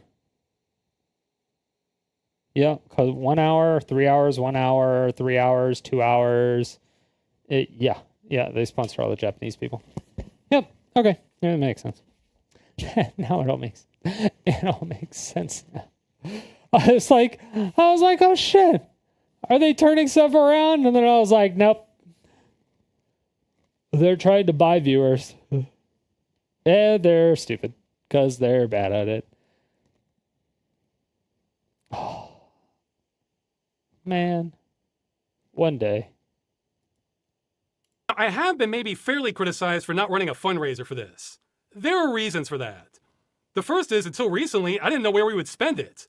People would say, buy ads. But the initiative could be considered political. And YouTube doesn't allow political ads in a lot of EU countries. And neither does Twitch. Good luck reaching gamers without YouTube or Twitch. So taking money with no plan, that's a grift.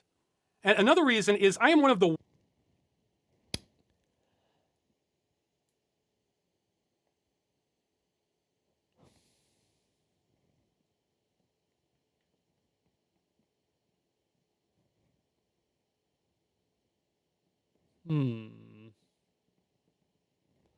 Trying to think about what Google says. I'm trying to think about what Google says in their... Because it says political content, including paid promotion of politicians, of political parties or issues, of public debate.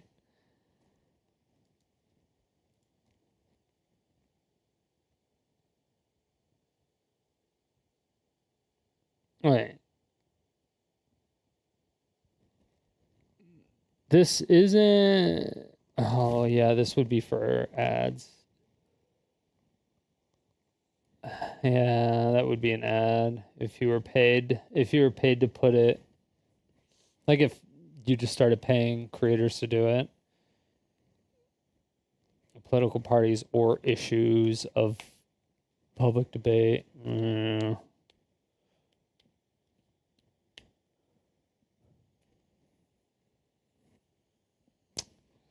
Well...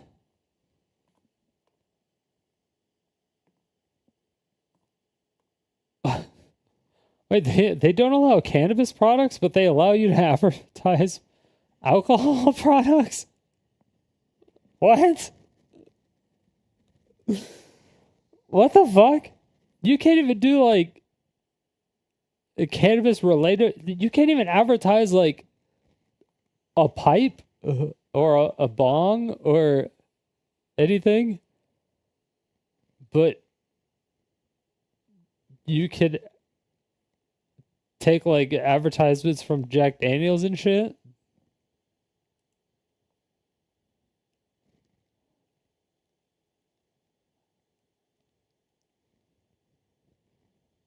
You can't do any cigarette stuff either?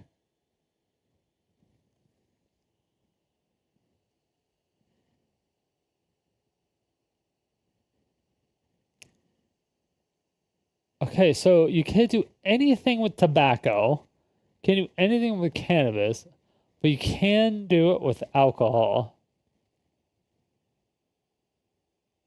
How does this make sense? Question mark, question mark, question mark. So taking money with no plan, that's a grift.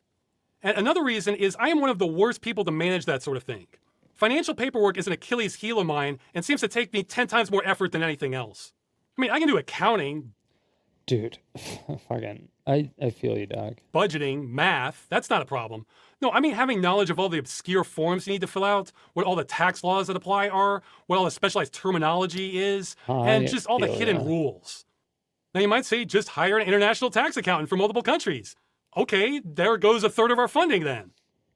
They may be illegal in some states. THC, products, pipes. You don't know why tobacco products. It would be, if it's illegal to advertise in some states, then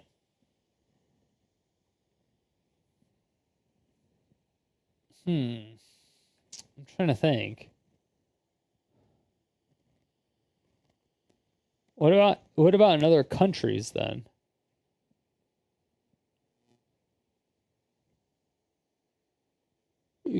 Is alcohol just like blanket allowed in all countries? That Twitch is? Like you're just allowed to do like ad placements for alcohol companies in every country.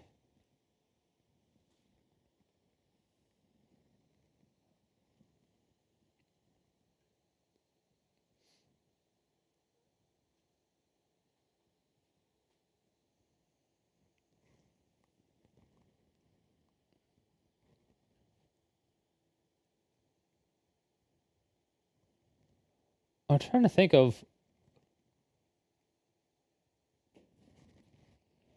because I know that they just don't want you to, I know they said they didn't want the, what was it? They didn't want you to have any type of,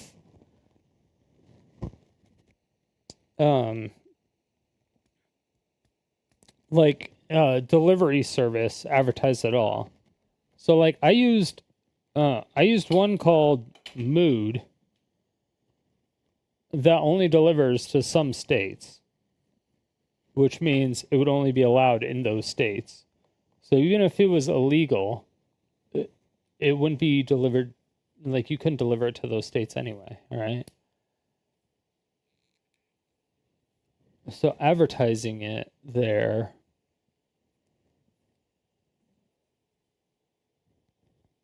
wouldn't necessarily mean anything because you can't get it there anyway.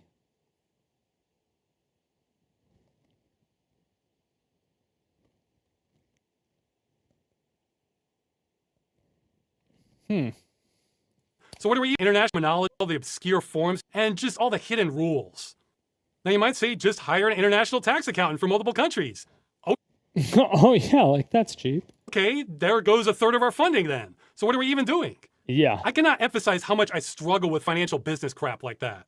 So the thought of me putting together a fundraiser for what might be considered a political fund? And then you're also going to need like a full-time lawyer just in case. That needs to adhere to laws in multiple countries, and if I make a mistake, that could be considered a crime? Oh, no. That's like asking somebody with severe dyslexia to write a book report on war and peace. I am the wrong person for that job. But I've still been trying, to the best of my ability anyway. I didn't discover this until late in the process, that even though general ads were out, sponsored messages were still an option for some countries. And some mysterious benefactors emerged offering to pay them directly. But that means I needed to find all these channels and broker all these deals. So as a last-ditch effort, I've been looking through hundreds of targeted non-English gaming channels trying to find good candidates for this. Then work with bilingual liaisons for each language, then try to put together a contract and figure out what a good offer is for the amount of views we expect. I am so out of my depth on this, but I'm still trying. At this point, I've browsed through more clickbait AI-generated thumbnails than I have the entire rest of my life. I honestly can't decide which part of the campaign I've hated the most. Acting as an advertising broker, not knowing our budget or what's a good offer, or trying to research laws governing this practice that don't exist, except I didn't know that at the time. So how are these sponsored ads going? Are they going to get us the signatures? As of recording this, I don't know. It's a Hail Mary pass as it is. I'm just going to assume it won't, and I'm completely spent on ideas on how to get more signatures. I did everything I possibly could to make this campaign work. It wasn't enough. Or rather, I did everything that made sense to me. I did receive a lot of suggestions of things I do not think would have worked. A bunch of people told me to make short form videos on this. I tried that. They got a fraction of my usual views. I've been told make more. Yeah, that's the shittiest part. Like short form views, it's like when it comes to content and stuff, it's like you have to literally put it everywhere. You have to put it like something like this would probably, especially if it was short form like this, would kill on LinkedIn.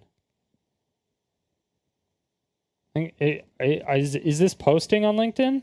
I actually have no idea.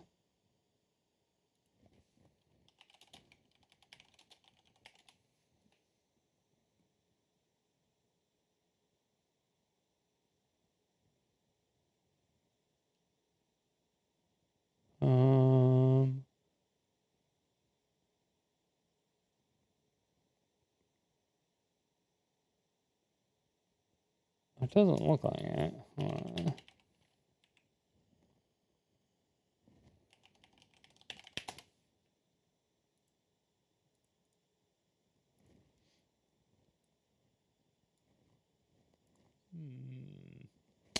Monka, Investigations. TikTok short form.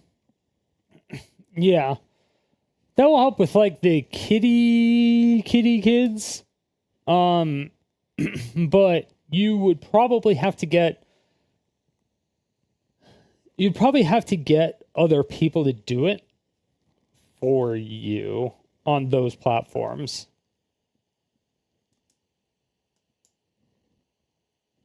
Honestly.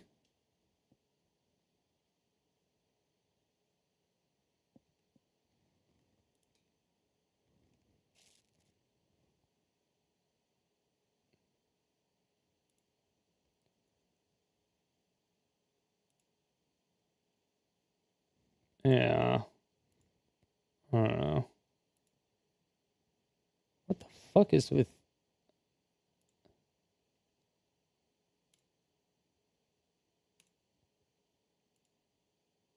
Dude, the blocking feature on fucking Discord is... Or the reporting feature on Discord is fucking ass.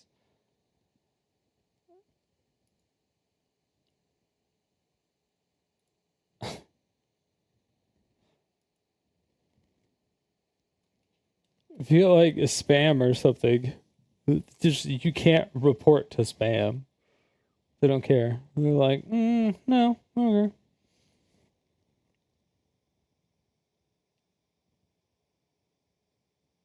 What the fuck did...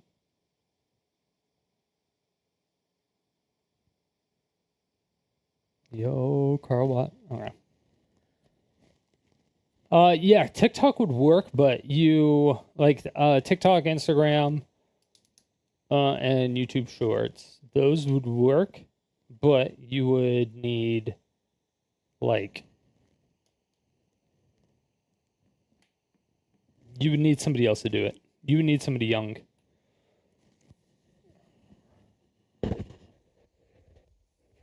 I have no idea how old this Cursed Farms guy is. But you would need somebody young. He doesn't look like he's 16. Let me just put it that way. But you would probably need like an 18, or you would need like a 16-year-old or something. You would have to like pay somebody to do it probably.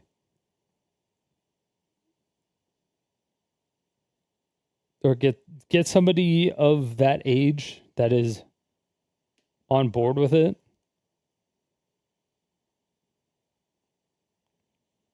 That would probably be the best thing.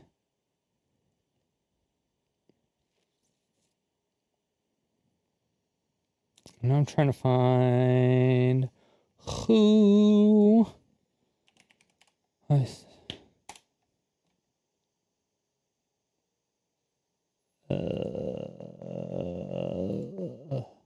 Who am I sending these emails to?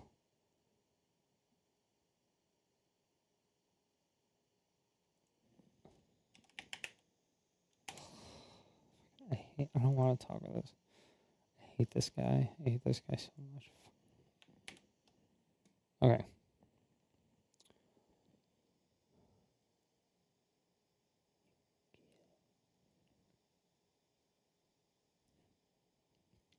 If online only game, at least if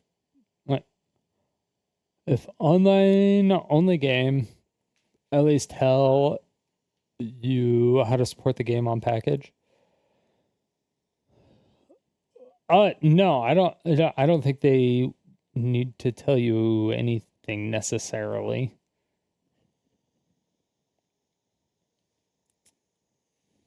I think if the community is strong enough and they really want the game, and they want it to be online, they will figure it out.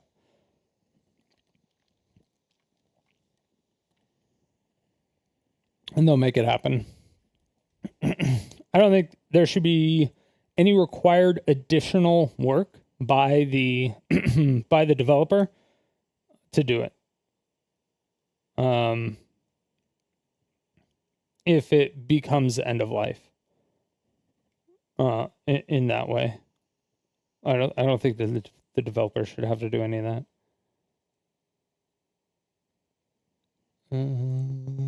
TG General.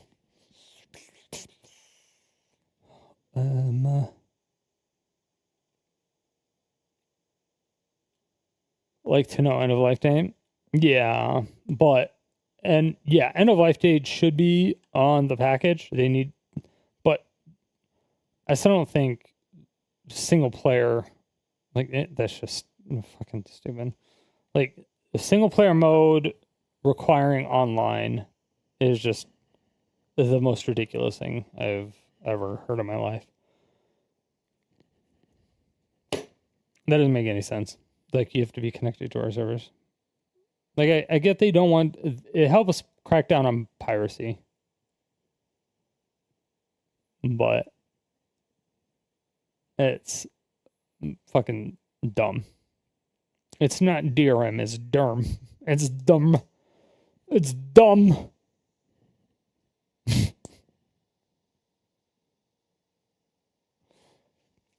No, yeah, obviously, I mean, it does help crack down on the piracy and stuff like that. It obviously, but there should be some type of thing built into where you shouldn't. I don't know. I don't know.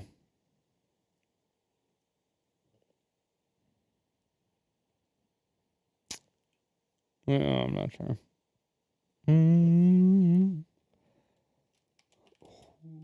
Would I send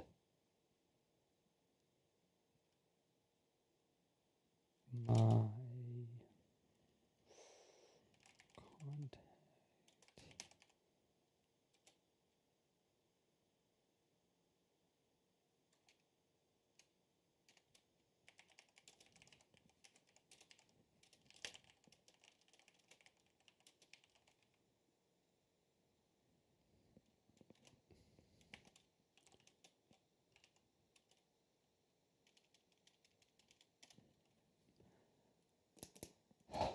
Yeah, the problem is I know that the person can't reach out first. So Stop Killing Games has to reach out to them.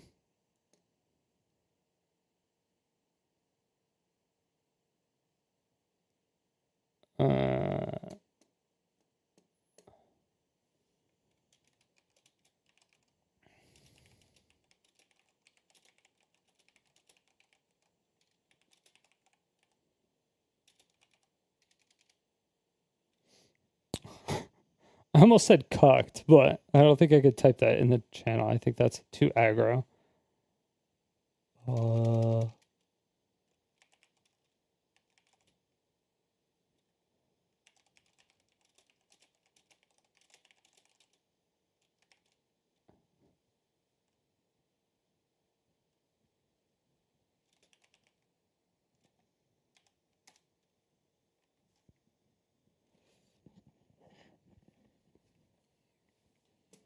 At least the good contact, though. It's not like a cringe contact.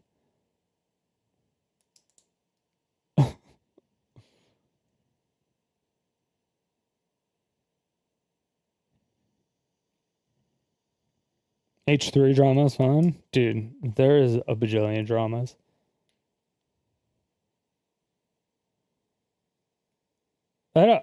Dude, there's so many things about the H3 drama that is all over the place.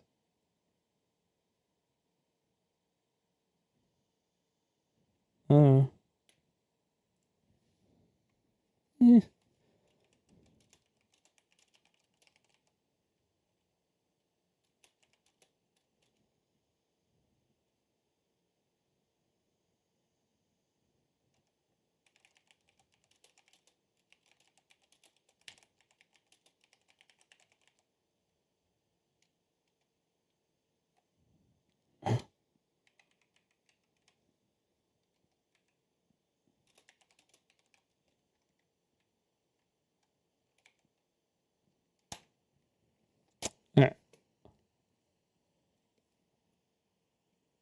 Yeah, there's a lot of stuff. Videos on my channel saying the same thing, but lots of you. I have to keep. Sorry, it's hard for me to like type and talk at the same time. I don't know why. Like if I can type out or I can talk what I'm typing, But what I was typing was so fucking boring that there was like no reason to type it or no reason to talk about it. So it was just nothing. Dead air, dead air, dead air, dead air, dead air, dead air. Yeah. Like, I'll just try to help out now. I wish the fucking what's his face would come back. I wish Cheater would come back.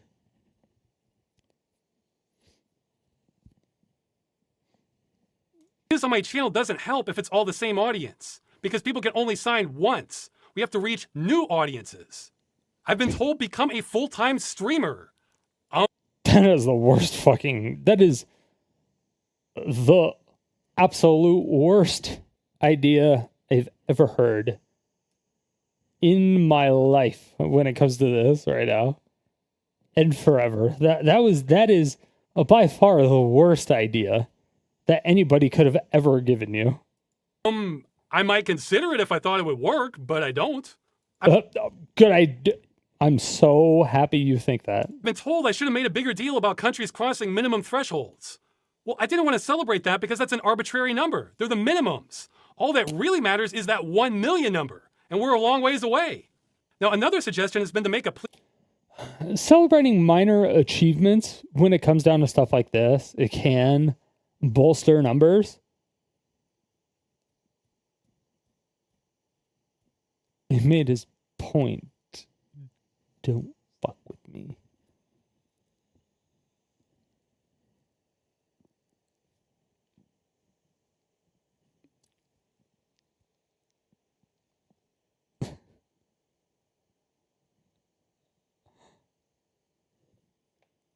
We'll come back to that after this video. Remind me, Great Daft. Lead to big gamers like PewDiePie, Jacksepticeye, Moist Critical, Markiplier, anyone like that. Well, yeah, I think that might be a great idea. Our biggest obstacle in the campaign has always been getting enough exposure, and they have exposure. I think any one of them could end this with one video and change gaming history. Problem is, I have no idea how to reach any of them. Plus, I can understand if they might shy away from this. First, they're probably busy people. But second, they may not want the kind of heat that comes with changing gaming history, even if it's for the better. And third, if they back this, then 1 million people might mob them to back something else, and then there's no end to it. So I actually can understand some people. Oh, one of the biggest things you could do right now. Oh my god. Oh my god. Oh my god. Oh my god. Oh my god. Oh my god. Oh my god. Where is he? Where is he? Fuck. I wish. What's his name? Is he in Discord? Fuck. I wish I was already contacting this person. I wish I knew his fucking name.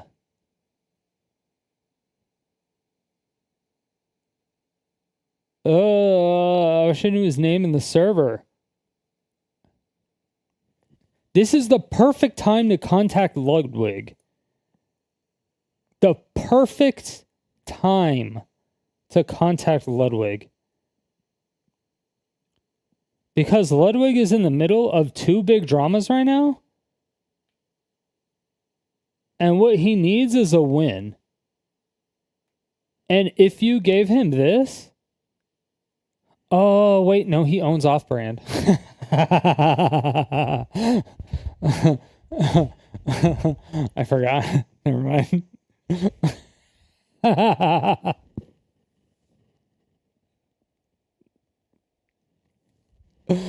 Oh, wait, Ludwig's a snake. He'll do it anyway. Yeah, okay, Ludwig needs a win. He'll do anything for money. And he'll do anything to get out of bad situations. But he doesn't care. He'll turn on his coworkers. He'll turn on his friends. He doesn't give a fuck. He's a snaky piece of shit.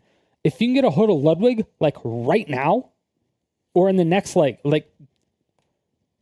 anytime, like you have a huge following. 360K? Like that's almost a milli. You have a reach. The vast majority of these people have contacts, like contact information in their stuff. Yo, what up, Rarity? How's it going, baby? Evil Twin? Nah, this guy's got a skull.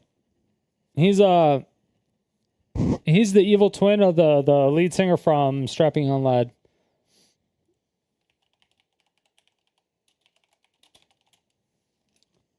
Oh, this guy.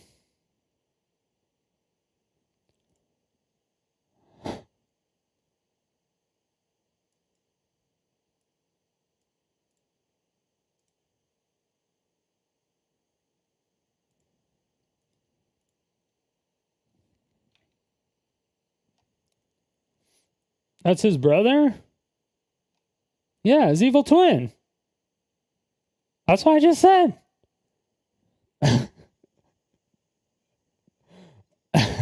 His evil twin brother.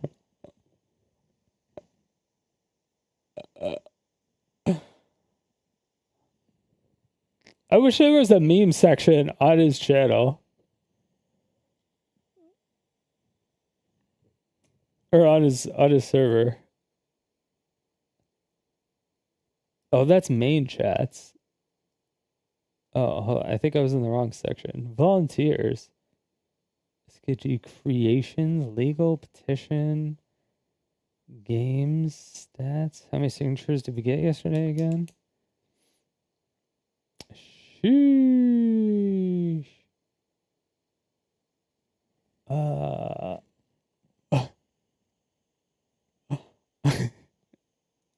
Wanting to sit this out.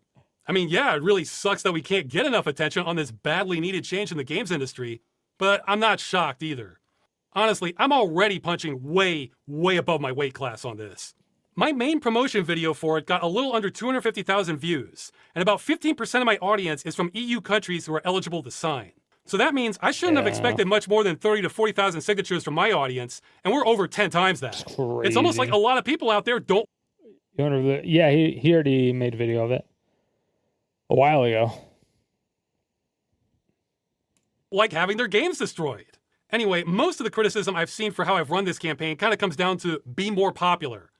Yeah, sure, maybe everybody else knows how to do that. I don't. I kind of view that critique as similar to don't be poor financial advice. And that's from people who support the campaign. For all the support and fair coverage we've received, there's been some opposition too. Though I want to say 80, maybe even 90% of people who are against the initiative. Looks like they got 50,000 signatures, or just under 50K signatures yesterday.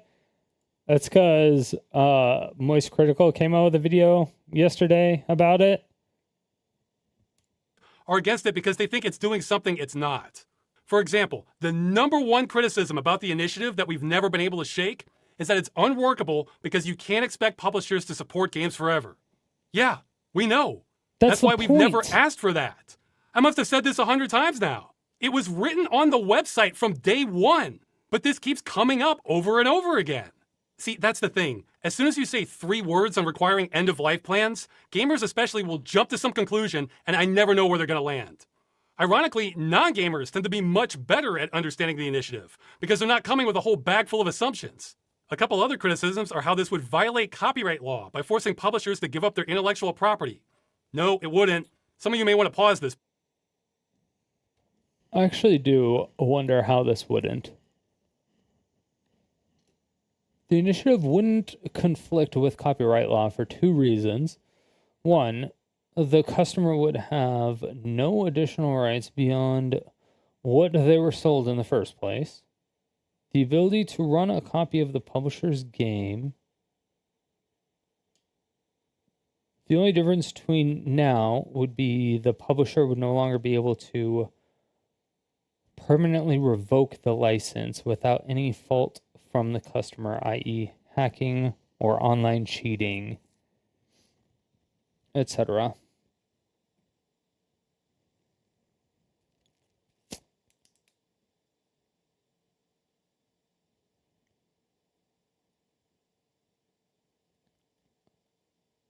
What else? What else? I don't feel like this would even matter. Anyway, the second one. Because the initiative focuses exclusively on the outcome of a working game, and not the methodology for doing so. Source codes, server binaries, specific files, etc. No specific demands for any IP are being made to the publisher. sees full discretion to the initial publisher and how they wish to manage their IP. While the publisher may deem it necessary to release more IP to fulfill the requirement of letting the customer obtain the copy of the game, the initiative is not specifically mandating that.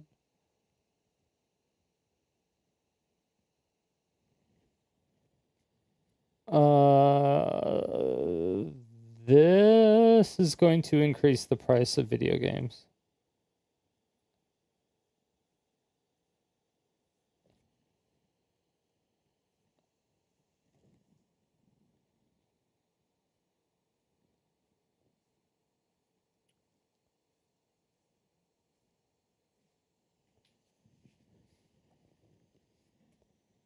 Which is stupid. It's stupid. Because they're going to have... It focuses exclusively on the outcome. A working game. So, it exclusively on a working game and not the methodology of doing so.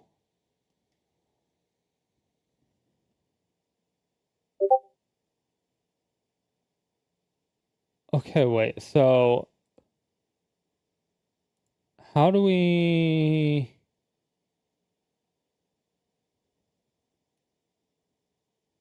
How would we... How exactly...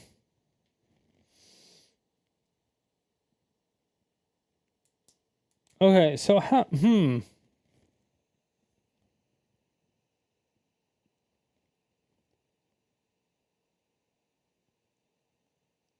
If there's online DRM, but it can't check for an online DRM, but you have the files that force a check for an online DRM, or the DRM...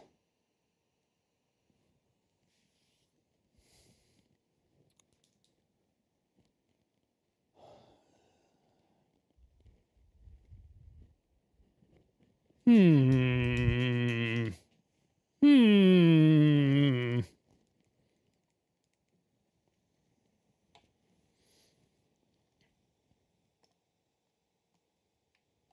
mean, the methodology for doing so and everything is fine, because the majority of people who would actually be passionate about the game can write the actual netcode and stuff better than the game developers do anyway. It happens like 100% of the time on private servers and stuff with more players. It's yeah. For some reason, it's like game developers don't know what rollback code is, or they don't know what real netcode is. It's like it's like, oh yeah, I connect to this IP address and I send UDP packet. I receive UDP packet. And that's like, like, okay.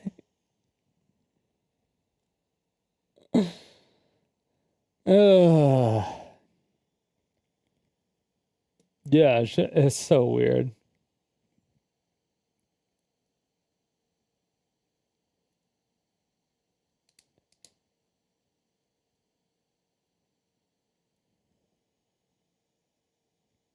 Okay, so no specific demands for IP are being made to the publisher. It's full discretion to the publisher. Manage their IP while the publisher. Yeah, the problem is that once they start, like once somebody does start hacking it, when someone breaks it, and then once people start modding it and stuff, then you have people turning like Mario games, like Mario Party, instead of him You know that one game in Mario Party where you're like trying to hammer something down or whatever a bajillion times, like super, super fast? Instead of that, you're like, it's Mario masturbating Luigi, just super, super fast, like giving him like a super, super fast hand job. Right? And so, and then it kind of like fucks up the IP in that way. Just because they're sunsetting the game from being online. And that's just an example. I mean, maybe it's a bad example, but it's an example. So like the changes and uses of intellectual property after things have been sunsetted and given to people, they can do stuff with that can still harm the existing IP of that company. Not necessarily the game. Like if, kind of like what I said, like, I don't think there's any, maybe they still do StarCraft 1 servers. I don't think they have dedicated, I don't know if it was peer-to-peer or not. I actually don't remember. Actually, it was peer-to-peer. I don't know if it's still peer-to-peer. I don't know if they ever made servers for that. I don't know if it was peer-to-peer for StarCraft 2. I don't know how they had those set up.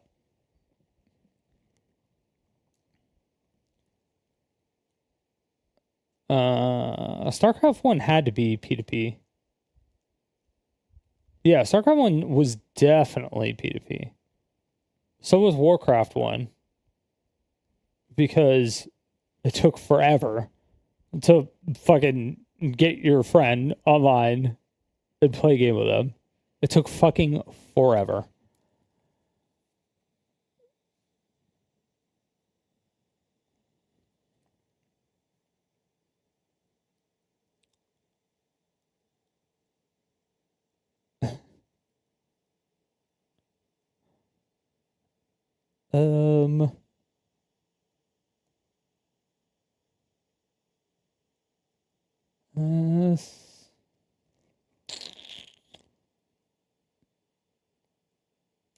Part, or how this won't work because of end user license agreements.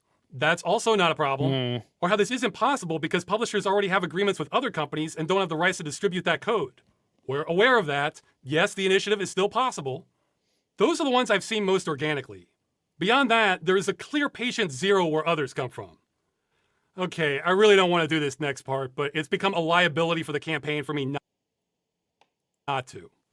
Our biggest critic by far is YouTuber and streamer PirateSoftware, who goes by Thor.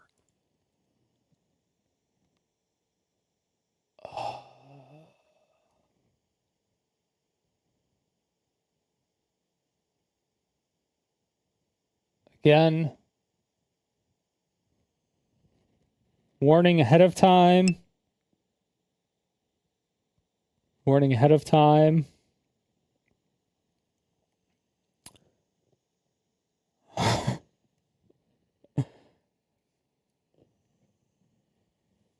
I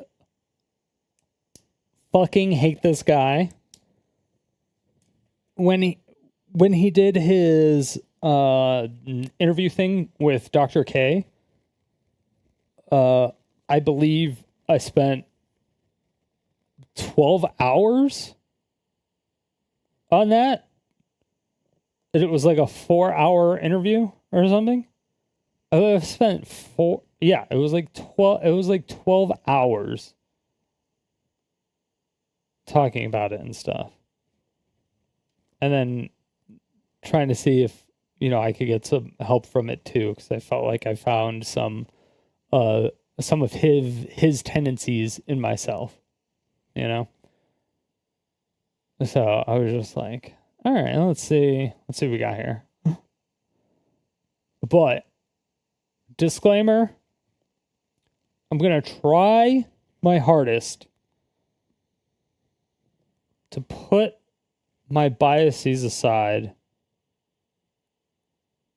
I'm going to try my hardest to put my biases aside. All right. Coming at this as a fresh set of eyes. Okay. I don't know what he did, but I do know I fucking hate this guy, but I really like laughing at all of his failures and all of his fuck ups. But if this is just him being a douchebag, that's kind of like that's like actual like hate. If your only exposure to Stop Killing Games has been this video, then you've been misinformed. This video is by someone who does not understand the campaign, has been trying to stop it, and has been making up what it is about. I am not saying that lightly. I will prove it in a minute. Now you might be thinking, okay, so some YouTuber got something wrong on the internet. So what? See, that was my thinking too. The problem is how incredibly influential this YouTuber has been. Remember that list of coverage on the campaign? Well, best I can tell, Thor's coverage has been bigger than literally Jesus Christ. That's a lot. Holy shit.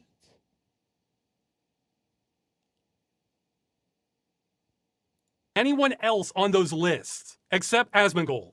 And the only video Asmongold had on this bigger than Thor's was about Thor's video. So for all practical purposes, Thor here has been the #1 voice on the campaign, and he's been lying about what it is. That's a bit loaded, though. In this case, I'm using the second definition of lie. I have no evidence it's... To create false or misleading impression. Statistics sometimes lie. Because you mislead it. The mirror never lies. Oh, because you don't... It's the intent part. Yeah. First. This video came out right as we were building momentum. Then except for one boost in Germany, the signatures started drying up like clockwork. This put me in kind of a no-win scenario, too. Because if I ignored it, then a lot of people are going to get misinformed about the campaign. But if I did a response video, which is not something I wanted to do anyway, then it might look like drama farming, which could understandably turn off a lot of people from the campaign. Also true. But if you released a video, like, literally right after all of the...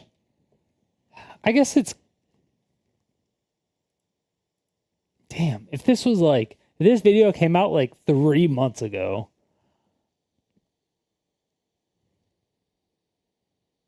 Like, after the WoW stuff calmed down, and then after the Ocular stuff calmed down, and then after the Maldavius fig tree stuff calmed down, if you released it like right then, it would have just been like pile after pile after pile after pile after pile. And it would have been like a beautiful string of like PirateSoftware is a dick example 1, PirateSoftware is a dick example 2, PirateSoftware is a dick example 3, PirateSoftware is a dick example 4, PirateSoftware is a dick example 5. Because it's not about that at all. So I quickly made this video trying to clear up all misconceptions and concerns about the initiative with timestamps for everyone's questions, hoping the truth would eventually come out. Oh, nice. I can see now that was a... But there's no way that was going to happen. Mistake. Yeah. I should have just embraced the drama. To this day, I'm still getting frequent comments and emails about the same falsehoods about the campaign that originated in this video. Yeah, that's because Thor's community will always deep throat him. Well, now I have nothing to lose. If we don't get the signatures, then none of this matters anyway. So if this campaign is failing because of me not talking about this, then I'll at least correct history here on the way down. I'll get this over with and go over what I think are the biggest points of PirateSoftware's videos. I'm not going to go over everything because collectively Thor has made hours of video on both me and the movement. I'd be here forever. Believe me, I could address smaller things too, and kind of already have. All right. Dude, that's it. Almost, that's like exactly what I was doing with the fucking mango thing. I was doing one stream on Ludwig's video to cover Mango shit. I got 50 minutes through the one main live stream, and I didn't look at any of the other streams yet. And I was like, that probably took me 4 or 5 hours at least. And I was like, yeah, never mind. Let's start. Okay, point number 1. Ford does not understand what Stop Killing Games is. Here it is in his words. So for those who don't understand, the Stop Killing Games initiatives is basically, we don't want single-player games. No. To have DRM that the developers can turn off. Want initiatives is basically, we don't want single-player games. No. No. To have DRM that the developers can turn off and thus render the single-player games inactive anymore. This is what they want to change. They need to be specific that they're talking about single-player games that do not need a server to support them. No. And as much as they want... Is that what they're talking about? it to be about specifically games where it is a single-player game that has always online functionality, it would impact every live service game that exists, instead of just targeting single-player, always online games. No, that's not what it is. Stop Killing Games includes single-player games, but nothing about it is specific to them. He completely made that up, and I have no idea where he got that impression. This is what I mean. It's harder for gamers to understand this because they come with so many assumptions. It's like that saying about doctors being the worst patients. So let's clear this up. It's the first line on the website. Stop Killing Games as a consumer movement started to challenge the legality of publishers destroying video games they have sold to customers.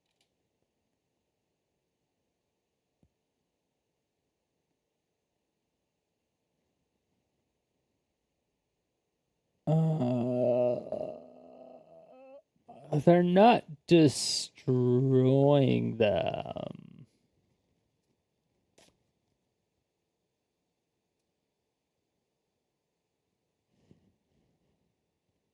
But the movement includes all this stuff from earlier, and he was mostly talking about the initiative. Well, the short version is the initiative is about requiring publishers to have end-of-life plans for games they've sold to customers in the future. So when they shut them down, customers can continue running them without their support. The long version...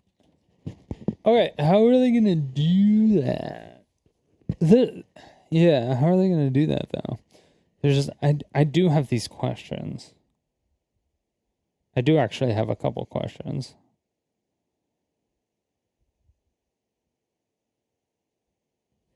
Okay. Let me actually write down a few questions then. I guess I'll write questions down. Maybe I'll reach out. Depends on your first. But the movement includes all this legality of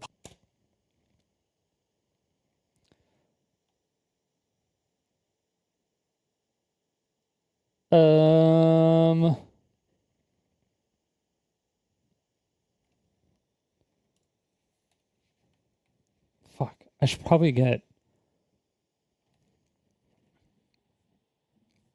know all the information before I start asking questions. Making statements. Assuming. Asking all them questions. Why are you asking all them questions? Why are you asking all them questions? Making statements. Assuming.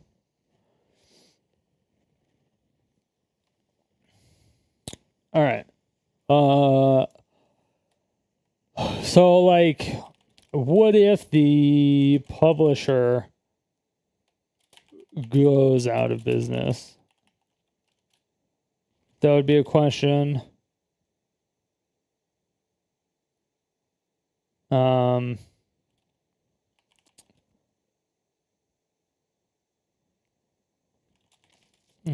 if the game company is also the publisher? Because a lot of game companies are doing that now too.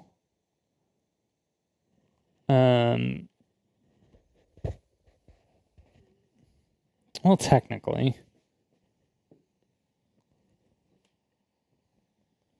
I don't know. Steam isn't classified as a publisher, is it? Is it? Maybe, I don't think so. Is Steam a publisher? I mean, yeah, I'm like, I'm like, kind of, but not really. Yeah, it's like a digital distribution, but it's not really like a publisher. I didn't think. Yeah, more of a distributor, but publishers typically handle funding, marketing, localization, and other aspects.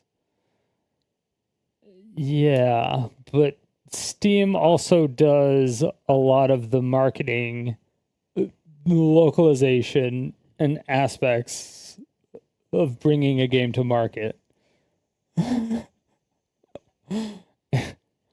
But I assume Steam kind of works with the the most of it is like advertise automatic. The majority of it's automatic.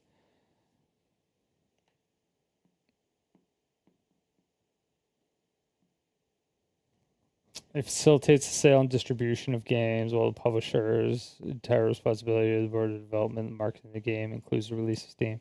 Well, because they used to have that red light thing, right? Or the green light, where you would put your game as like a demo or whatever on the site, and people would download it, play it, and then it would have to get greenlit or something, and then it would be allowed to be sold on Steam or something like that. Whatever the fuck happened to that? Did they get rid of that?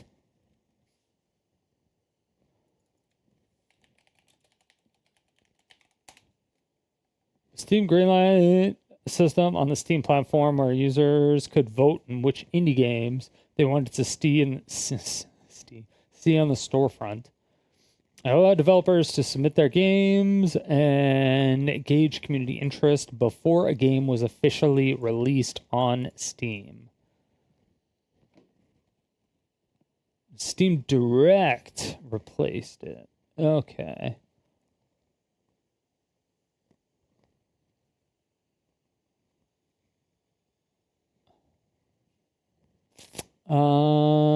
Steam Direct is a platform within the Steam service.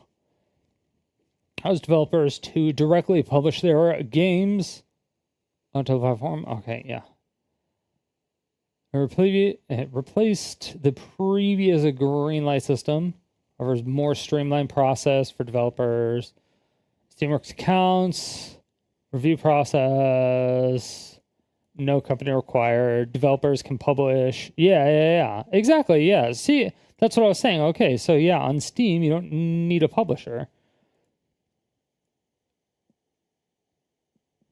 Okay, that's what I thought.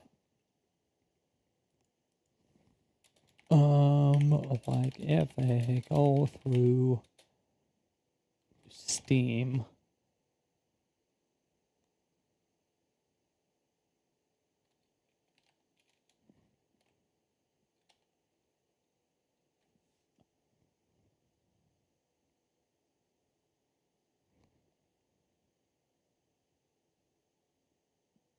So like if they go through Steam's,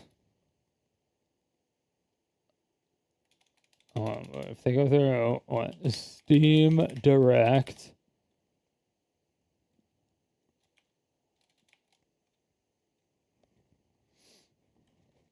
and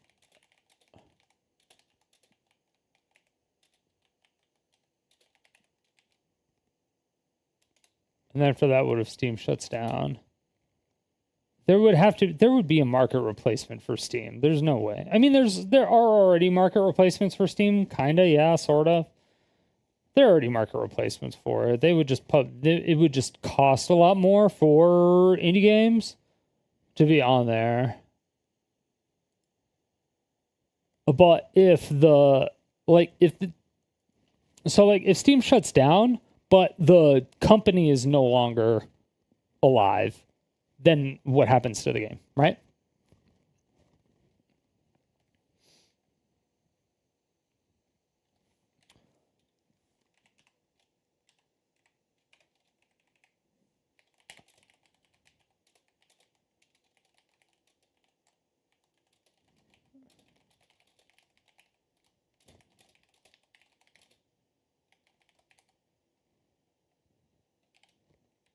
Are they just going to release everything?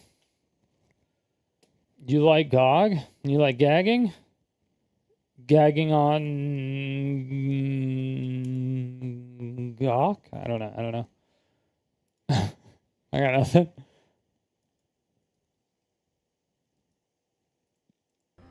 End user license agreements are legally binding.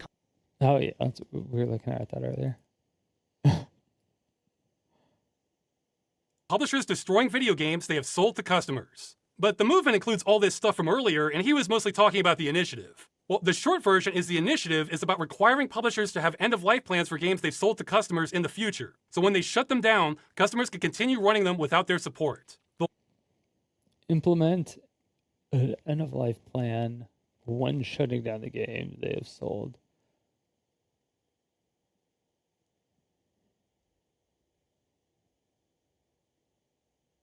Huh.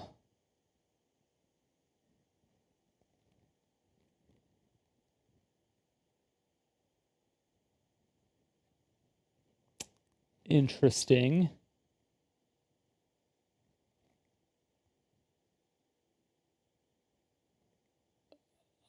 Okay.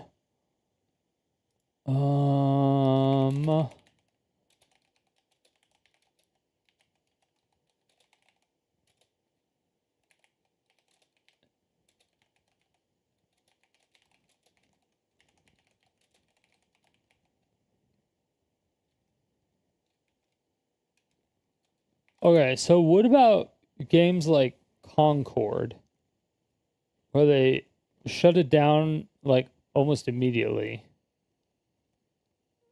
and then they like refunded everybody?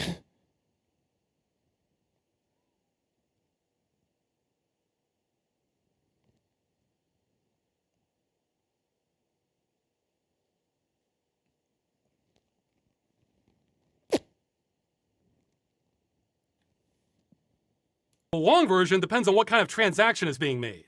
As you can see, it's not easy to explain in a soundbite. Okay, stop destroying video games. The longer explanation. Okay. Jesus Christ. Games sold as a one-time purchase with no stated expiration date that do not require connection to the publisher or affiliated parties in order to function at the time of shutdown. No impact. These games would already meet the requirements of the initiative.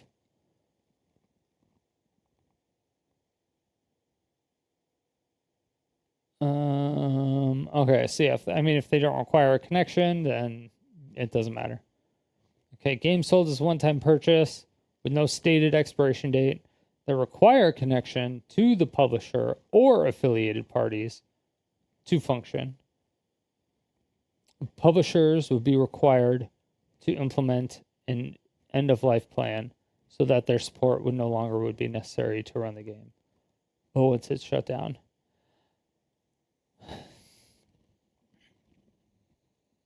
Isn't this kind of already built into Steam?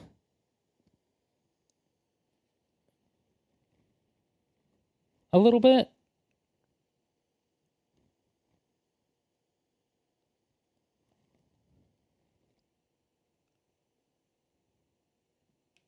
Or am I crazy?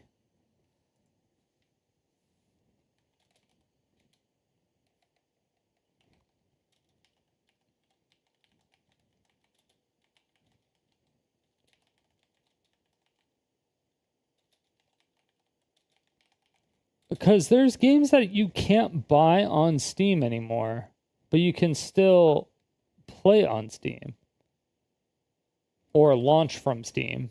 I don't know if you can download them from Steam. That's a good question. What's an obscure old game that I have? I know there was some when I was organizing this the other day.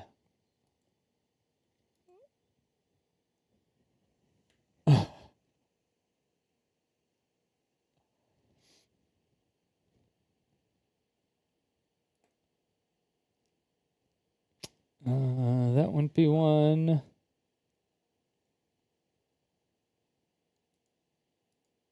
I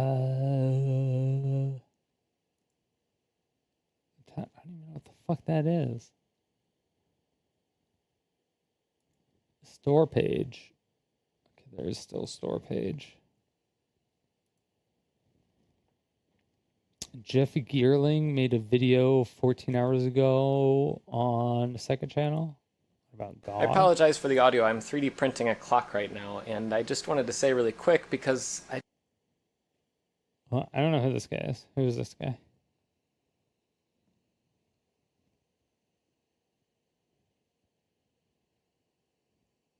Do I care about this guy?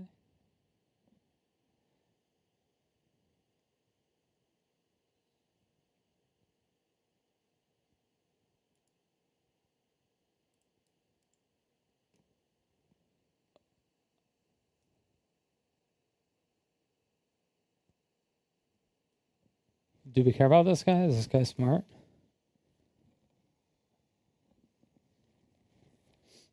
He's using like all Apple stuff, so I'm assuming no. He is smart? Oh, okay. just found out about this Stop Killing Games initiative in the EU.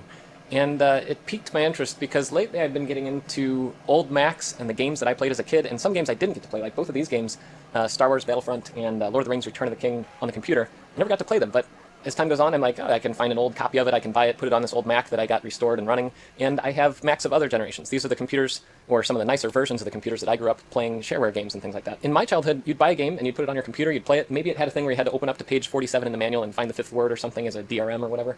Or some of them required you to put in the CD of the game and had, you know, silly copy systems like that. For me, I didn't care. I liked buying games because it's good to support people who make these things. I liked paying for updates to games or revisions or remasters or whatever. That's great, but when I do that, I want the game. Like, I want to be able to play it. I want to be able to play it with my kids someday. I want to have my kids be able to play it if they want to with their kids. My dad and I are restoring an Apple II. This is from 1979. This computer has a bunch of games on cassette tapes that he learned computing with, that he and his brother put into the computer and played them. And I can just take those things and play them today. There's no problem with that. Christ. It's, I think, you know, live service and these games that are online only, that's a different thing altogether. But a lot of games can play that way, but you could have a server that you run, and a lot of people actually reverse engineer these things so that they can run these things after the company goes under or they sunset the game. There's examples of that out there. You can put some in the comments. And they're better. But the thing is that they change things. I think that's the worry. Is that too many changes could be done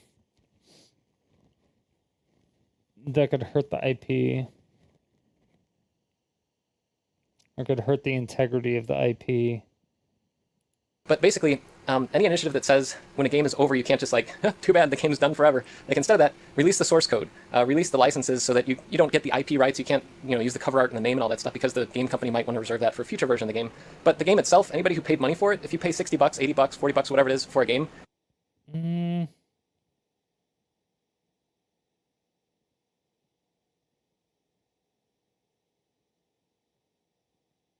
So if you release the source... Okay, so if you release the source code of the game, you can obviously fix all the net code because it's going to be fucked. So you make it to where people can actually connect to the server whenever there's an update. The problem is, what are the updates going to be? Because now you run into the actual copyright of what he just brought up. You should be able to win the game, but you don't get the IP rights. You can't, you know. You don't get the IP rights. Therefore, you can't make Mario like jacking off Luigi. Because that would be against Nintendo's EULA. You're not allowed to put them in sexual scenarios. But you didn't necessarily sign that EULA. And they can't enforce that EULA.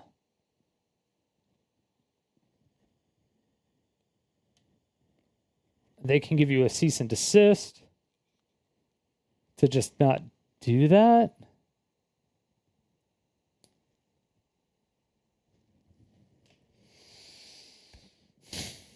which is more legal work.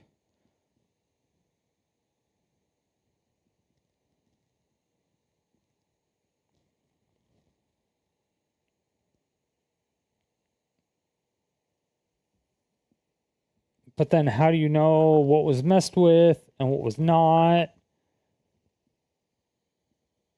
Nintendo owns adult movie, a parody of Mario. That's hilarious. I didn't know about that.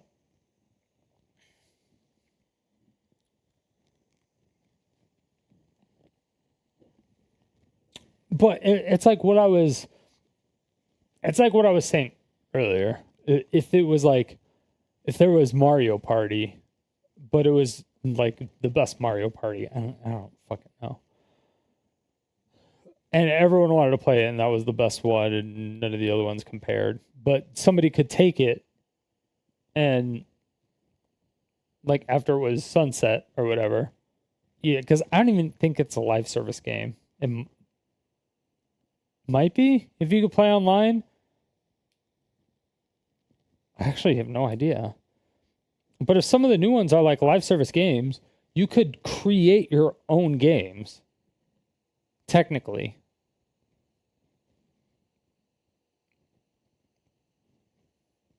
Like you could. Because if you have access to the source code, you could just create your own games. You could fix glitches, obviously. And do all that stuff. I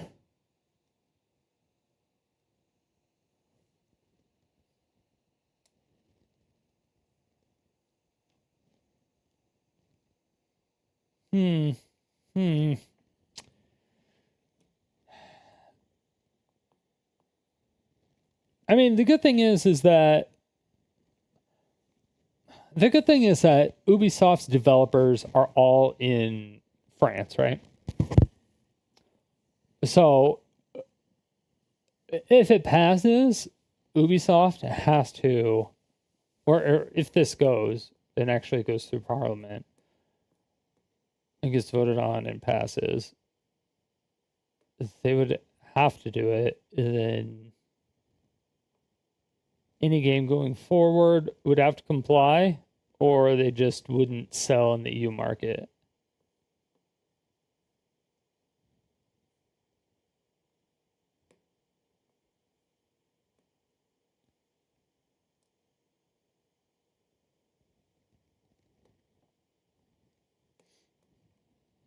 Pretendo is a free and open source replacement for Nintendo servers for both the 3DS and the Wii U, allowing online connectivity for all, even after the original servers are discontinued. Don't know when Nintendo shut down. Is it official?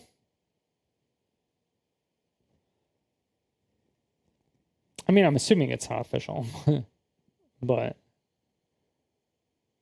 that doesn't matter because that's just a server that's being hosted. That doesn't have anything to do with the game. The servers that's not in discussion. Like them hosting a game indefinitely was never. This isn't stop killing servers. It's stop killing games. Yeah, if there's a strong enough fan base, they'll make servers and they'll maintain the servers and pay for the servers. It's just like what they did with Smash Brothers Melee.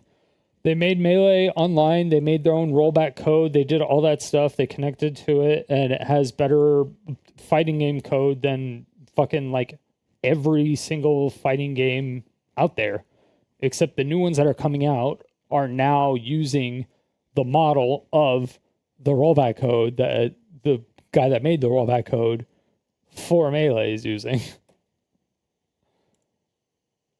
Which I don't know if that guy got like hired by somebody, but yeah.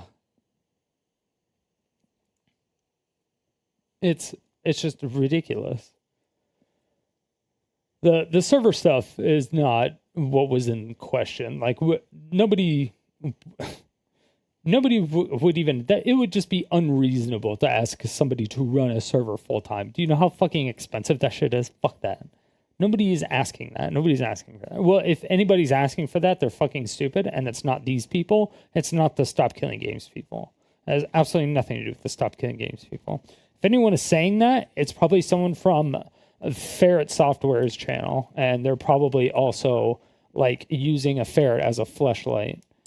So it's just fucking ridiculous. Okay. But yeah.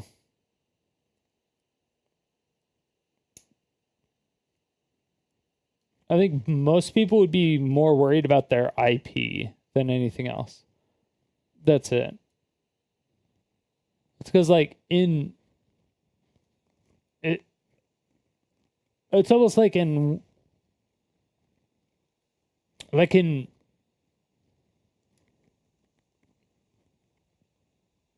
don't know how familiar you are with World of Warcraft, but it was something that I brought up a little bit earlier, but they have obviously expansion packs, and I think they used the word expansion pack instead of downloadable content, or I think they're now using downloadable content instead of expansion pack for a reason, but you are paying for downloadable content instead of paying for an expansion pack.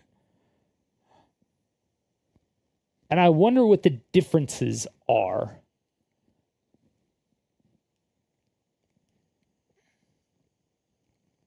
It's very interesting to me of why that changed.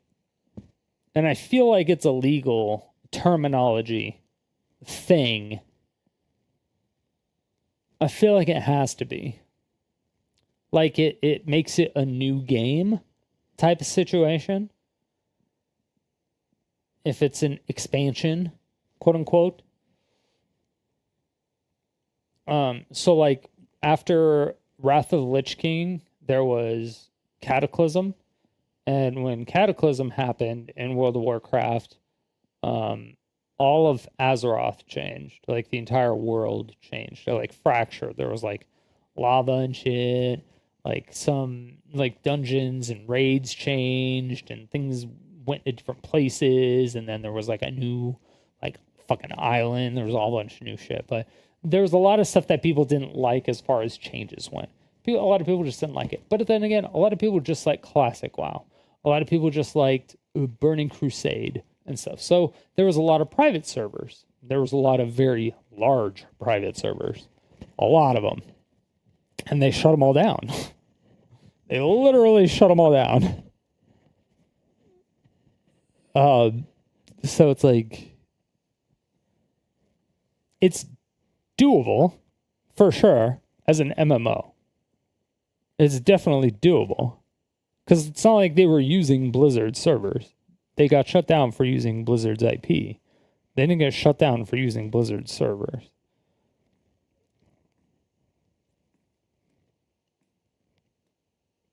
But they also did updates and changes and stuff like that. Werewolf started running all around Alliance cities. Yeah. I'm not sure if they added like pandas and stuff to classic WoW and monks. That would kind of be interesting. If they added the new like classes and races and all that stuff. Like just that, like Death Knights and all that, but added it to classic WoW. That would be really interesting. Made like set pieces for it, did some weird things. I don't know. It would be weird. And they could make their own balance changes. Like it would essentially be a new game at that point. But they're still using Blizzard's IP. They're still using the Warcraft IP. So even if they shut down World of Warcraft, like they're not doing World of Warcraft anymore, they still have like Warcraft 3, which is still going on. And Warcraft 3 still has all the Warcraft IP. So if they started doing some crazy shit with the private servers, but that was the only place where you could play World of Warcraft. So there was like a fuck ton of people there. And if you could like pay for free, but it was just like donations if you could to help keep the servers up, then it's one of those situations where it's like, what are you going to do at that point? It's like Blizzard still owns the IP. They still use the IP. And then you're kind of fucking with their IP that they're also still using. But I don't know. I don't know how muddy that territory gets.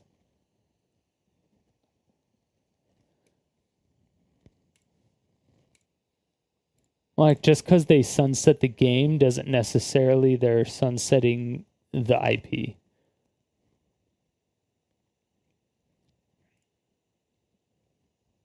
And just because you want to play it as a single-player game, does it mean people can't make it into a multiplayer game?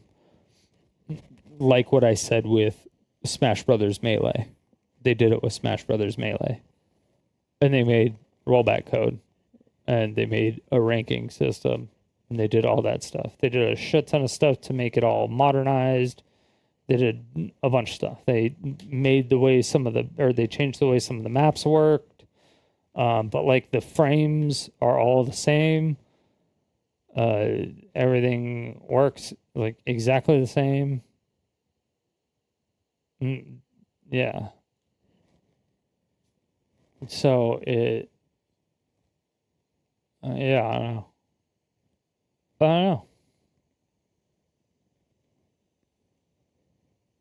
don't know. I don't know how they would come at that. Use the cover art and the name and all that stuff because the game company might want to reserve that for a future version of the game. But the game itself, anybody who paid money for it, if you pay $60, $80, $40, whatever it is for a game, you should be able to play that game. That just makes sense to me. And it doesn't mean that you have to support everything in that game forever, and you don't have to run the servers online forever. Just let the community do it because... Okay, then it comes down to expansion packs.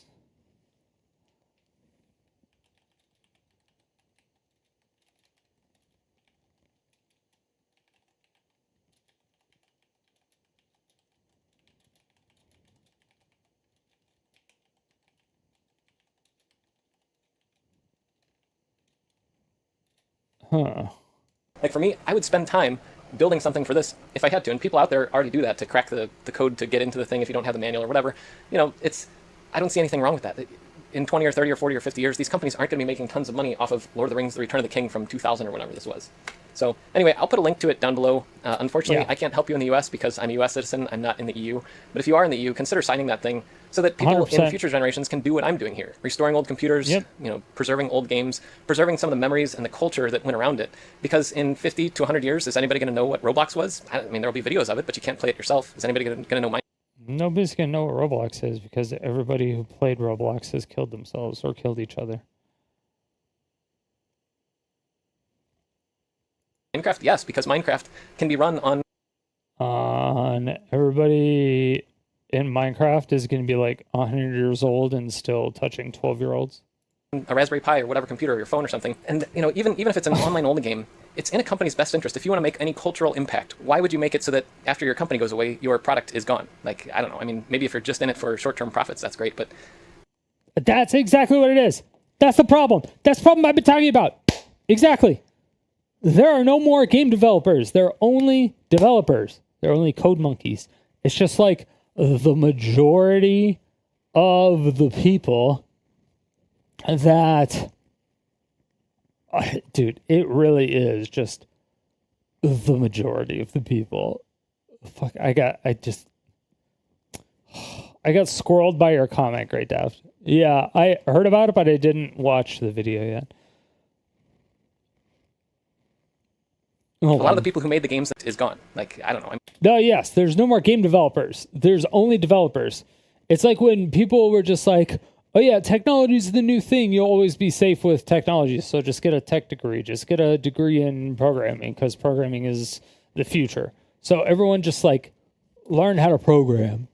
But really, they don't know how to program. They don't know the concepts. They don't know what they should or shouldn't be doing. They don't know blah blah blah. They don't fucking know anything. They just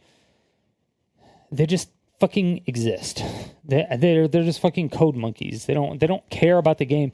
The amount of game developers, the people who have developed video games, I would say that 50% of the developers, not the people that work at the company. Okay? I'm excluding those people because like the HR department or marketing, they may not be gamers, right? Or sales, like they just may not be gamers, right? And usually salespeople are older, especially if they're talking with older people, because they can relate together more. You know, they're doing, they're still doing, cocaine all the time and all that stuff. So, yeah, it's like if you want to be talking with these older CEOs, you have to be like 65-ish. You have to be like 55 to 65-ish, and you have to be doing coke and have extra. That's basically it. I mean, maybe if you're just in it for short-term profits, that's great, but a lot of the people who made the games that I grew up playing wanted to change the world, do fun things, do better things. I say, let's support the companies that do that kind of thing. Support people preserving old stuff, the Internet Archive initiatives to archive old software. My arm is getting really tired, but anyway, go check out that link if you're in the EU and sign the petition. I don't think it's going to happen necessarily, but, might as well try.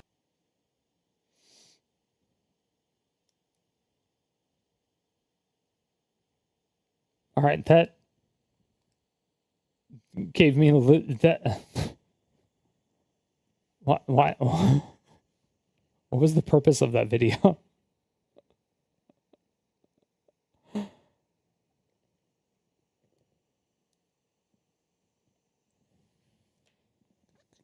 It was like him jacking off about his past and how he wants everyone else to jack off over their past too.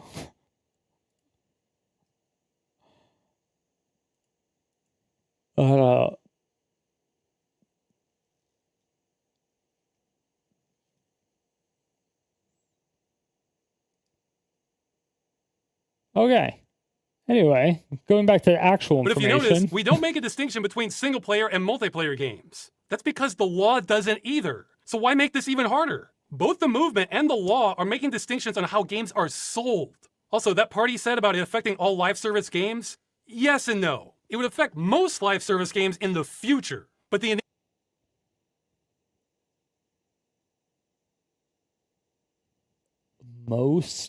initiative is not distinctions on how games are sold. Both the movement and the law.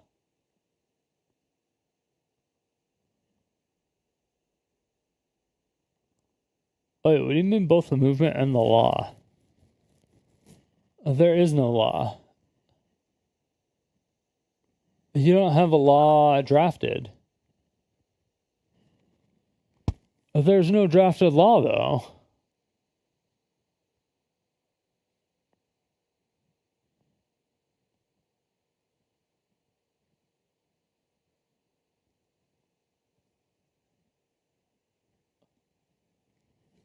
Maybe shit's different in the EU. Sold. Also, that part he said about it affecting all live service games? Yes and no. It would affect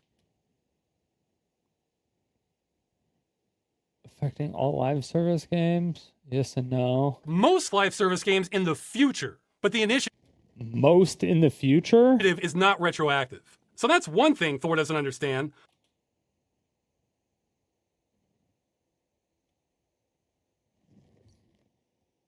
Wait, why just most?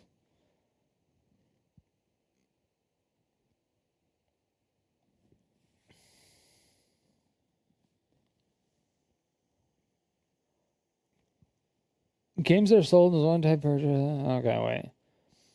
Games that are completely free, no impact since no commerce is involved, plus requirements. But games that are completely free definitely have an impact because they are ran on servers. But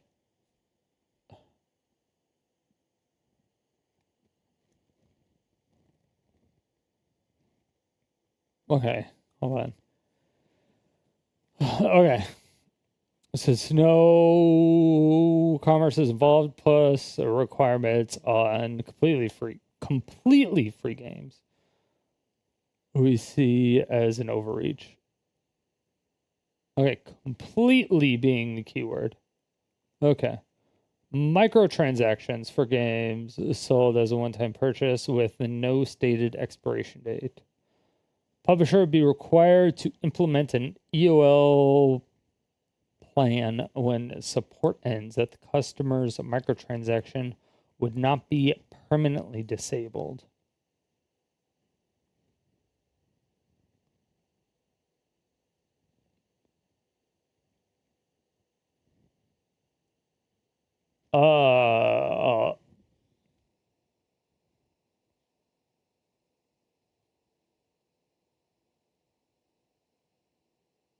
So they would have to structure their database. They would have to structure their databases in specific ways to do that.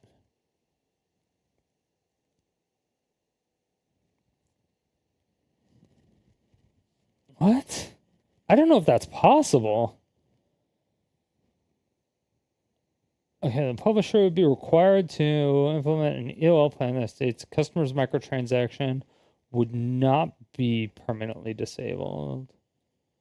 This would necessitate having the game it was sold for in a functioning state, even if the customer might not be entitled to the game directly.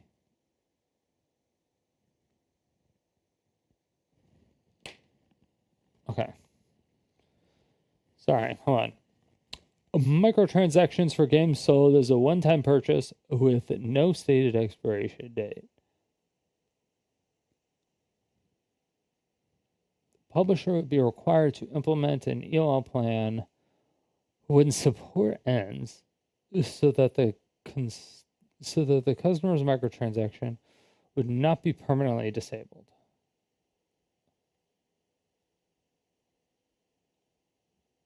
Okay. Yeah, so like custom skins and shit like that, obviously. Just microtransactions. Or if they bought a bunch of like Gamba stuff, if it was like a Gamba game. This would necessitate having the game it was sold for in a functioning state, even if the customer might not be entitled to the game directly.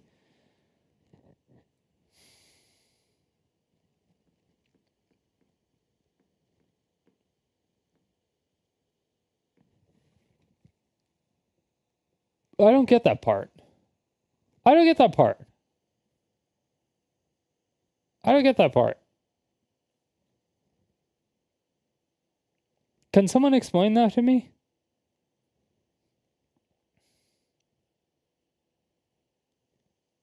I mean, obviously, it is already explaining it. Can you explain it to me like I'm a fucking 8-year-old?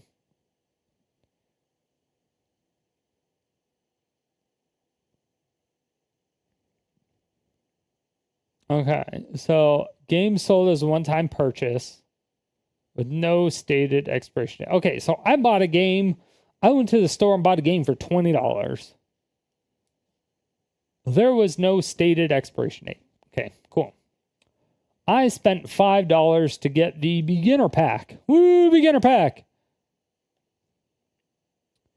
The publisher would be required to implement an end-of-life plan when the support ends so that the customer's microtransaction would not be permanently disabled. This would necessitate having the game it was sold for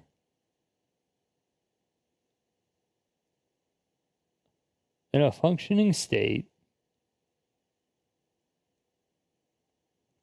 even if the customer might not be entitled to the game directly.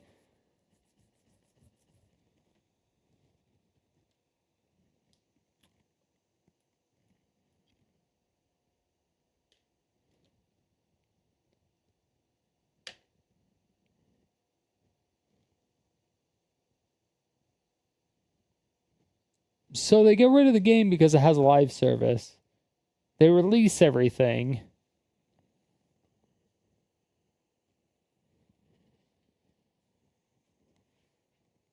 They release source code. They do all that stuff. New people get a hold of it, make like a private server or whatever. What is their incentive to keep the microtransactions? Because if the publisher or the developer, I mean, is just like releasing it, they're not like, unless they add a clause to it somehow. But again, if the developer goes out of business and the developer just went straight through that Steam program, like, what the fuck are you gonna do? Like, what are you gonna do? Sue Steam? Like, like what the fuck?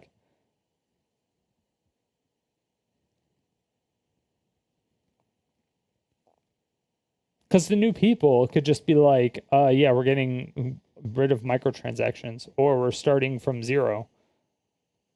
So all the gamba you did, it's gone.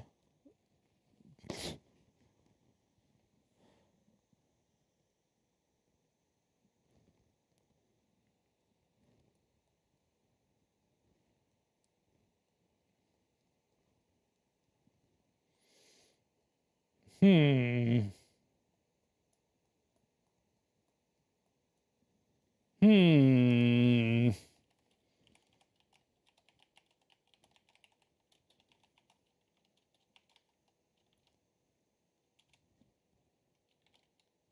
All right.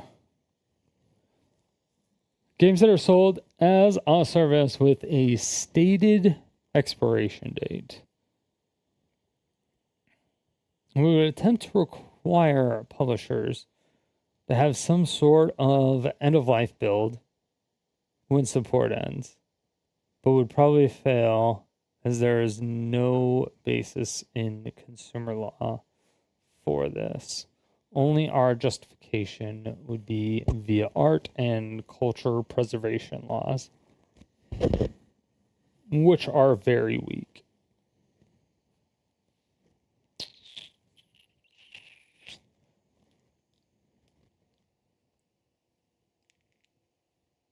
Are they? Well, yeah, I guess so.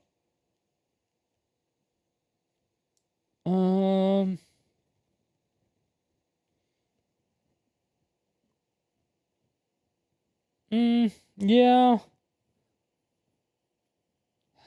The problem is, it's like, if you had like a museum for the stuff, you could have make copies, and then you would have a shop in the museum, because every museum has a shop. And if you wanted a game, they could burn it to a CD or something. I don't know. Or like, you'd buy a flash drive from them and they would put it on a flash drive for you.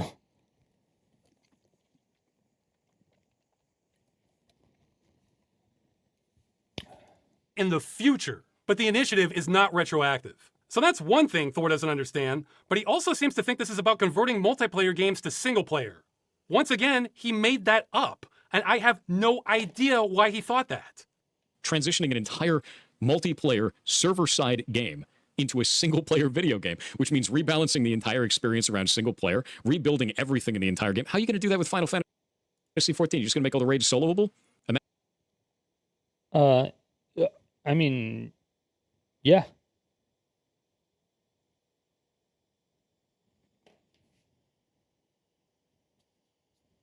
Yeah.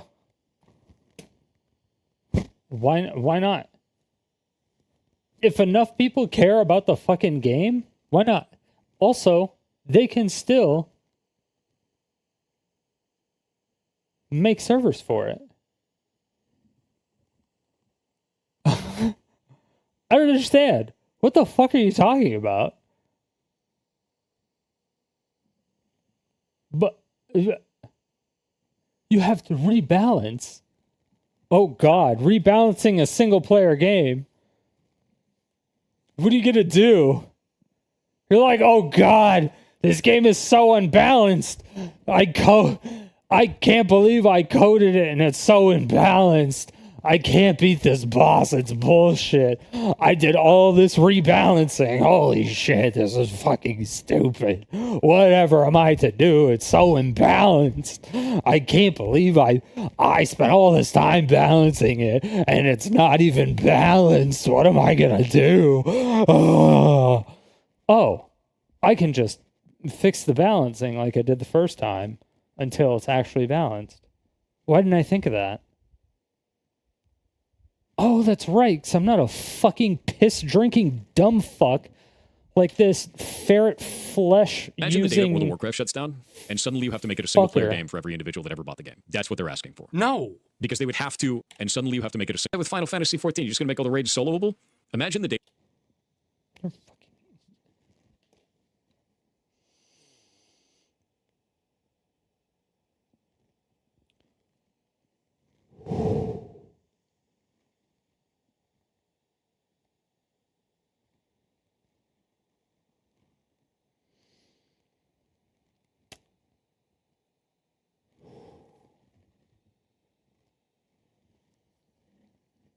Every time I listen to this smug fuck,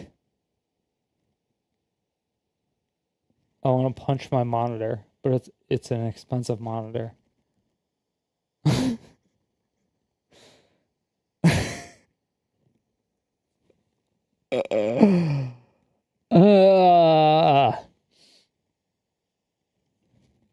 that World of Warcraft shuts down, and suddenly you have to make it a single-player game for every individual that ever bought the game. That's what they're asking for. No. Because they would have to sunset live service games as a single-player experience. The idea that not the day that World of Warcraft shuts down everything in the entire game, how are you going to do that with Final Fantasy XIV? You're just going to make all the raids soloable?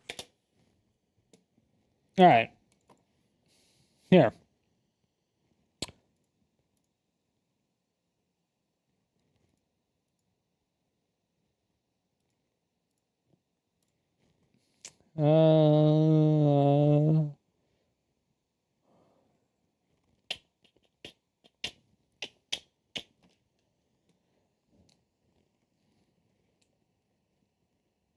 I'm answering his question.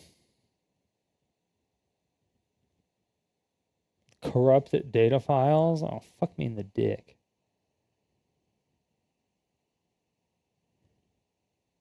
What is that?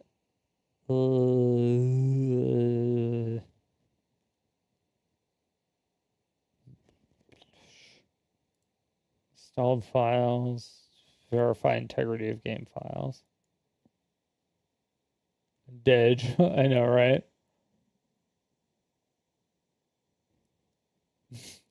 It's a live service game. Monka S. 0 files. Failed to validate.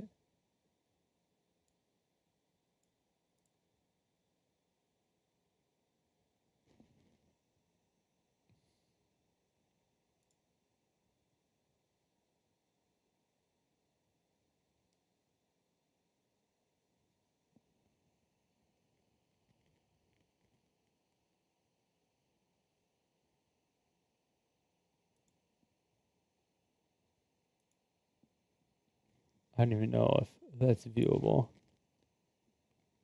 Okay, it is. I haven't played this game in a minute, so I don't even remember if I know how to play.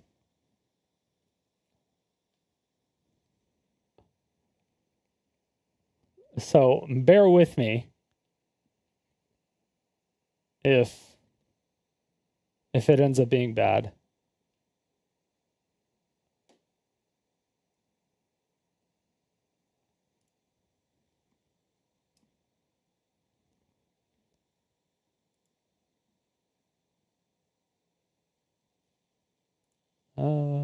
Studio mode.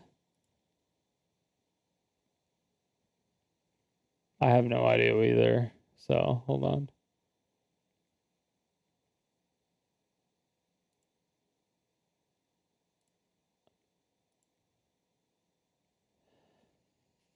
Where are my... There's the audio sources.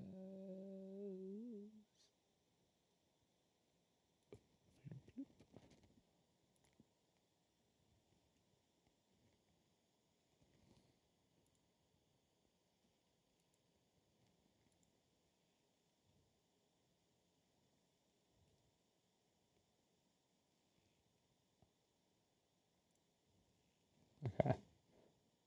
It doesn't show up. So... audio.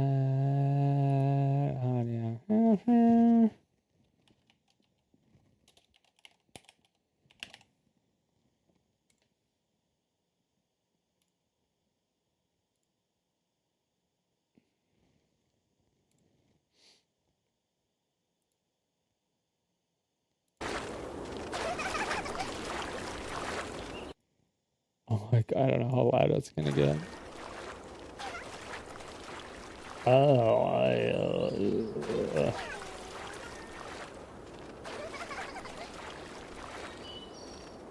graphic settings. The highest.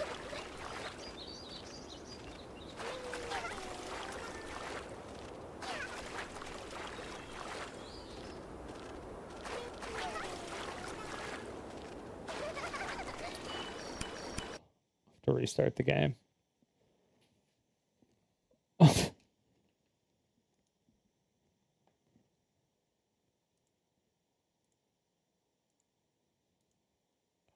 Did they add another new character? Like, what the fuck? I can't believe they still update this game. This is crazy.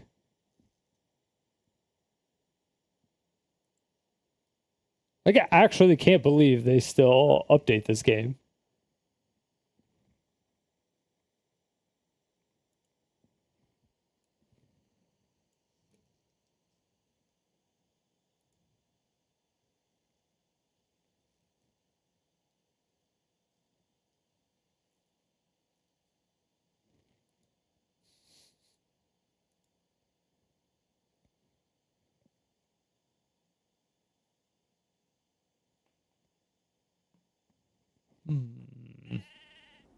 When was this game released? I have no idea.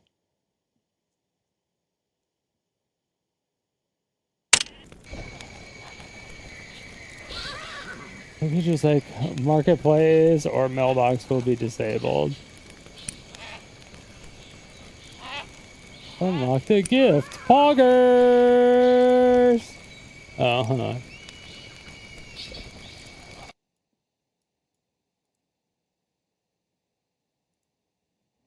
I gotta...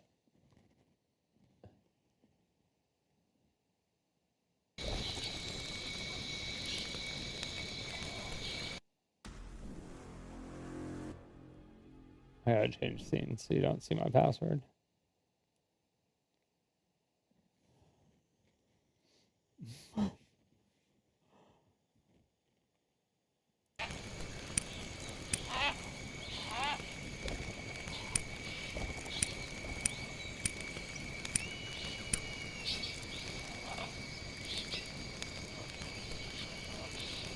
Okay. All right.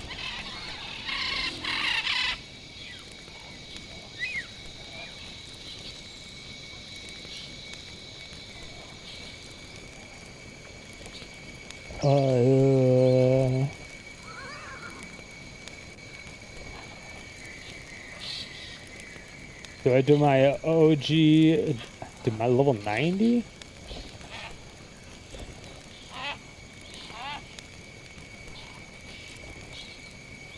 What the fuck did I do?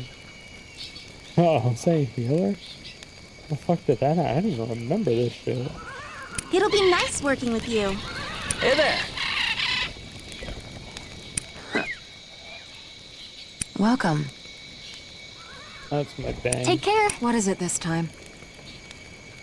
What is it this time? Hi there. Hey there.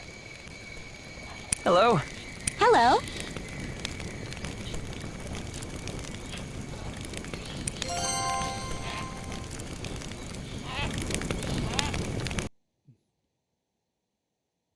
It is kind of fucking loud. Sorry, let me turn it down a little bit. I'm just trying to prove a point about what are you gonna do? Make the raid bosses soloable? I'm trying to make a point that yes, that is exactly what you're gonna do.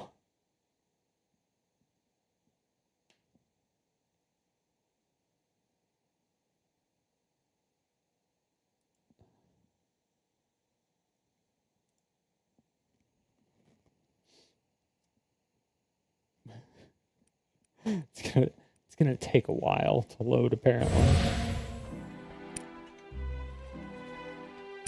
Ooh, claiming rewards. Ooh, rewards.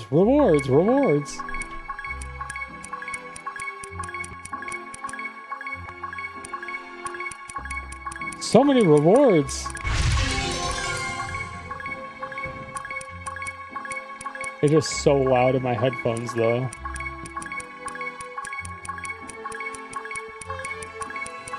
They changed this a lot.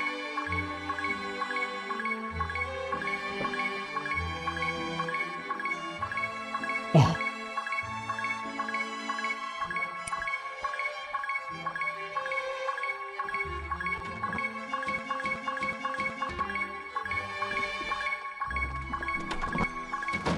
Whoa, there's no load screen now?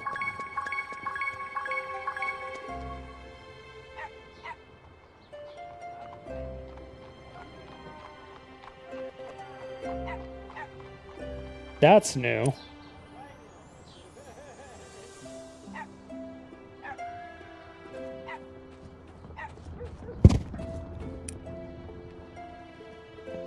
Okay. I feel like there's a lot of new shit. Whatever. Oh, I won't worry about that.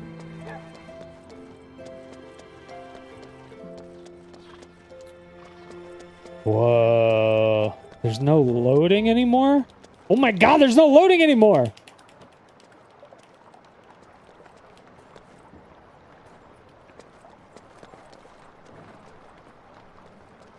Holy shit.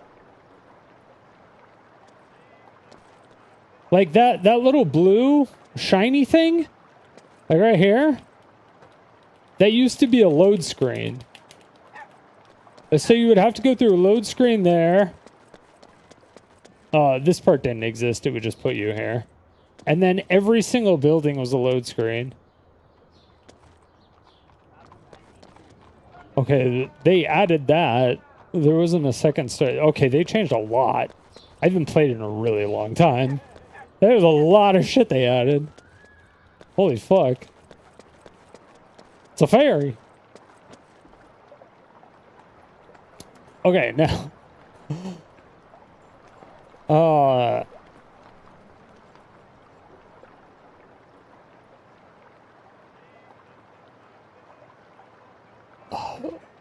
Was it this one? I don't even remember.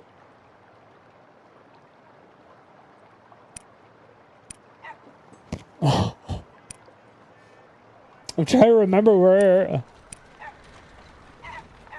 What the fuck? There's so many new areas. Oh, they upped the level cap too. Ooh. Ah.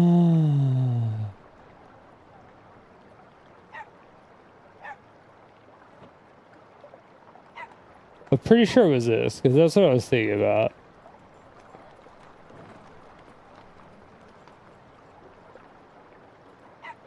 Ah, yeah.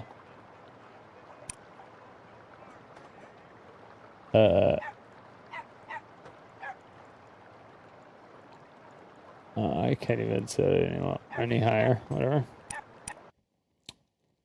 Doesn't matter.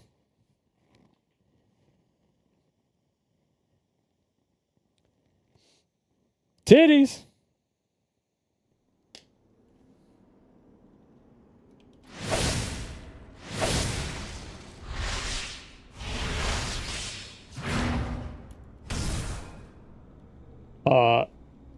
Yeah.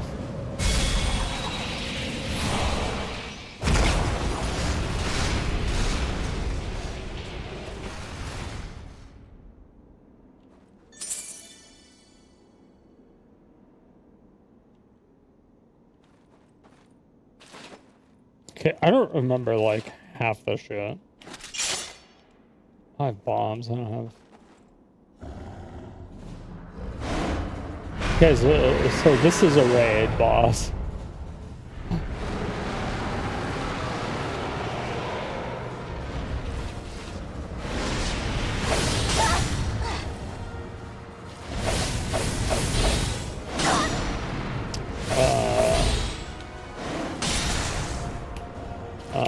Where's my dodge? Hello?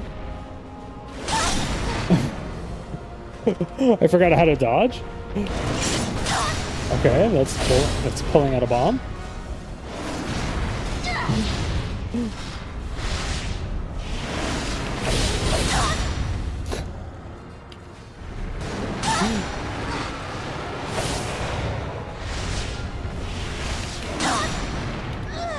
I swear to God, I had to teleport.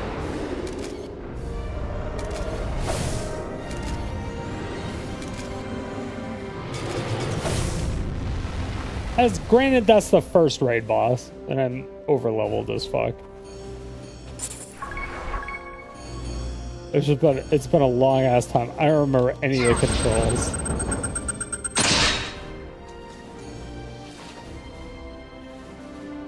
Ooh, mining. Did I miss it?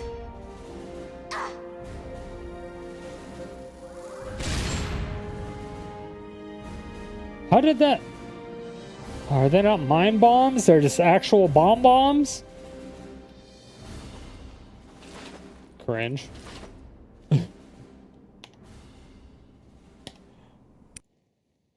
But yes. There are... If I remember the moves, I could show you. A lot more. Although going in here...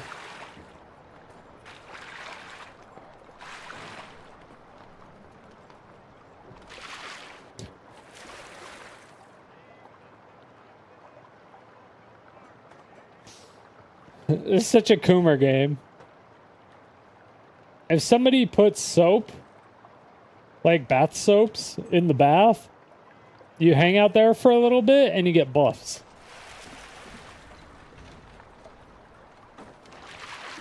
But you have to take your clothes off before you go in the bath.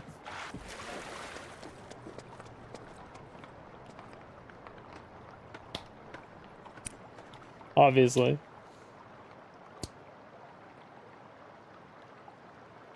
Obviously. But yes.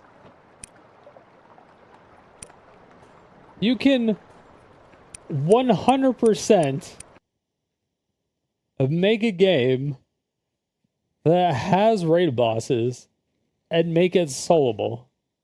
Soloable. Soloable.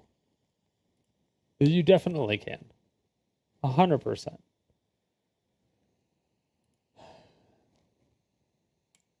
Imagine the day that World of Warcraft shuts down, and suddenly you have to make it a single-player game for every individual that ever bought the game. That's what they're asking for. No. Because they would have to... So?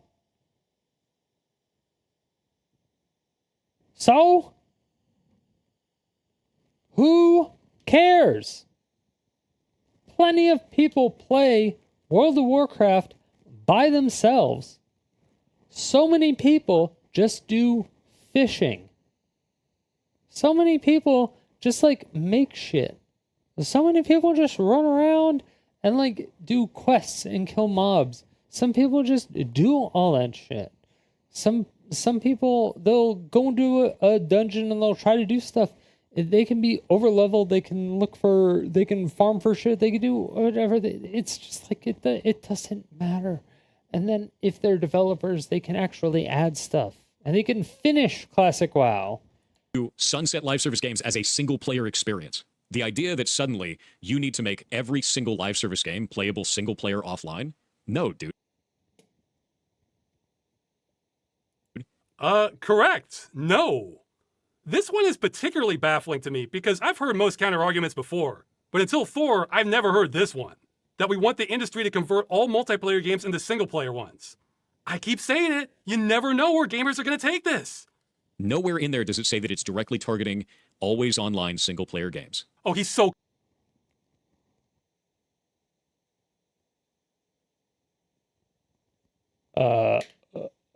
What's the rest of the context of that clip? It looks like he was reading that from chat. Close. He's so close to getting it. It is vague, and because...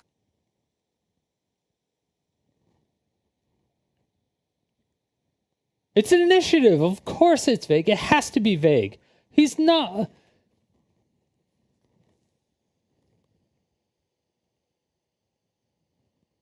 Oh my god.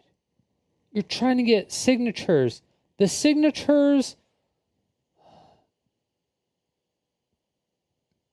PirateSoftware, how can you be so much...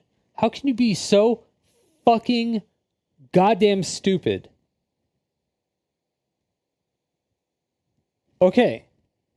So. There is a problem.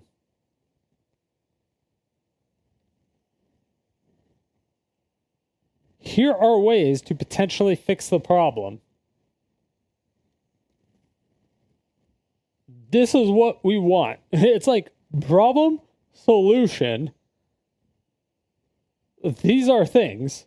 We don't want it to be retroactive because that's unreasonable. But for future, it would be fantastic because of these reasons.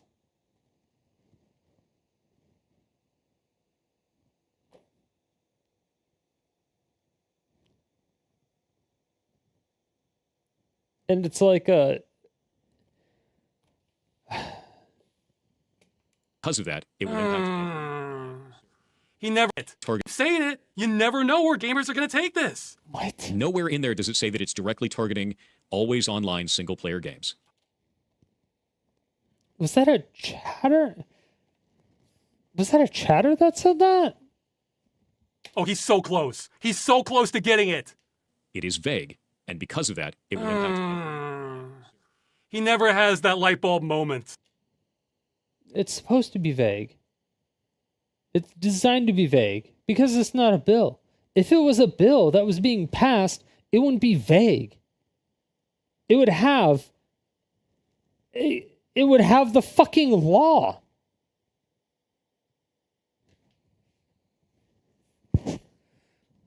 Oh my god.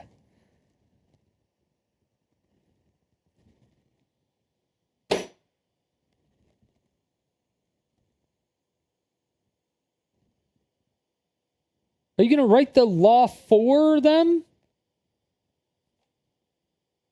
Wait, that would... If you were 100% specific in everything that you wanted, you were like, okay, this is the problem. I need you to do this, with clause, this.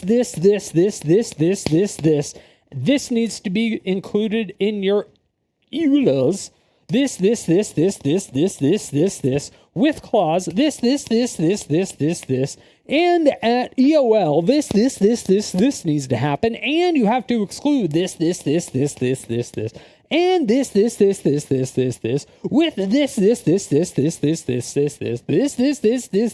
this, because currently, right now, we have an issue to where it shows that this,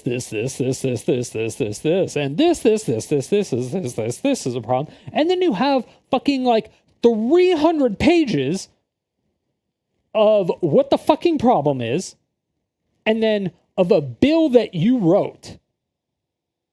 So you have stuff that literally not a single fucking person is going to read.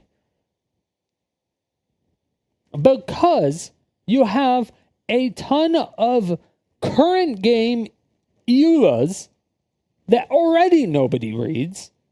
And then you have your proposed EULA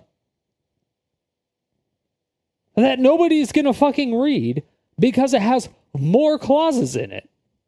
A lot more clauses in it. It has to be there. Plus, it'll get shut down immediately because once the politicians go to these game companies and are like, hey, here's the new bill, the company's going to be like, what the fuck? This doesn't make any sense. Or what the fuck? It gives them zero breathing room. It gives zero negotiation tactic. There's nothing. There's nothing there. There's no breathing room. There's no the gaming companies and the gamers should be working together on this. This needs to be a harmony thing. This isn't like I'm attacking you because you're a cunt and then blah blah blah. And it's just like,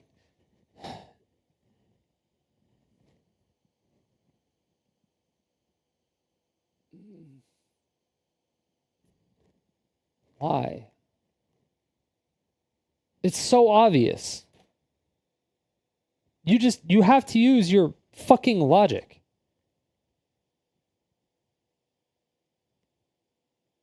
Like, I don't care if it's like the fucking rapper or what you think you have in your head.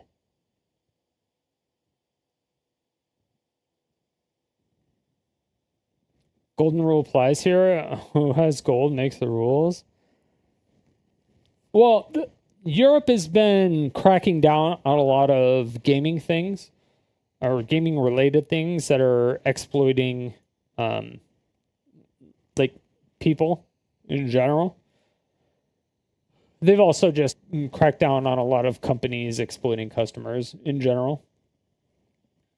So it's nice to have it attempted in Europe. But whatever the fuck he's saying is just retarded. I don't understand. It's like he has as many brain cells as he does DEF CON badges. Well, he is correct in that statement. It's almost as if that's not what the initiative is asking for. But those were his streams with a smaller audience. What does he say in his big YouTube video with over 1 million views that he had time to research? If we're trying to kill off the practice of developers putting together a live service game, pitching it as a single player experience, and then taking he has videos of it. Away support in the future. Thor, lol, I don't like him. Yeah, say you don't like Thor without saying you don't like. I know. I was like, I'm gonna put my biases aside, and I can't. I'm trying to.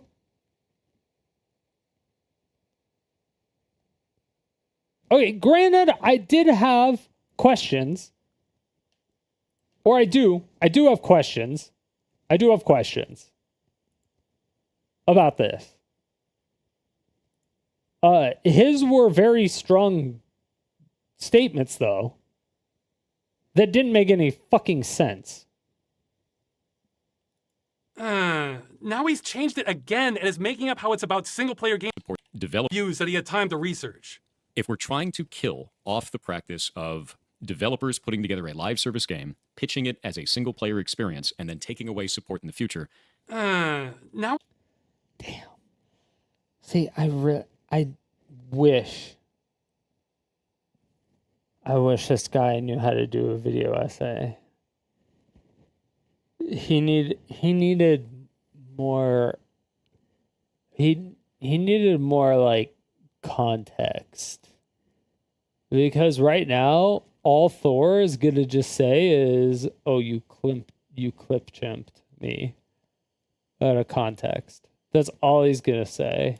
He's changed it again and is making up how it's about single-player games are advertised. What is he doing? It needs to I don't even know what he's saying. Of over 1 million views that he had time to research. If we're trying to kill off the practice of developers putting together a live service game, pitching it as a single player experience, and then taking away support in the future. Taking away support in the future. I mean, yeah, because yeah. I mean, Yeah. Yeah, it's not going to be supported. So that's why we're asking for what we're asking for.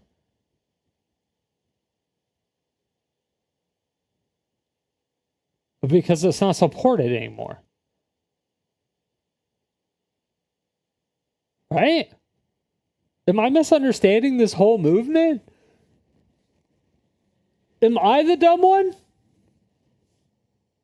Maybe I'm dumb. Now he's changed it again and is making up how it's about single-player games are advertised. What is he doing? It needs to be specific about the business practice it's trying to defeat, which is specifically companies that are doing this under the guise of it being a single-player game, but adding online-only functionality that is not necessary and doesn't add any gameplay elements. That's the problem. No, that's not it at all. And there are some people that'll say, well, just make it all single-player. Like well, you? I'll explain that doesn't make any sense in the first place. If you're making it all single-player, you'd have to carve off all of that, Yo, and what it's up, developer Monty? time and money. These are two different ideologies, and that's okay to have two different ideologies. I just won't agree with it. But those aren't the ideologies. Oh, Advertised. What is he doing? It needs to be specific about the business practice it's trying to defeat, which is specifically companies that are doing this under the guise of it being a single-player game, but adding online-only functionality that is not necessary. And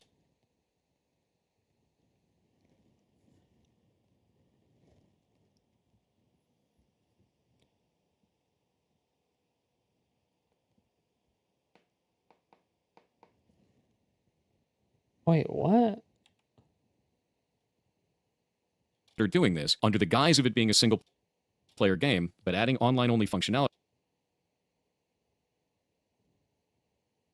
that is not necessary. Companies that are doing this to be specific about the business practice it's trying to defeat, which Needs to be specific about the business practice it's trying to defeat. So they say it's trying to defeat. which is specifically companies that are doing this under the guise of it being a under the guise single-player game, but adding online-only functionality that is not necessary.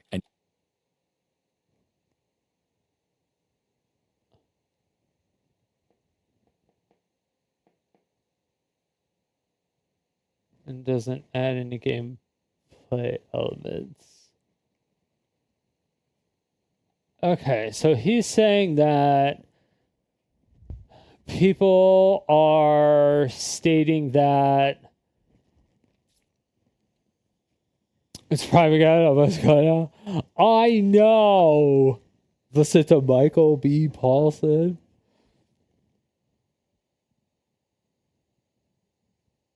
Well, they're arguing with him, kind of thing. So yeah.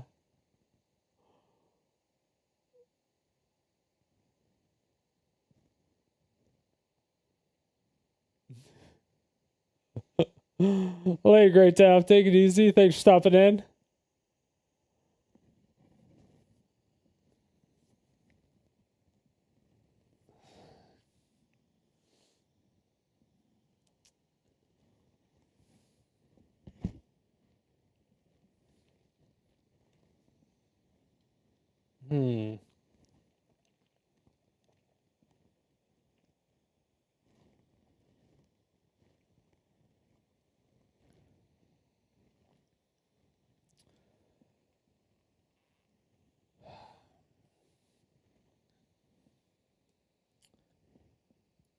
Wait, what?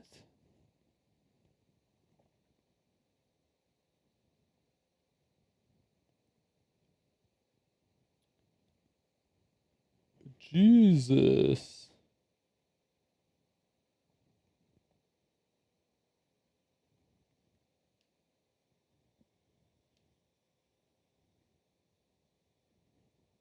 They were at like 34K like 2 days ago, and I guess they're at like 500,000 now. Yeah, if it's peer-to-peer.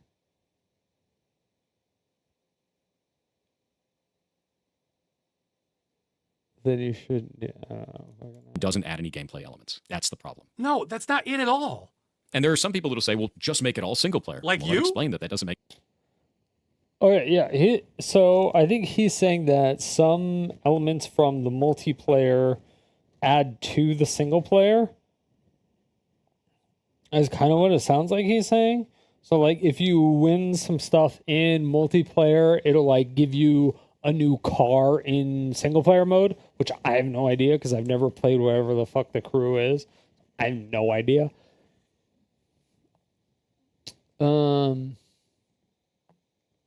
Yeah, I don't know enough about the game. I don't know anything about it. Never heard about it. Never played it. Never seen it. Played. Never heard anybody talk about it. Any of them. The trilogy. Since the trilogy didn't even make what what one game should have made. Which is also comical.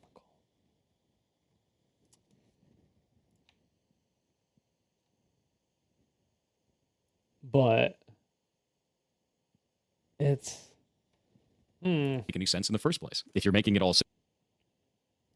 single player, you'd have to carve off all of that.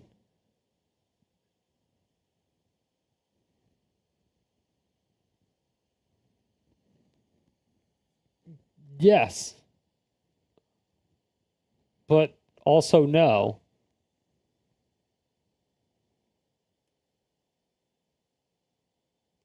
Because if you try to connect to an online server, you'll just get an error that says can't connect to the server.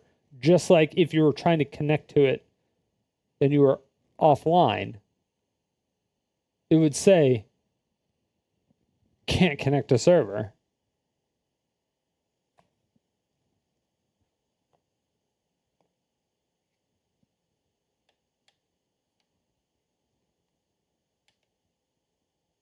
Why would you have to strip that out?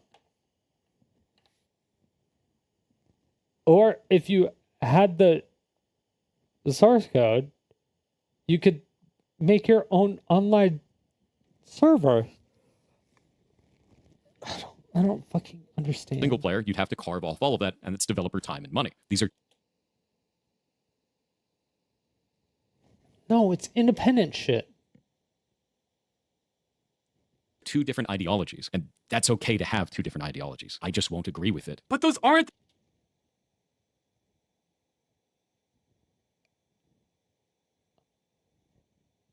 the ideologies. Nothing in the initiative is asking to convert games to single player. Nowhere in there does it say that it's directly targeting always online single player games. Yeah, so why does he keep bringing it up? This is a total red herring. If we don't like the idea of live service games as a whole, I get it. Don't play live service games then. Don't agree to those terms. No, he's getting a new thing wrong now. Wait, what? Politicians mostly don't care about video games. The law is already unclear on this practice. The initiative is aligned with other consumer policies. What? The fuck?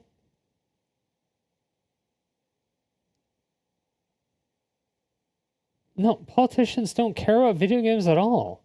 Politicians care about what the voters care about.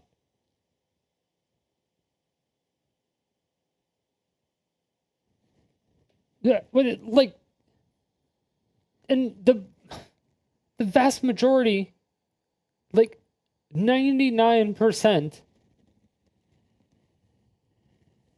of politicians don't even read the fucking proposed bills. They have assistants that read that shit because they're all like 300 fucking pages. And then they just get a big ass summary written up for them. Or they get it read out to them.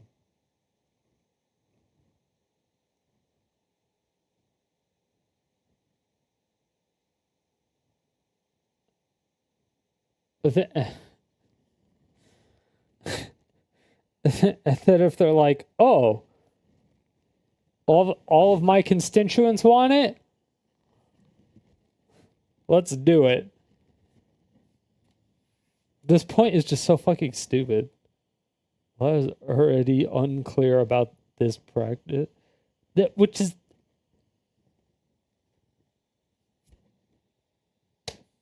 Do you know what happens when a law is unclear about something? You make it clear.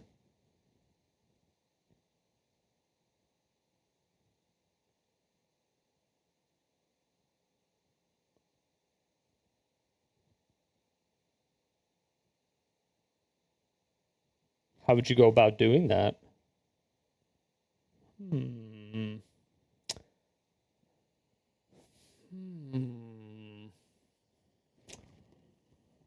I wonder. I wonder.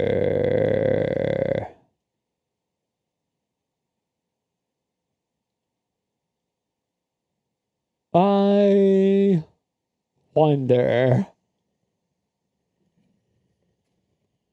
We're not against them existing. We're against them being destroyed with no recourse for the customer. Just use logic. If we didn't like them in the first place, why would we care if they're being destroyed? He says he gets it, but he doesn't.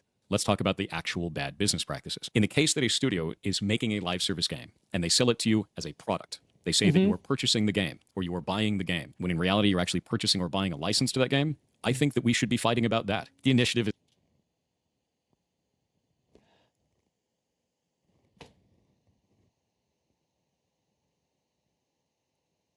Okay.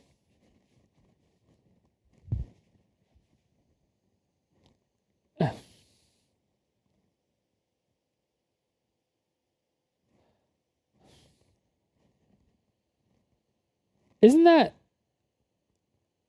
Wait. Oh.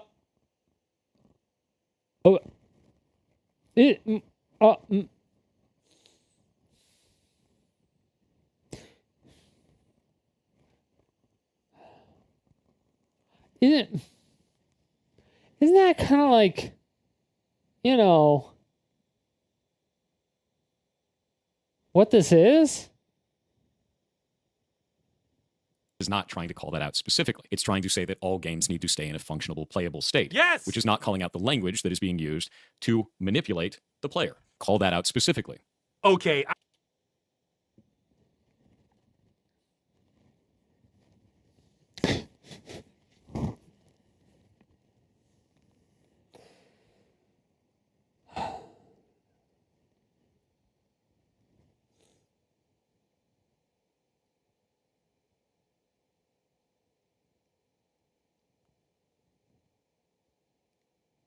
I don't know if he's intentionally being obtuse.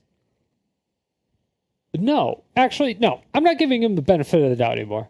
Fuck you, Thor. I don't know if he's... You just refuse to be wrong. You're just a narcissistic dumb fuck who thinks he's right about everything. You're just fucking retarded. Fuck you. Doing this intentionally? You're actually just sabotaging something that could legitimately help the gaming industry by spreading blatant misinformation. Blatant misinformation. It's written on the fucking website. Go to the website, go point by point, and read it, and say, this is incorrect because of this. This is incorrect because of this. Because whatever the fuck you're arguing here is not on the website. None of this is being talked about. What the fuck are you talking about? You're arguing to some random ass chatter in chat. You're getting like one guide and pretending that it's this guy. I'll be charitable and assume he's not. But this is some serious... Stop being charitable. Stop. Just stop. It doesn't work. Obfuscation. He's complaining that the initiative isn't focused on another topic he made up. It's not obfuscation. What is that logic? It's narcissism. Hey, the initiative doesn't address how Capcom changed the look of Dante in the Devil May Cry reboot either. That may as well be what he's saying there. I am not aware of a game on the planet with a license agreement that says you are not buying a license. Our problem is not with licenses failing to inform people. Blizzard says they can take away your purchase for no reason. That sounds pretty clear to me. Our problem is those terms are so hostile to consumers and the medium that they should be taken off the table entirely. This needs regulation. Forget video games. If you look at basic commerce for hundreds of years, when you paid money, you either got to keep what... Yeah, like all the Adobe shit that happened. He's super cool with that, apparently. You paid for, or if it was a service, you were told when your access ends. The vast majority of online-only games do neither of those. The games industry is trying to upend basic commerce. I think you have to go back to feudalism before neither of those things are true. Why even have consumer laws if you have no rights? If you try to tell me that every studio needs to run their live service game indefinitely or not want to run one at all, then no one's going to run them. Oh no! He wheeled out that line about publishers having to support the game forever. He was literally... Definitely or not one if you have no rights. If you try to tell me that every studio needs to run... Okay, was that from the video, or was that from a chatter rage baiting him? That's the thing. It's like, I don't know where these clips are coming from. And I don't have the full context. I need the full context in order to understand where this clip is coming from, because I don't know. I feel like he's either getting rage baited, he's reading a comment. There's no way he's this fucking stupid. There can't be. But there can't be. Does he have a brain tumor? Run their live service game indefinitely or not want to run one at all, then no one's going to run them. Oh no! He wheeled out that line about publishers having to support the game forever. He was literally watching the video earlier where it says it won't do that in big letters.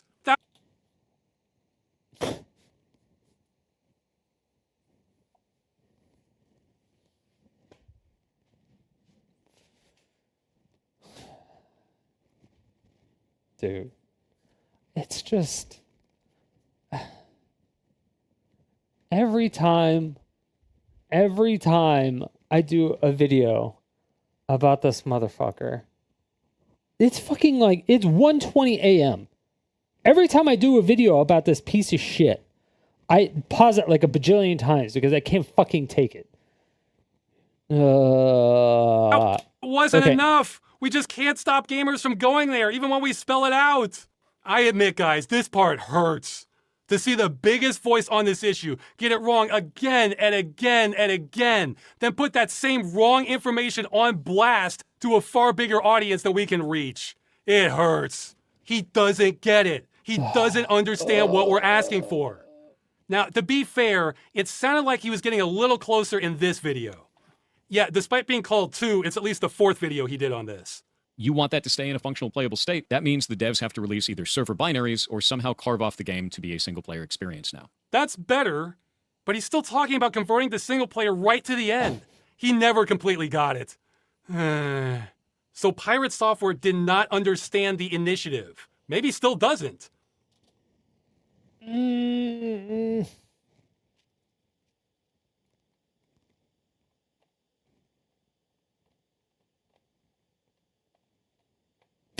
I have to talk to a AAA game dev. I have to talk with an actual developer. I need to talk with an actual AAA game dev.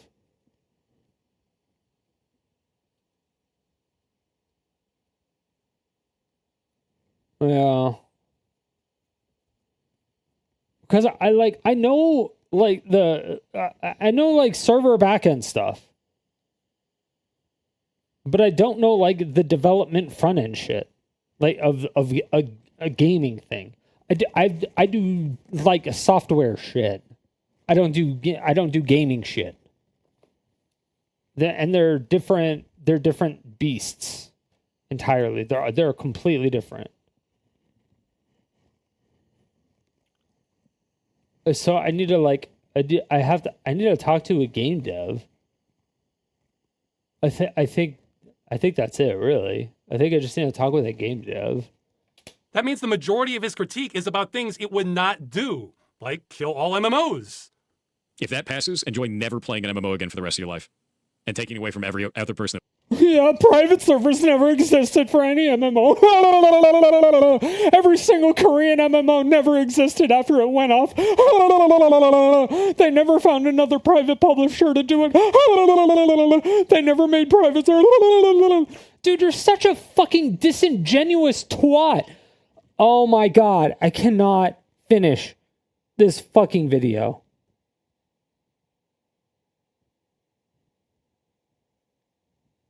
I can't. Oh.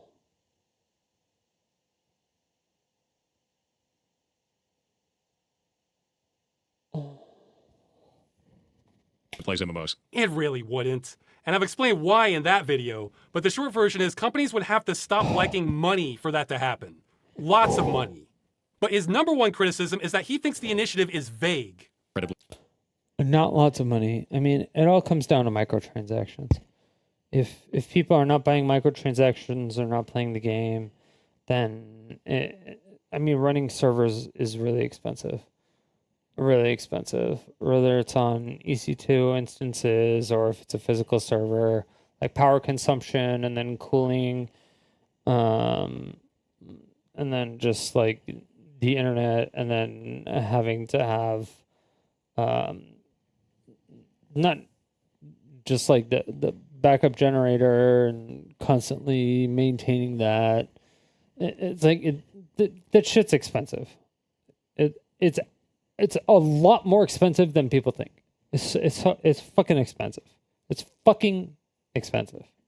People don't understand how expensive it is. People are just normal people, normies. They don't fucking know what they're talking about. And it's starting to sound like he is way more of a normie than I actually initially thought.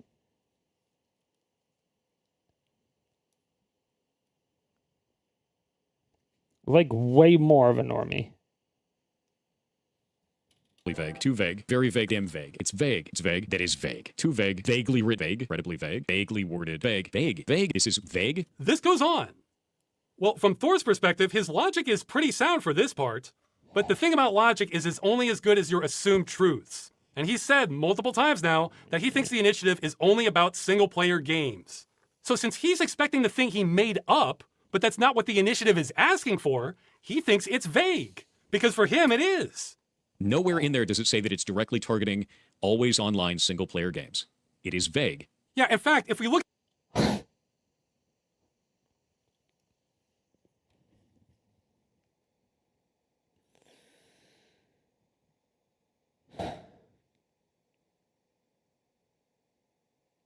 It's because it doesn't have to only target single-player games.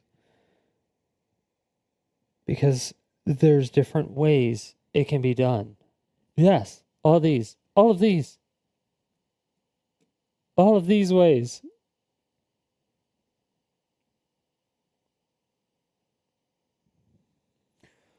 Oh my god. Look at that long definition again. Let's add a subsection just for Thor. Single-player games with an online DRM check. Those would already fall under this broader category. So Thor is expecting this. Again, I don't know why, but instead he's seeing an initiative that covers all of this. That's commercial single-player games that run locally but require connection to the publisher for DRM authentication check. Same as above. Games sold as a one-time purchase with no stated expiration date that require connection to the publisher or affiliated parties to function.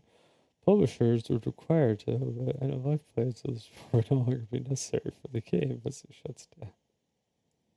why he calls it vague 50 times. The thought that we want what we're asking for and not the thing he made up seems to have never entered his head. The initiative is trying to stop the destruction of games. That's the whole point. It covers the types of games most in need of saving. If we only covered this tiny subsection, that would save maybe 1% or less of games that get destroyed. This would do almost nothing.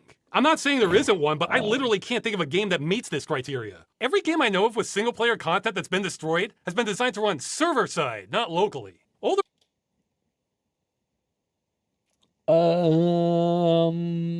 Commercial single-player games that run locally but require connection to the publisher for the DRM authentication check. Above, Switch 2 stuff.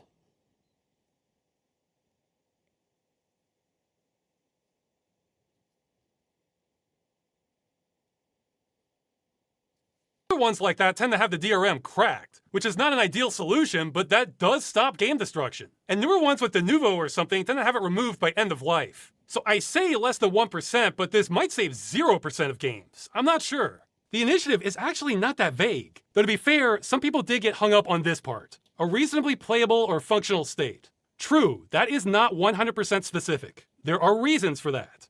You know how in law... I mean, the Switch 2 still has that that one thing that has been bricking Switch 2s. I forgot what it's called. But they store, like, emulators or whatever on it.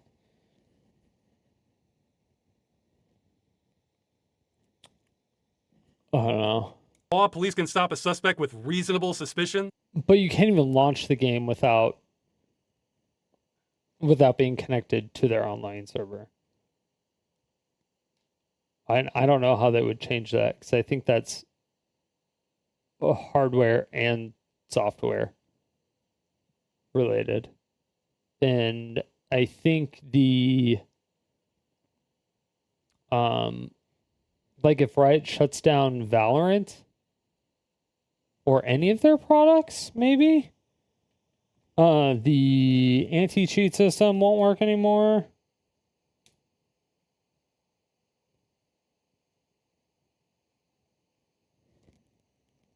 Which would fucking suck. Just to make our own anti-cheat system, but whatever. Or a jury finds someone guilty beyond all reasonable doubt. That's because the number of situations you face are so varied that the law has to inject some common sense somewhere. It's the same with games. A multi-million-dollar MMO is a different animal from a budget arena shooter. It won't work making highly specific laws. That's one half of it. The other half of it is this sentence is an olive branch to publishers. I've heard complaints this isn't specific enough. Okay, but you know what the alternative to this would be? Here. Leaving it in a reasonably functional, playable state.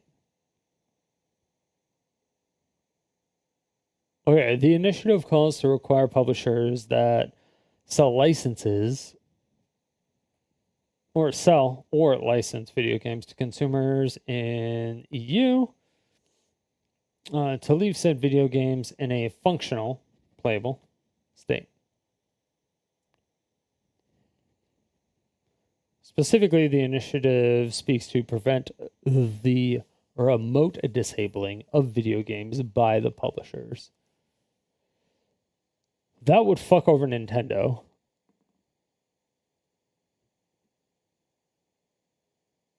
Well, that's not disabling the video games. That's disabling hardware. They're bricking the Switches.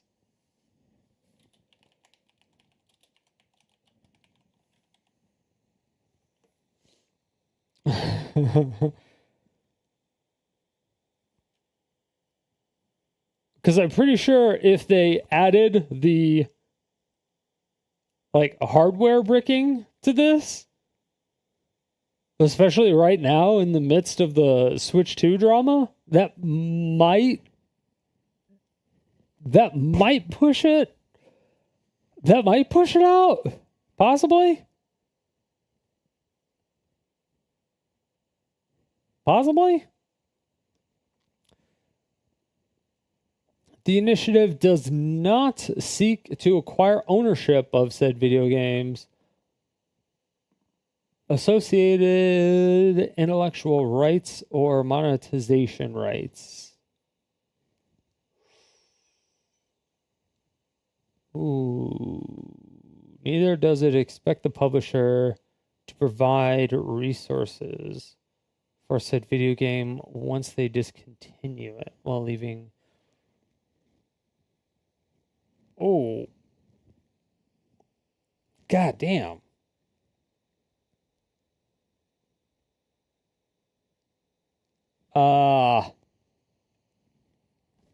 Holy shit. How much does it cost to run one World of Warcraft server?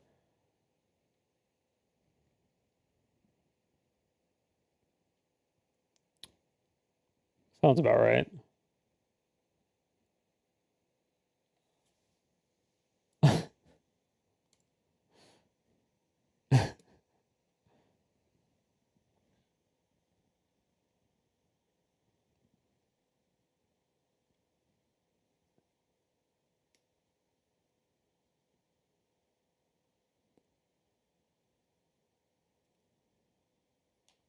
Jesus. Is that it? Wait, hold on.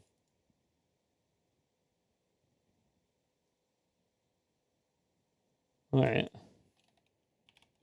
How much does Blizzard pay to run one World of Warcraft server?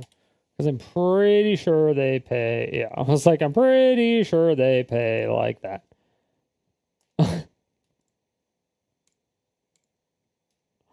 Yeah. It's not, again, remember when I said it's not cheap?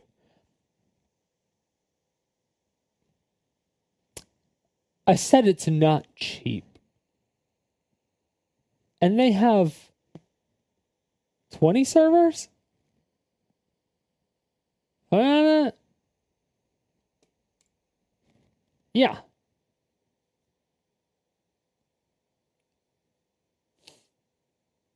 And it's expensive. Granted, a lot of them are dead now. They don't cost that much.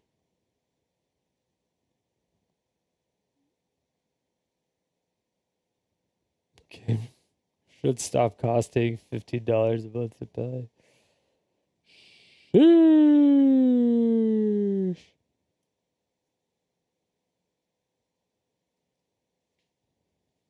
Yeah. It's probably fucking, dude, it's gotta be so expensive. And if and if you have zero monetization rights, how do you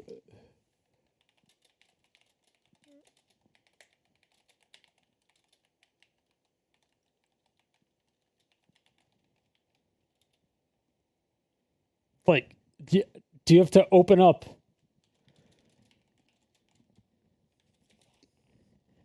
like a 401c?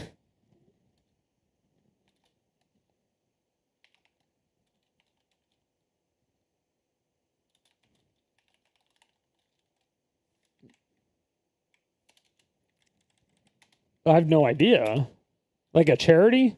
So people can donate to keep the servers up? like a nonprofit?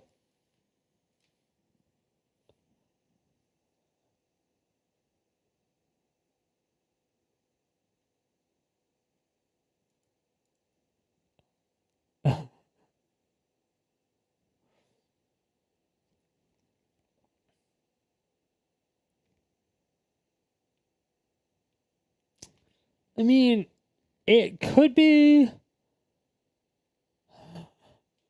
I don't even know if that would work. I'm trying to think. Like, could you even do like a non-profit or for-profit? Like, would it even count as a charity? Like, maybe like an anti-depression or anti-suicide. Like, you might be able to convince the government. Maybe. Here, I'll show you. The game must be fully functional and contain 100% of all features as advertised. So as a publisher, which requirement would you rather meet? More importantly, this sentence shows the EU Commission that we're acting in good faith and trying to find a balance. I think some of the people asking for this to be more specific may not realize what they're asking for. I know some won't believe this, but a hell of a lot of thought went into the wording of the initiative. I think it's almost perfect. See, the initiative isn't even a proposed bill, it's a negotiation. Our side says we want games to be functional when publishers end support, so they need end-of-life plans. Thank you. The industry's position is going to be against whatever said exactly what I said. we write and claim they need no regulation whatsoever. Then the EU Commission gets to decide who is more in the right here. The Citizens Initiative is the opening offer in these negotiations. Trust me, the industry worth hundreds of billions of dollars will make its position known to the EU. We don't have to make their case for them. So for this negotiation, simple is good. That's why we're straight and to the point for what we want. Then the industry will argue against that. Then the EU Commission might look for compromises. You don't start a negotiation with a bunch of compromises because then it will get so watered down you won't save anything. Oh, and that long definition list are actually logical extensions of the simpler language used in the initiative. It's actually kind of slick. Plus, there's a character limit on these things. The EU Commission doesn't want you trying to cover 50 edge cases at this phase. All right, so... Exactly, because they won't fucking read it. You have a bunch of assistants of the politician reading every fucking thing before it even gets to them. So if you hand them like a fucking 50 pages worth of shit, they're going to be pissed off because they have to read 50 pages of this shit. And they're like, wonderful. 50 pages. Great.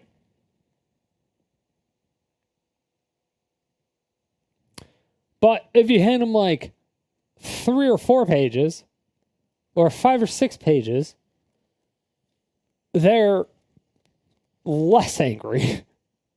A lot less angry. And it's a lot easier to summarize, especially when you use it in normal people language. Because you're not dealing with necessarily a because like when you're proposing a bill, you're not sending it to like a law firm. You're not sending it to like a paralegal. Like the politicians have assistants that read the stuff, but they're not paralegals. You know what I mean? They're just like political volunteer student people. I don't know what the fuck they are. PirateSoftware did not understand the initiative. But point 2, he also did not make it easy for the truth to get out. I had never heard of him prior to all this, but during the campaign, I had dozens of people contact. He just humangaloed PirateSoftware. Damn! Have you heard of Maldavius Fig Tree, though? I heard he dresses as a ferret and likes to get knotted. Me, telling me how wise and reasonable he is, how he's really pro-consumer and represents developers. I should really talk to him. Great, let's do it. So this was my first encounter of him. Oh shit, no, this is actually really dumb. It's used car salesman garbage. This is shit. It's shit. Not only do I not want to back this, I'm going to actively tell people not to. That is awful. That is a horrible goddamn direction. That's awful, dude. No, eat my entire ass. The level of stupid that I just had to receive was like sitting on Twitter for 12 hours. This shit sucks. That's a really stupid ass move. That's an incredibly stupid ass move. I think. Why does this feel like it's from different streams? This is ass. This is complete garbage. Move. Receive. It's awful. An active salesman garbage. Oh, this was my first encounter of videos? Oh shit, no, this is actually really dumb. It's used car salesman garbage. This is shit. Europeans can save gaming. It's shit. Not only do I not want to back this, I'm going to actively tell people not to. Okay, so he released a video. And then he said this is absolute shit. I'm not going to support it, and I'm going to actively tell people not to. Why is he being such a fucking dick? That is awful. That is a horrible goddamn awful. direction. That's a horrible goddamn direction. No, eat my entire ass. The level of... Okay, that's horrible. Eat my entire ass. That could have been from anybody in chat. I don't know what that was. That was cut. That could have been clip chimped. Just saying. Like this is why I'm saying like you got to put in like more context, because you need like 20 seconds before and like 20 seconds after, so they cannot, like, it's impossible, literally impossible for them to say that they clipped you out of context. Like, literally impossible. Even if it's irrelevant information, You gotta do it. Stupid that I just had to receive was like sitting on Twitter for 12 hours. This shit sucked. Europeans can save gaming. Okay, it's still the same video. That's a really stupid ass move. That's an incredibly stupid ass move. I think this is Same video. ass. This is complete garbage. All of this can eat shit. Oh, this can eat shit then. Jesus Christ. Then. I dropped the mask entirely. I have no qualms about that. They can eat my entire ass. The whole thing. That sounds stupid as shit. Oh, yeah. Wasn't his whole thing built on like positivity and development and I just want to teach people how to program games and, you know, get people out there and show them that they can do stuffs and things and I just want to make people have fun.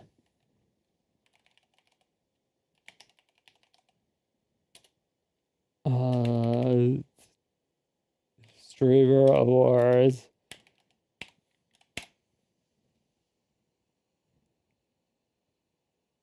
God, I fucking hate this guy. Kill me. And the winner goes to the man with the voice changer, PirateSoftware.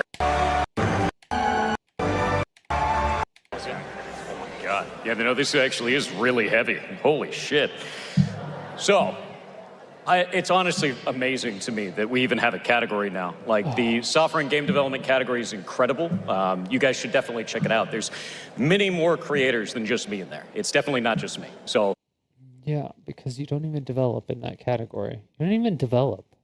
It's incredible to me that you guys have voted for me for this, because a year ago, because you've said your game has been 98% done for like 2 years now, and it's still not even done. And your update for 2 months have been changed facial expressions and added music. many people didn't even know I existed. And this has been one of the most amazing years I have ever had in my life. So thank you all very, very much. Seriously. And for those of you out there that want to make games, you have a home for that now on Twitch. You have this category for you to do that. And it doesn't mean you have to make an amazing game. You just have to make your game. I'm glad he's talking for himself. Make it bad. It's okay. I'm glad he's talking about himself. And then make a better one. And just keep doing it. So. Oh, well, now he's not really supporting himself. I can't wait to play what you guys make. And thank you all very much. Yeah, because he's not going to make his own shit. He'll just play what you make.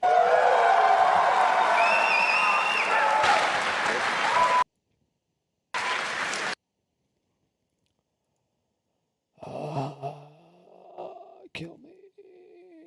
This category is for creators who do things on stream that no one else can.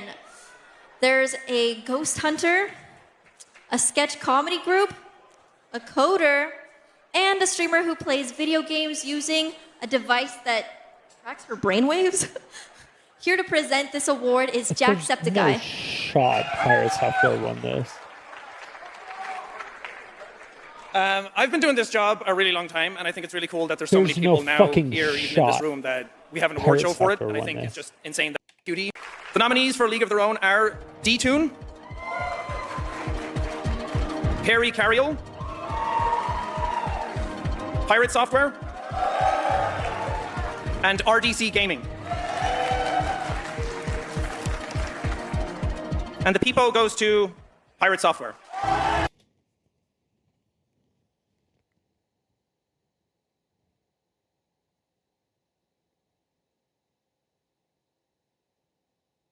Okay, I'm not even being biased, but the fact that they thought that PirateSoftware does something that no one else can do, let alone just in any way a better streamer than RDC as a group, is like, that just blows my fucking mind. That blows my mind.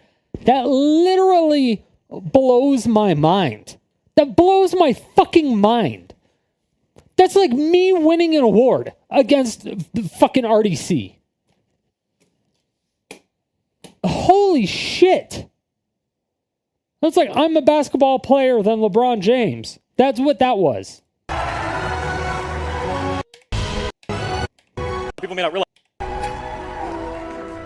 That is absolutely amazing. Thank you very, very much. A lot of people may not realize this, but I've been streaming for 7 years, and in the very beginning of that, Jacksepticeye actually played our game, and it got me up to about 90 viewers.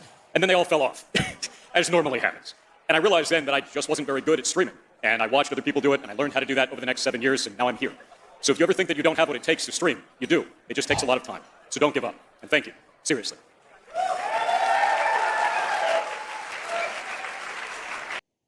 See, it's like, he's all about like positivity and shit usually. But, and that's like what he built his platform like around. But he's so negative and cuts people down all the fucking time. You can see why people like him. It's like listening to Mr. Rogers. As you can imagine, we've been less than thrilled that Thor here has become the dominant voice of the campaign, especially when he doesn't understand it. I was supposed to stop streaming like almost 3 hours ago now. Though I did find the used car salesman part amusing, since if people could read my mind, they would understand how much I dread anything resembling sales or marketing, or just trying to push things on people who aren't interested in them. I'm not exaggerating when I said I've hated having to run this campaign. This is the most uneducated take I have ever seen in games. Now, as for that one, I do have a bachelor's in criminal justice, which might explain why I'm coming at this from very different angles than he is. You know, focusing on people having rights and checking what consumer law actually says, rather than what's most convenient for publishers. Though I think I know where that comment is coming from because I've gotten it before. Here's what I think is happening. Online-only games have a client and a server, but a lot also have middleware that developers don't have permission to distribute to customers, or depend on microservices they have no control over, and the server software isn't even designed to run on a customer system. You can't just cut out the middleware and remove the microservices because they're integrated too deeply. That would still leave the game bricked and could take months to fix and be a lot of work. So I think some devs think we're saying all they need to do is just release the server binaries at end of life, and yay! Wait, are the microservices the dependencies? What microservices are you talking about? Okay, now I'm confused. Now I actually have to talk with the developer. Maybe I could actually be fucking stupid.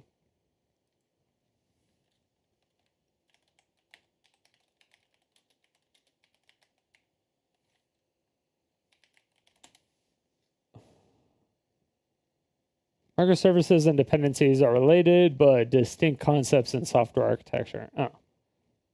Okay, I am stupid. A microservice is a small, independently deployable service. Okay.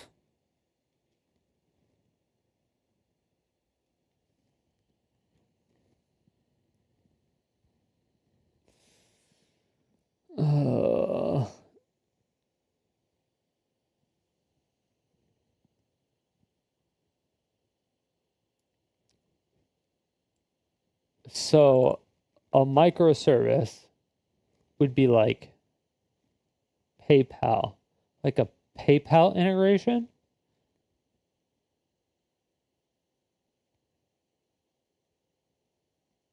Is that what we're talking about?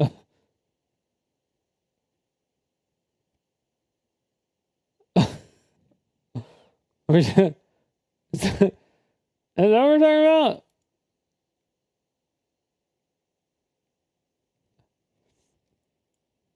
Okay, it's an independently deployable service. Well, dependency refers to a relationship of one server that relies on another. Yeah. Fully functionality. Microservices aim to minimize dependencies between services to improve flexibility and resilience. Okay, that's what I thought. Okay, you don't need that shit.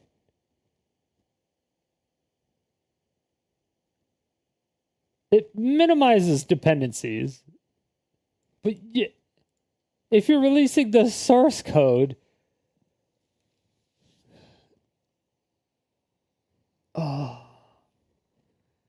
you still have to update everything all the time anyway. So you're going to have to update your dependencies, which are going to break the fucking third-party fucking microservices anyway. So if you don't have the third-party microservices, that shit's just gonna break when you update the fucking dependencies. Unless I have completely lost the plot.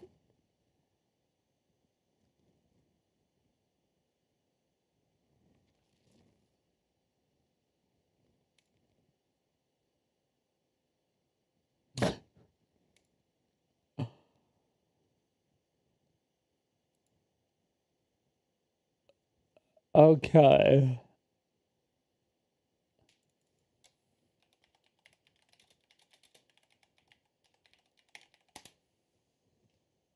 Microservice architecture. Okay, give me a good one. Give me a good one.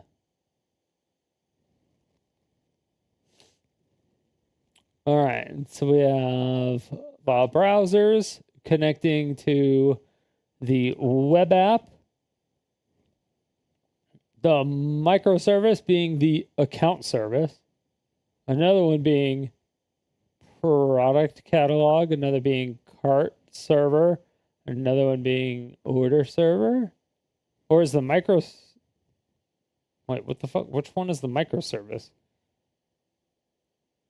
Just the account service?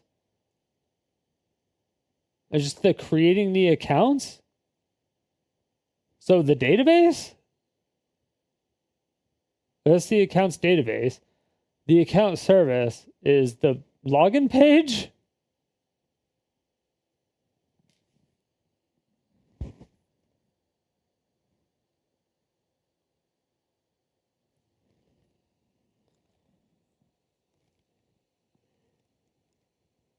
I'm like, I understand obviously the browsers go to the web app. So it's just like going to whatever, like Amazon.com.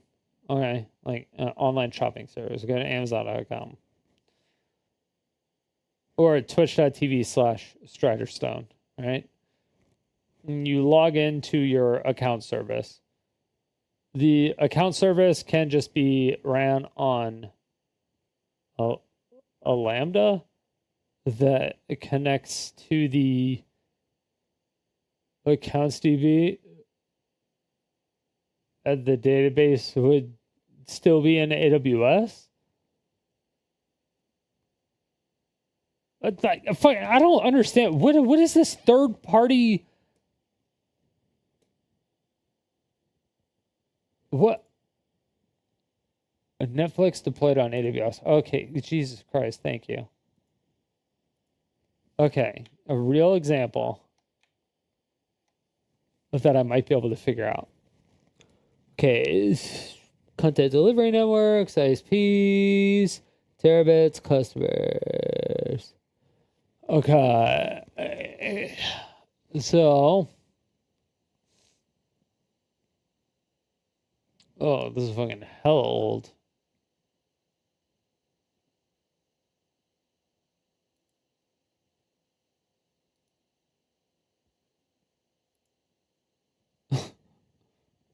I was like, holy shit, that's old.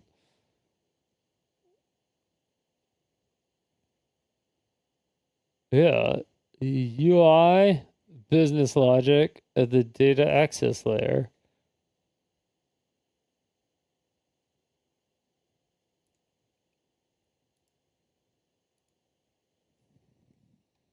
Okay, wait, this is different microservice definition. Okay, wait. Examples of architecture, best practices, 2022. That's what we were just looking at. Wait.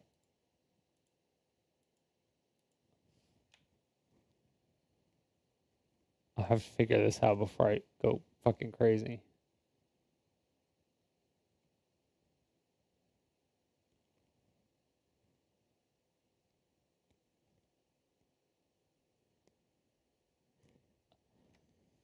Okay, so this is the monolithic architecture. And all the microservices are going to be in the UI.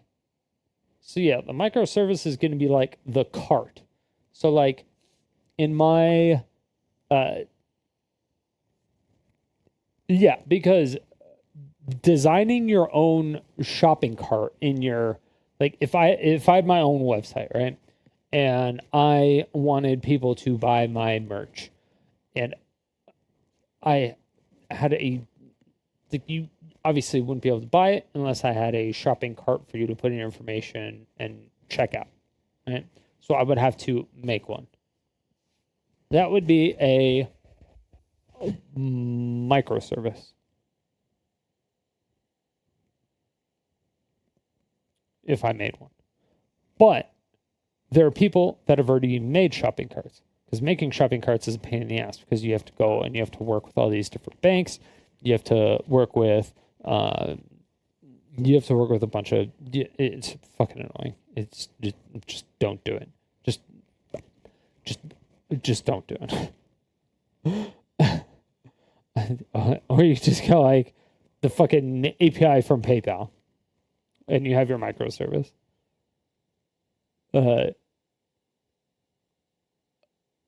All this shit is like detachable though. Microservices are all connected through APIs. Are they not?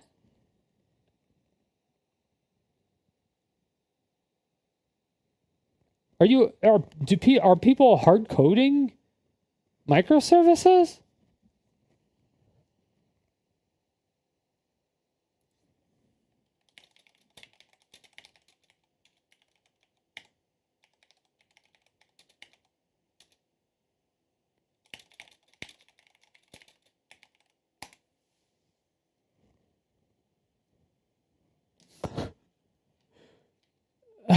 Okay. Okay, Thor's a fucking idiot. All right. I'm not a developer. I figured it out.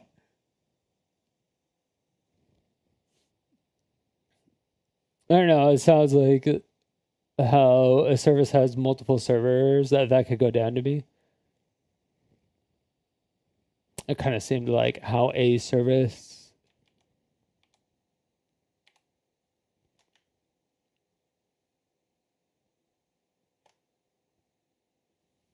The UI has a microservice, and then has another microservice, and has another microservice, has another microservice. It just looks like load balancing.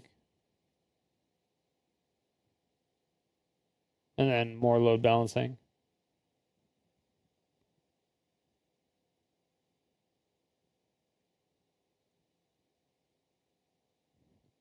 Redundancy on microservices.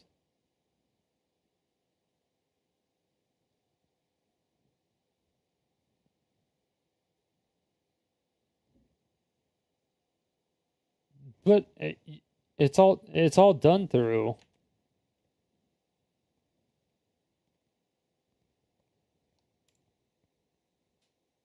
but it's all done through an API. You're not like, you don't hard code it. Oh, what else, CPS? How you doing?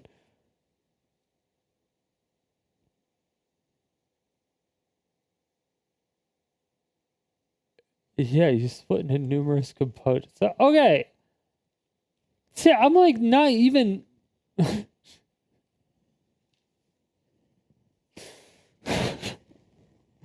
Oh my god.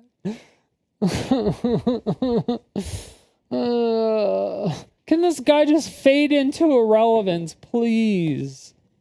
Please! Please! Everything is solved, and that's why they think we're ignorant. Well, for some games that could work, but not ones like these. Plus, that's not what we're saying. First off, we're not even mandating the methodology because, again, doing that could run afoul of copyright law. Second, this whole diagram is looking at a game that exists right now and was never designed to have an end-of-life plan. Those might not be salvageable. So what we're saying is let's take a game in the future. No code has been written yet. It's still just a design document. Okay, so we have the client portion as usual. Then we have the server logic. Now we'll bring in our usual middleware and microservice vendors. Nope, stop. Now, the EU says we can't just brick customer purchases like we've been doing if we want to sell our games there. So that means we can't keep making all these same deals the way we have been. Now we need to renegotiate with the vendors to allow for an end-of-life build with their software. Or redesign things to make the microservices easier to sever at end of life. And then... That's just...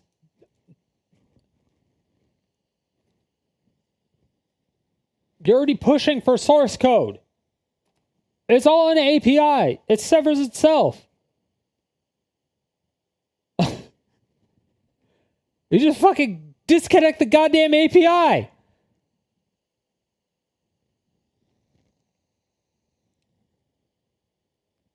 I hate everything. I hate everything. Vendors probably will renegotiate. Otherwise, they'll start losing sales to everyone who wants to sell games in the EU. But say a vendor refuses anyway. Then we need to go with vendor B, who will offer EU-compliant solutions because they will be happy to take money away from their competitor, vendor A. Or maybe we need to abandon one of the microservices altogether and come up with an in-house alternative that is compatible with an end-of-life plan. And if the server can't run on consumer hardware, well, maybe now we code it in a way that's more versatile and can be compiled to run a stripped-down version with less features for the customer machine at end of life. Or hey, if that's not doable, then we scrap that, but still give customers some form of server software at end of life because now we've planned for this, and inform them it requires specialized hardware. The solution is no longer live service games. Solution is no longer live service games. Well, that's the point. We want to make it not a live service game anymore. Like if the company goes under,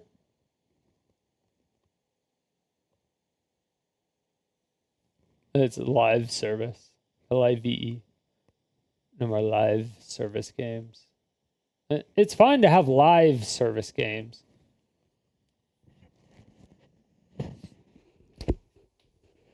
People like live service games are fine. It doesn't say anything about no more live service games. It doesn't say anything about that.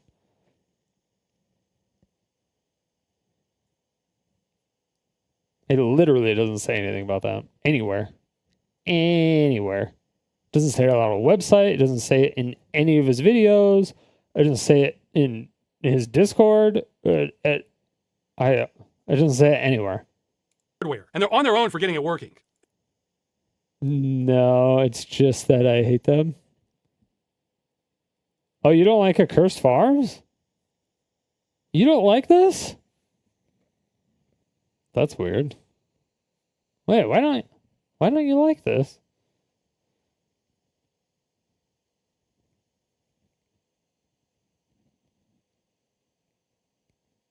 That seems weird.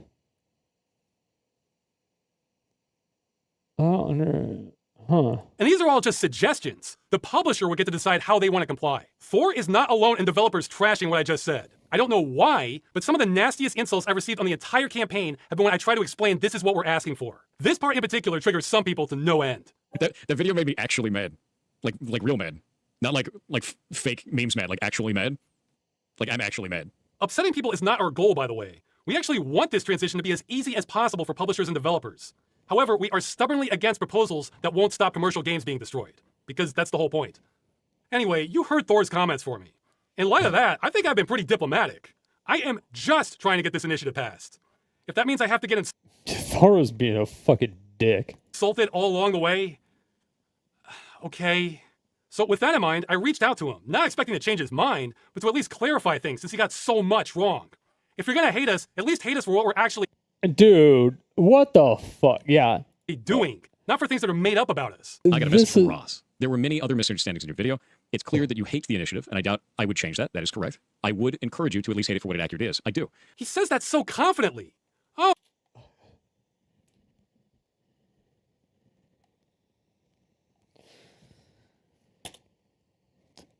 Everything. In other words, the customer is told explicitly that their access ends at the time of payment. Most live service games do not do this, which could run afoul of EU law. Most is patently incorrect. Patently incorrect? Games do. Mark, you understood everything. He says that's so initiative, and I doubt I would change that. That is correct. I would encourage you to at least hate it for what it accurate is. I do. He says that so confidently. Oh yeah, you knocked it out of the park. You understood everything. In other words, the customer is told explicitly that their access ends at the time of payment. Most live service games do not do this, which could run afoul of EU law. Most is patently incorrect.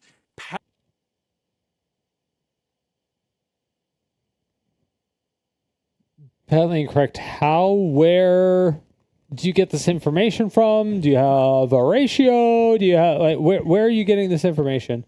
Where is it on either side of that? Patently incorrect. Okay, for those who don't know much about live service games, that's like saying the Earth isn't round. He says verifiably false things so confidently. If his viewers don't know any better, how can I blame anyone for believing what he says about the initiative when he talks like that? It's incredible. And he does not wish to discuss this with me or anyone else in the initiative. Why not? Would you consider reaching out and talking to Ross about it? No. And the reason why is because I found his entire statement over the YouTube incredibly disingenuous. Yes, this issue which has bothered me since I was a teenager and I've spent 10 years on trying to push back against is me being disingenuous. Where's this coming from? Well, it comes from a slide I had in my promotional video, the half-joke slide. He hated this, and I think he may have a rather privileged view of politics. You want to put together legislation because it's the right thing to do. We did! Not because you can convince legal representatives to do it no matter what. It's both! Not. And I think he may have a rather privileged view of politics. Oh, because this is stupid. You want to put together legislation because it's the right thing to do. We did! Not because you can. I mean, it.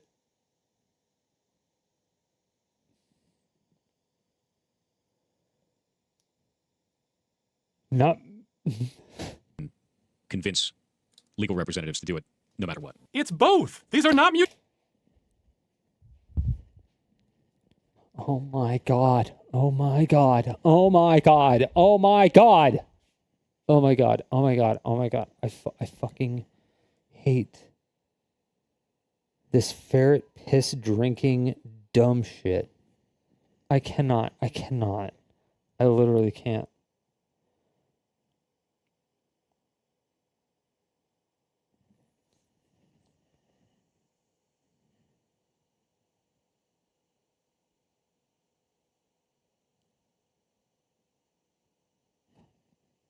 How does a politician know what to run on?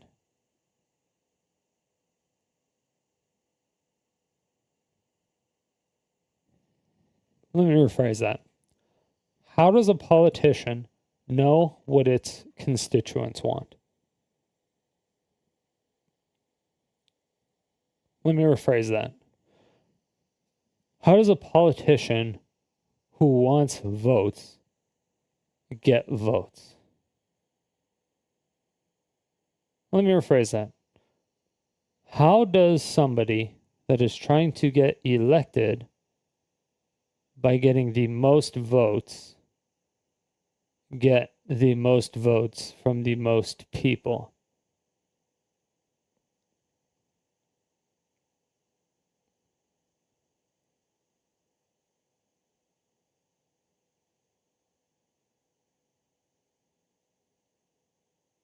Huh. Listening to them, maybe?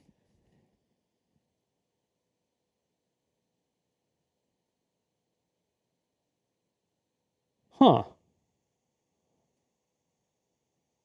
It's weird that, like... Convince. Privileged view of politics. You want to put together legislation. You want to put legislation because it's the right thing to do. We did! Not yeah. Not because you can convince legal representatives to do it no matter what. Okay, so he's saying we've never convinced legal representatives to do things no matter what. You know, we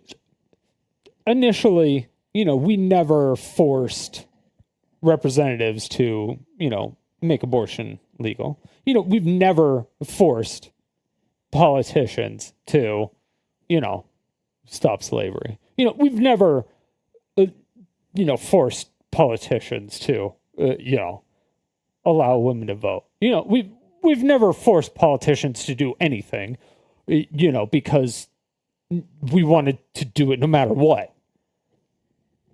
Yeah, it might be right, but we wanted to do it no matter what. And it was right. What the fuck is your point here? You have literally 0 point.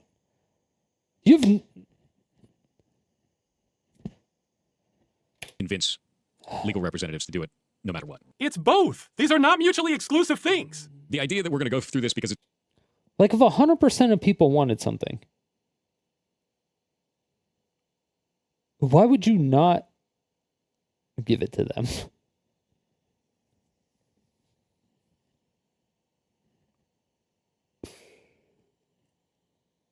I just don't understand. I don't understand your logic. This is an initiative. It's not even like it's not even a proposed bill. It's a fucking initiative.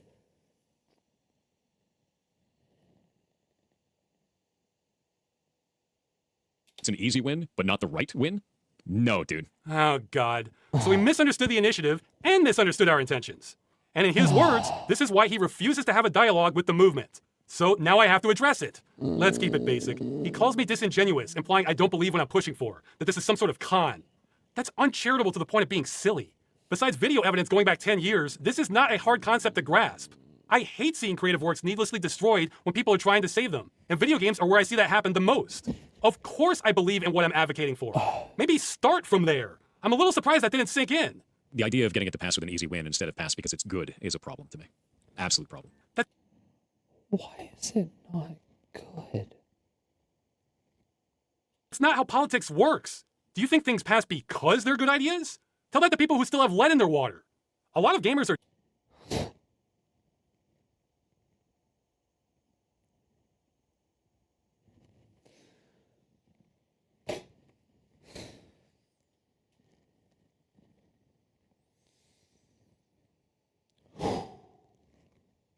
jaded with good cause. The industry has been shaking them down every which way. The perception that it's hopeless to protect our rights against billion-dollar conglomerates is often correct. If I told people this would pass just because it's a good idea, I wouldn't believe me. This slide is a half joke, but it's also some totally cynical reasons that are often true to let people know we have a chance and this isn't utterly hopeless. Do you think I or most people in the movement give a damn why politicians might pass something good? What we care about is that they pass something good. We don't need them to be true believers, we need them to pass good law. This is as soft as it possibly gets in politics. I think most politicians would find this slide funny. It sounds like he's offended I have a low opinion of the political process. Well, I'm the one in the trenches here.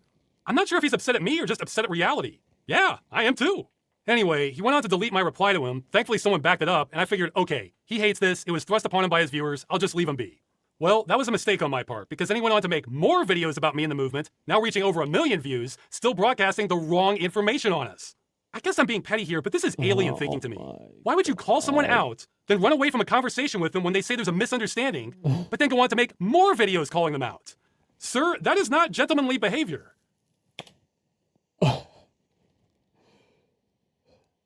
He made a video and then he called it utter shit. He called it really stupid. He called him a bunch of names. And then this guy reached out and said, hey, there's a lot of misconceptions. And then Thor made another video saying a bunch of shit. He reached back out, asked for a conversation with him. And then he said that he was being a dick. All right, I know this is going on too long, so I'll get to the final point. Want to call him. Thor misunderstood the initiative, misunderstood our intentions, and misinformed a lot of people about both. But the irony is, I think he would have hated it even more if he did understand it. Because first, he doesn't see any of this as a problem. Gaming isn't in need of saving. No, it's not a form of planned obsolescence. It's called the game no longer being profitable when we turn it off. No games are being destroyed here. These are live service games. Yeah, you heard him. No games are being destroyed. These are live service games. Yes. And then when the developer stops supporting the live part of the live service game, the game is then destroyed. And you can no longer play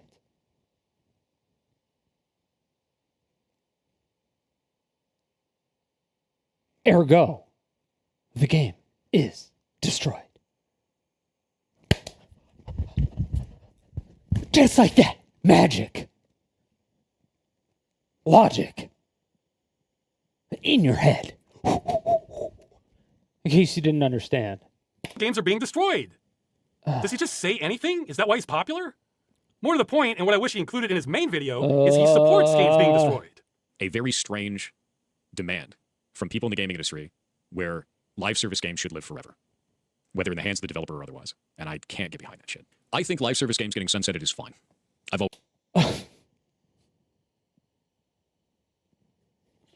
Why? Why do you think that's fine?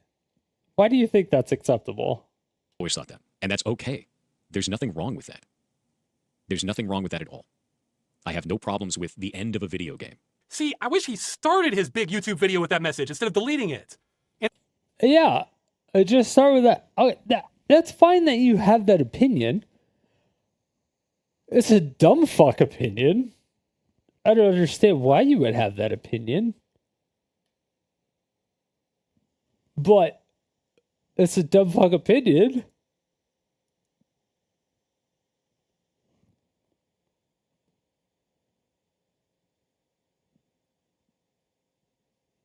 Instead, he presented himself as pro-preservation and not wanting the medium to die out. It's incredibly important to me that we keep making games and that the next generation has the tools to do so that our medium doesn't die out. And it never will. And that's the whole intention of all of this. So he doesn't want games to die out, except he's... An opinion can't be dumb, can it? It can if it is created incorrectly. Based on information that you categorically misrepresented and lied about. Then, yes, an opinion can be dumb. It's fine with that. Because you are the one that read the information, and you are the one that brags about all your knowledge in the field, yet you are lying to people about that.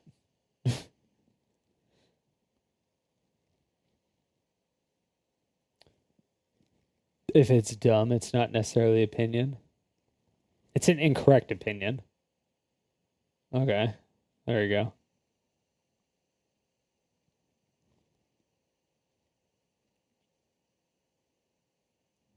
I think there's some cognitive dissonance going on there.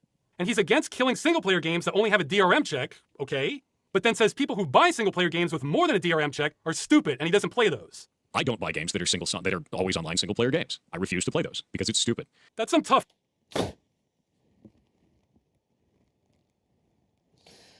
He plays them all the time. Oh yeah, Diablo 4.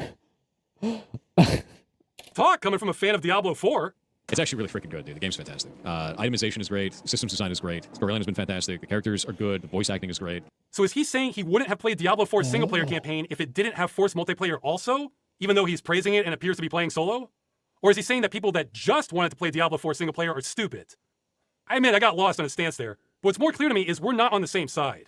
Here's a list of some popular games that are all at risk of being destroyed at some time in the future. The Stop Killing Games No more Path of Exile. Games movement sees no any of these Destiny, being destroyed as a problem, and they're exactly no the kinds of games Diablo, that would start being protected no more if the initiative passed. 76, no more Magic Arena. Now, a lot of these do have single-player campaigns, no but I more believe they all... Overwatch, no more Hearthstone.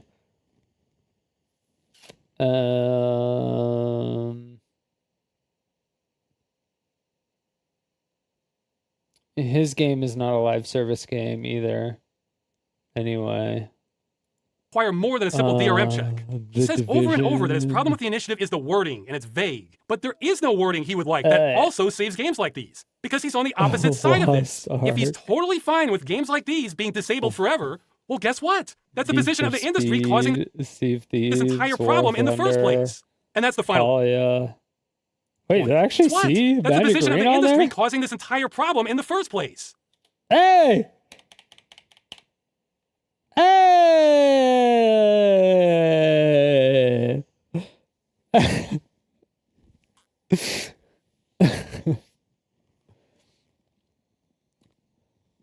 So once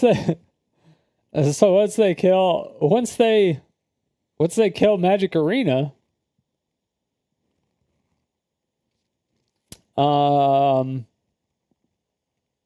you get 0 money back. You have none of your cards, even though there is a friend system that you can add friends to. I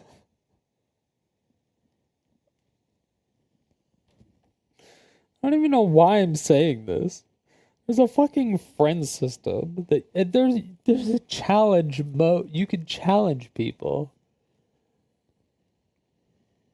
They have the database that they can release that has the usernames with the numbers. Just like none of this shit makes sense, man.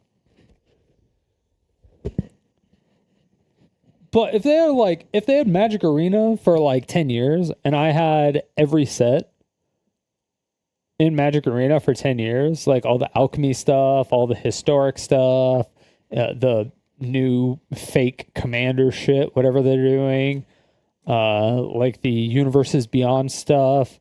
I mean, I would have spent like fucking $10,000 in Magic Arena. And they could just stop it. And I would get none of that money back. And I would never be able to play against anyone ever again. I would never... I couldn't do it. I couldn't even load it up. It wouldn't connect to a server. I couldn't even play against Sparky. I couldn't even test a deck. I couldn't get cards. Like, I couldn't, like, just do simple deck testing, like, for standard before I go to a tournament or something. I couldn't even do any of that. Like, they wouldn't release the source code for people to put stuff in. I mean, you still have, like, the tabletop simulator and shit like that, though. So, I guess it doesn't technically matter. But you still spent, like, a shit ton of money on Magic Arena. And they could just get rid of it at any time, and you get nothing.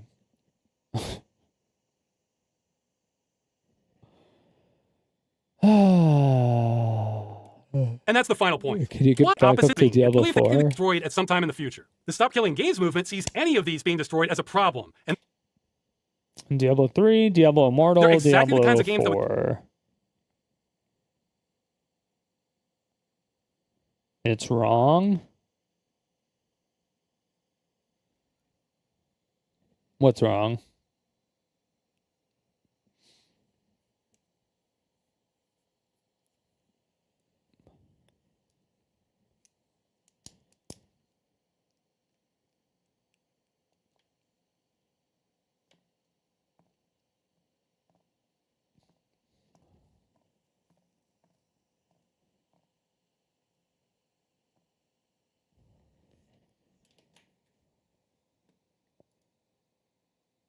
Oh, wait.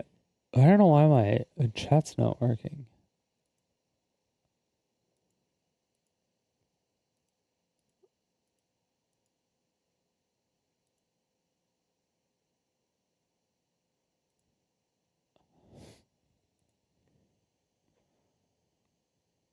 That's so weird.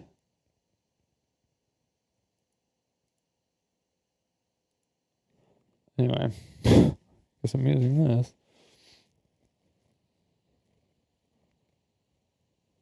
I don't know why that's not working.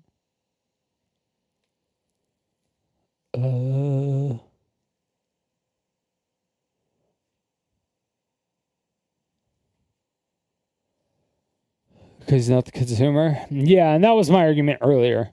Is that yeah, because we don't have game developers anymore. We just have developers and code monkeys. And we don't have any people that actually care about games. I would say the developers of video games, like the actual developers, excluding all the CEOs, marketing people, security of the building, janitors, excluding everybody. I'm talking excluding tech support, QA. I'm talking just developers. Just the developers of AAA games. I would say 50% of them make it 50% through the game. If I'm being generous. I would say 20% of them play longer.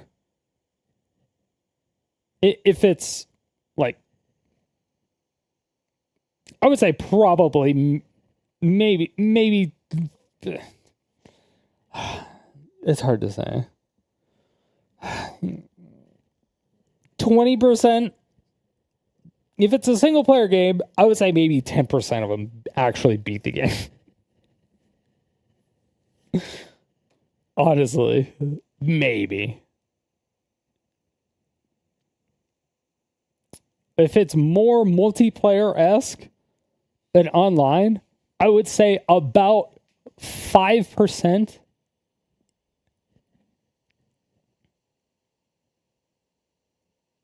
Maybe. No, actually, fuck that. No. I'd say after 1 year, about 1% of those developers still actively play. And by actively, I mean at least 2 days a week.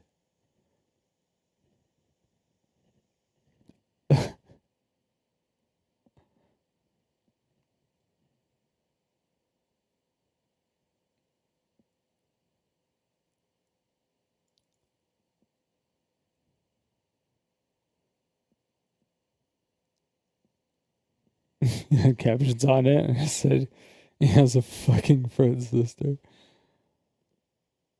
Can't even build a deck. I know, right? It's gonna be funny if it's set on Thor's side and it's a problem all the way on the bottom. I know, right?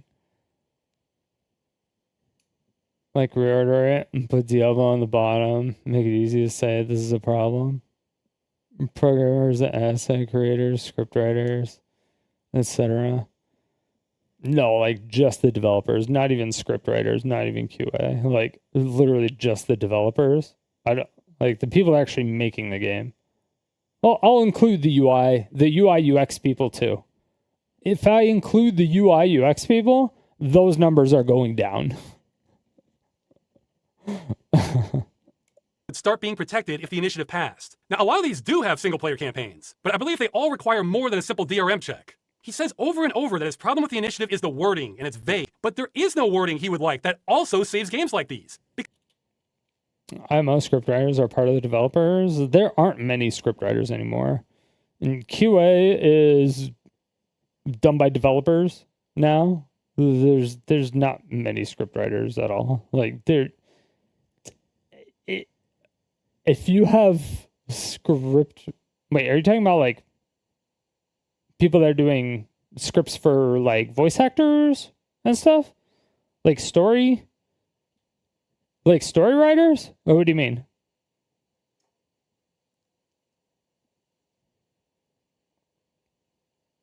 Explains why it's getting worse? No, I don't. No, it's not that. Well, what was happening before is that like the QA people didn't just sit there and play the game all day. That's not what they did. What the QA people did is that they wrote a script and they wrote a script and they put it into an application that ran that developer's code a bunch of times, and then it spit out the results of that, and then whatever the results were, the scriptwriter would look at it and say, oh, this might be wrong, and they might change something in the code if they might see something, or they interpret it of what happened and they give it back to the developer. But what was happening is that it was taking way too long for that to actually go through. So you have a developer sitting there twiddling their fucking thumbs, waiting for QA people to write a script and to then run the script and then to tell them if what they did worked or not.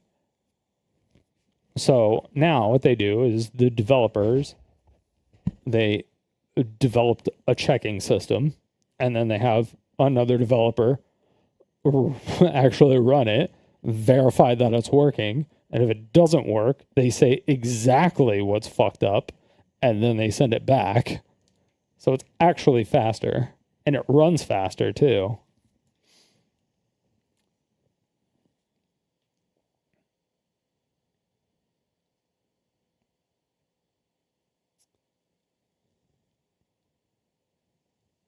But, you know, the people creating the story, the game mechanics,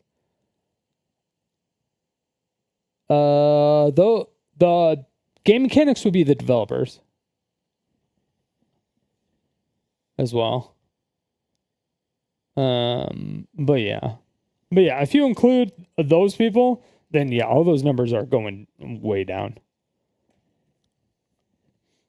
Like the vast majority of like voice actors, vast majority will play the game for a little bit for like marketing purposes, and they'll never play the game. They don't give a fuck. They don't give a single fuck. They're just going on to their next project, and they're like, I don't care.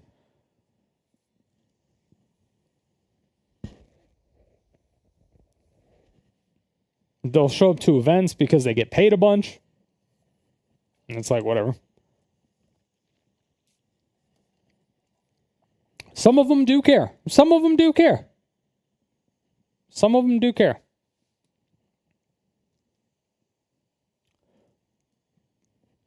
It's just work. Can't blame them. Yeah, but if you are a developer working on a game and the game fucking sucks when it comes out, and then a bunch of layoffs happen in that company, and then you complain about it. Oh, you met the voice actors? Oh, yeah. Yeah, that's fine. Yeah. Yeah, I mean, they have like 30 million things going on at the same time. They're like traveling all over the place, depending on like where and what they're actually doing. Because sometimes they have to go to cons. Sometimes they're in the studio. Sometimes they're just looking at scripts. Sometimes they're doing auditions. I mean, they're like voice actors are fucking busy all the time. Yeah.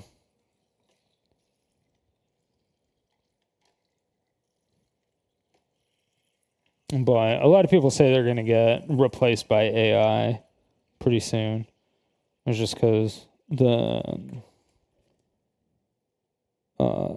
don't know, a lot of, I feel like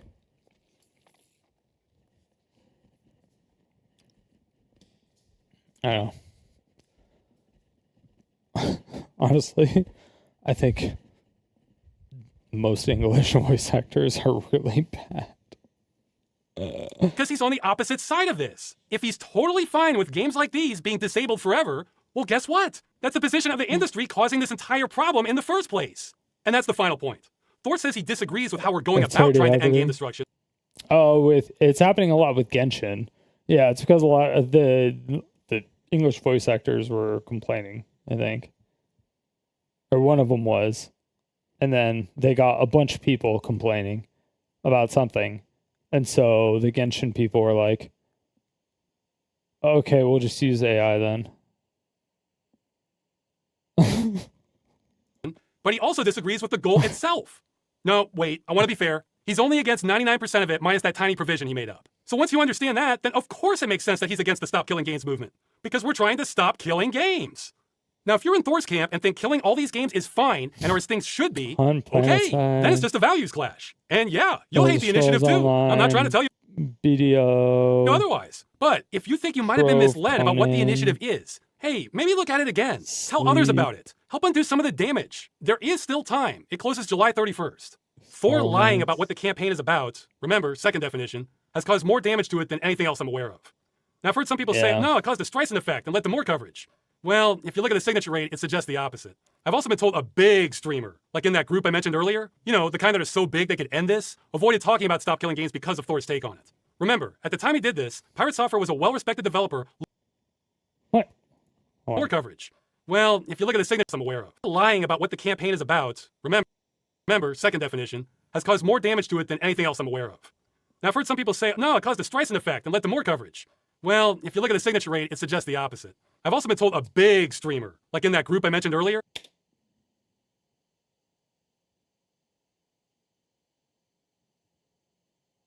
You know, the kind that are so big they could end this, avoided talking.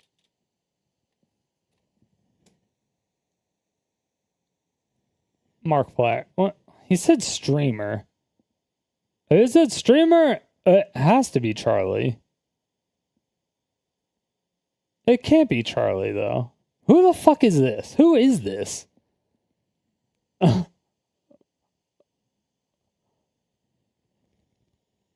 Like, I mean, I know it's Beaker, but I mean, what streamer is this?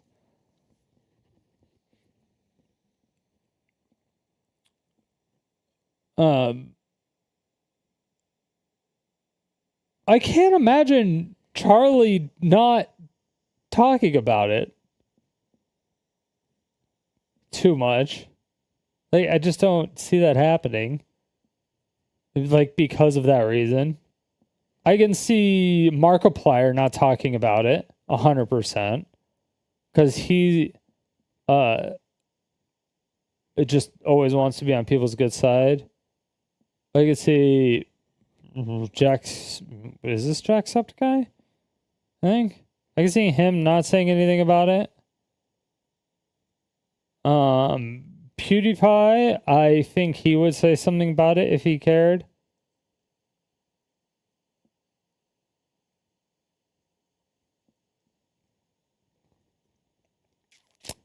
So I would say it would either be one of these two or whoever the fuck this is.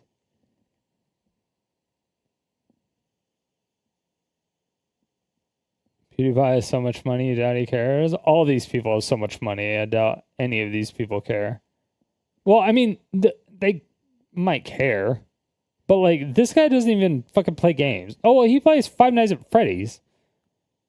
But he doesn't care about online games, so why the fuck would he talk about it? He doesn't care about FNAF.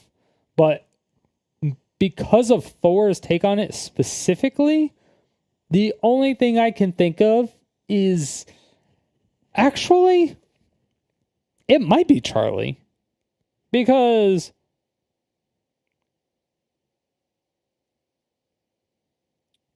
Thor is with Off-Brand Games, and Charlie is with was with Moist Mogul, who's an esports team, which is now Shopify, Team Shopify. But he was with Ludwig. And Ludwig owns Off-Brand. And Ludwig is a snaky fuck, right? A snaky, slimy fuck. So it's possible that Ludwig did some snaky, slimy fuck shit behind the scenes. Possibly.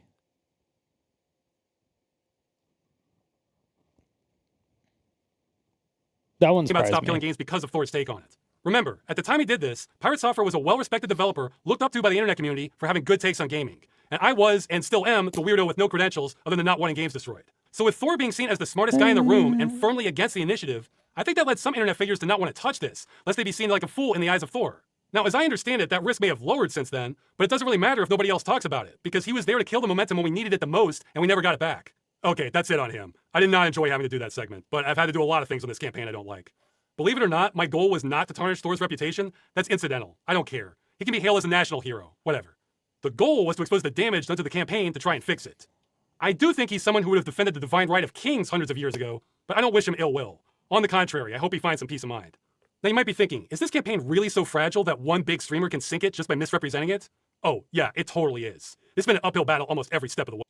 Yeah, considering everybody has been like buying ferrets and saving up like gallons of piss and sending it to them. Yeah, I can definitely do it. It sinks or swims to the whims of what big streamers do. It kind of reminds me of the Greek gods. That part about easy wins, that's for the politicians, not us. Ours are hard as nails. There are reasons it took me 9 years before I was ever able to actually do anything on this. It's a miracle it's gotten as far as it has. Now, I've seen people ask, if the initiative fails, then what's next? I've tried to explain this before. There is no next. What's next was a year and a half ago with all those other things we've tried. We're at the final phase now. The European Citizens Initiative is our last possible chance to change anything. Ooh. By the 31st. If you're in the EU, 31st. See, there are things governments and consumer groups are doing, and then there are things that us, the general public, are doing. After July, I see nothing left for us. So does that mean Stop Killing Games has failed? Well, no, nobody knows yet. We won't know the answer to that for a long time, maybe years. Government moves slowly. The initiative will be what's failed, not everything else. Without the initiative, we still have about 5 other chances for this to work. We have the consumer agencies in France, Germany, and Australia, and possibly help from the BEUC and the USC Que Choisir. Though those are iffier, but all their work is underway. It's out of our hands now. Now I've heard some say, what if we launch the initiative again? Well, someone else can try that, not me. I tried my absolute damnedest writing off the publicity of the cruise shutdown and barely got halfway. It took a chunk out of my life with almost nothing to show for it. No way am I going to spearhead something like this again. I saw this as my only shot. I took it to the best of my ability. That wasn't good enough. I have no reason to think that doing it again will be successful. On the contrary, I think... No, I think he wanted to do something for 9 years, but I think he's only been doing it, I think he's been like kind of planning and concentrating on it for about 3 years now, which is still a lot. I think it would do far worse. And that doesn't mean I'm being defeatist. I will continue saying yes to almost any opportunity that emerges until July 31st. I have some skepticism, but I am still available for Stop Killing Games until then. Though remember, you don't have to go through me at all. You just have to send people to the initiative. After that, no, I'm done. In fact, I think some people might be surprised just how done I am after July. It's not that I will have changed my mind on game destruction, it's that there's nothing left after that. See, this is what I'm talking about, dude. This is the part where I have so much empathy for this guy. I feel his frustration so much. And it's not even the hatred for Thor. It's the everything else. So I don't want to waste even more of my life on this. I've paid my dues. Yeah. I paid my dues. I paid 5 years. I'd pay 5 years of fucking dues. I paid 5 years of fucking dues.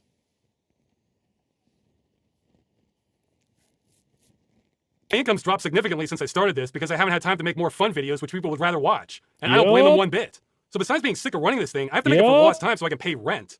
Plus, believe it or not, I want time to actually play games and not just fight to keep them all the time. I'll still do the bare minimum if it helps. For example, Germany's consumer agency contacted me at one point because they wanted more information on the cruise EULA for their investigation. So I assisted with that. That was surprising because I have no authority on that at all. And I would have thought they would have had better sources than me. But yeah. Yeah, I actually had more people. After I reached out to the 2 people at Hasbro, I had more people reach out to me at Hasbro. I can do pilot light activity like that if it really... I can't talk to people at WotC, but I can talk to people at Hasbro. So fuck you, Blake. Fuck you, Blake. You said don't talk to people at WotC. You have 0 power at Hasbro. So fuck you. And yes, I will send all of our emails and DMs over to them. So double fuck you. And I will also send all of the DMs and all of the screenshots that I have saved from every single early access that I have with every single WotC employee and every single content creator that I have to the executives that I have been talking to over at Hasbro. So, you're welcome. Helps. Just no more campaign. Enjoy your life, and I hope that you...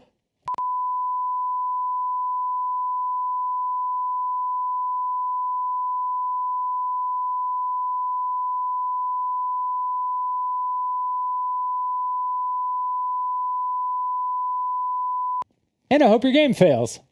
And don't get me wrong, I'm not against people doing more after July. I just think your odds will be horrendous, and I don't want to dump my time into doomed causes. If the law on game destruction in the EU and Australia was as locked down as it... And whose ass? I don't know. He probably gets double-fisted by his wife anyway, so it doesn't matter. He looks like a fucking sub. It is in the United States, I never would have even started this campaign. Now, I've said this initiative resulted in almost nothing. Well, we did get a little bit. For me personally, I got the feeling of knowing I did everything I could, so I won't have any more nagging doubts like, oh, if only I had tried harder, I could have saved video games. No, I can close the book on that. So I'll be able to look at myself in the mirror after this. That's a plus for me and anyone else who tried their best. About the only other thing I think the initiative accomplished was we inadvertently saved 2 games. This is hearsay again, but according to an insider at the company, Ubisoft... I think that's the only reason I'm against this is because if it doesn't pass and MTG Arena actually ends up going under or they make a new Magic, you know that they're not going to transfer over the database. And there's going to be a shit show. And it's going to be fantastic. And it is going to be great. And I am so excited to laugh at the downfall. And I'm going to email Blake. And I'm going to laugh at him so hard. Announced offline modes for the Crew 2 and Motorfest because they were afraid the European Citizens Initiative would pass. It's just going to be ha ha ha ha ha ha ha ha ha ha ha. That's going to be the say. And thought this might kill some of the momentum. Ironically, I don't think they needed to have bothered. We were already losing momentum when they announced that because, well, you know why. But not killing games is the whole point of this, and I guarantee you Ubisoft had no end-of-life plans for those games prior to this movement. They were absolutely slated to die. Now, if I could have picked any 2 online games to save, I can't say those would have been my choices, but that is something tangible that the initiative changed. Assuming Ubisoft isn't lying. At the time of this video, they still haven't delivered on it yet. So is that it? Is that all the initiative accomplished? Well, without the signatures, sadly, yes, I think so. But some people might say, no, we did more than that. We shifted the narrative. So what? My only goal with this was to stop games from being destroyed. All the talk in the world won't fix that without action. Without the initiative, any victory we get is going to come from one of these 5 paths we opened up. Speaking of which, what should we expect from that? I honestly don't know. I give all of these coin toss odds. I do think it is highly, highly likely Ubisoft is going to get fined for something by more than one agency. Don't take my word for it. German channel WBS Legal thinks the same. The problem in their eyes is that Ubisoft shut down the Crew with only 3 months' notice, and they should have provided more like 2 years. Yeah, hear me now, quote me later. If all that comes from Stop Killing Games is companies in the EU need to give 2 years' notice before they shut down a game, then I will consider it an abject failure. It won't save games, that wasn't our goal, it'll piss off companies, everybody loses. But that's the risk of making this work under existing law rather than proposing sensible law under the initiative. Fingers crossed the agencies... That'd be hilarious if they're like, yeah, in 2 years we're going to shut down World of Warcraft. Do you know how much harassment every single Blizzard employee is going to get for 2 years?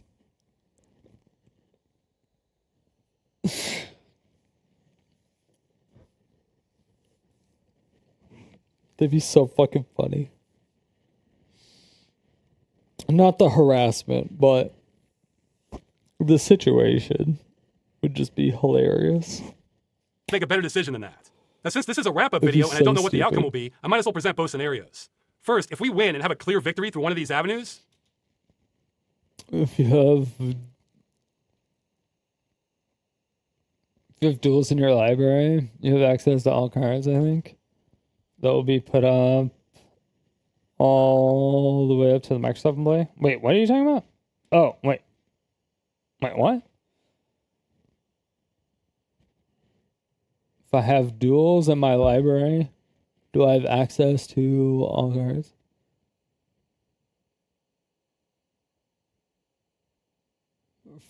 First one, Magic Duels.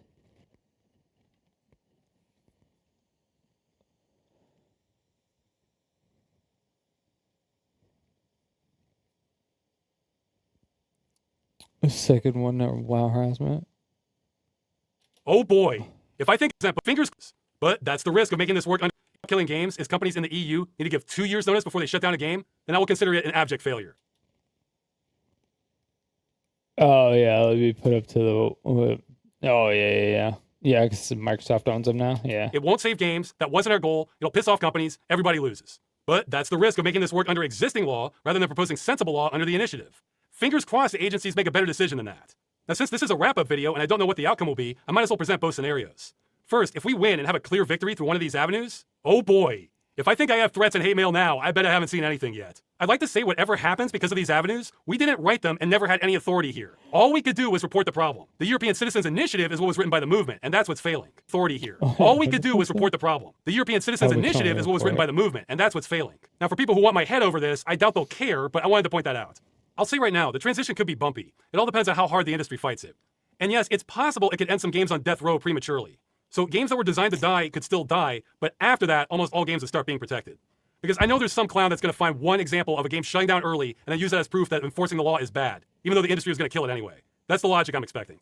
So there could be bumps, but give it 3 to 5 years and it will smooth out, become an industry standard, and then you'll have people who were against it claiming they were for it all along. Hey, remember how there were people speaking out against letting customers refund games before 2014? Remember all of the different jacks for like charging your phones? Remember moving the auxiliary jack from the iPhone and now like no phone has it? Remember, I mean, fucking dude, standards change all the time. People complain about it for years, and then it just becomes industry standard. I mean, it's just like fucking whatever, dude. And they're kind of quiet now? I do. I think it'll be a lot like that. So that's if we win. If we lose, in other words, all 5 of these avenues get shot down, well, then things are going to be almost exactly like they are right now. Except then there will be no pretending we have consumer rights. If you're a gamer, it will be codified into law that you're a consumer chattel who doesn't deserve to keep what you buy. Or if you're renting, informed of how long you get to rent. So, cool. The games industry brought back one of feudalism's greatest hits. Now, even that reality I consider preferable to what's going on now, because then we at least know we're legally screwed.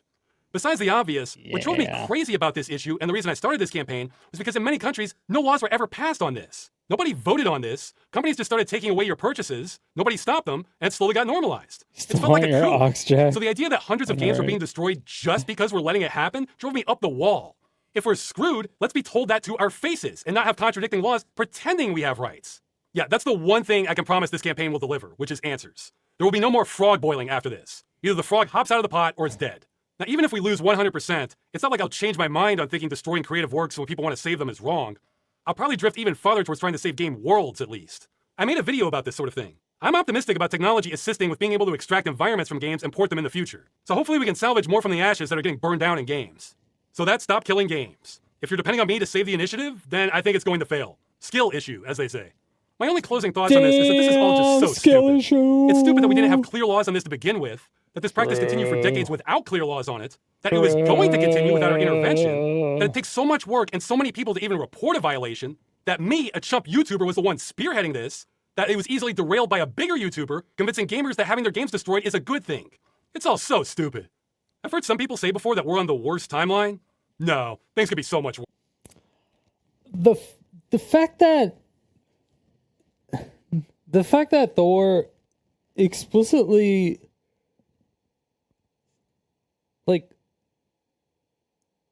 lies about like what he's like reading the website. It's like giant red letters. And he's like, I can't believe they're trying to do this. And it's like in giant red letters that says we're not doing this. It's like it's like what? It's like it's literally on your screen while you're explaining why doing that would be a bad idea. And it's right next to it's like right above your head, slightly over there, that says, we are not doing this. And like bold and bright. And then there's bullet points. And there's more bullet points than he even had examples for. It's just like so fucking stupid, man. I can't even fucking say I think some people have no idea. Take it. But if you were to say we're on the dumbest timeline, I don't know if I could argue against that. See ya. We're only on the dumbest timeline because PirateSoftware is involved, and he is the dumbest person alive. Maybe not the dumbest person alive, but I fucking hate that guy.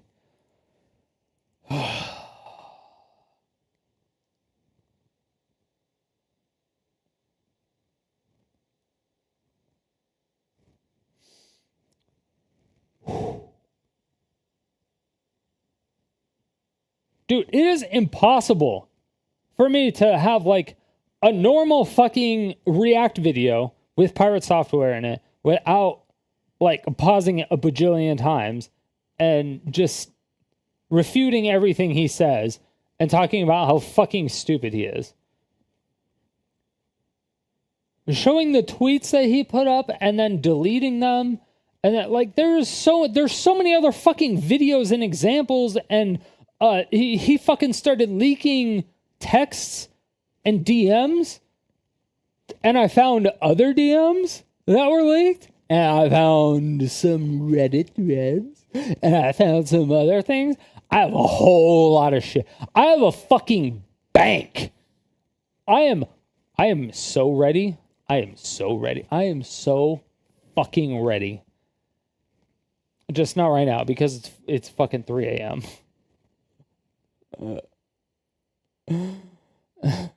Usually I have your buds /headsets wired. Yeah. I used to, and then I got this, but even this wouldn't work. Like if I went to the gym or something, this wouldn't work. Although actually, I do have these. I do have these little things that are Bluetoothy.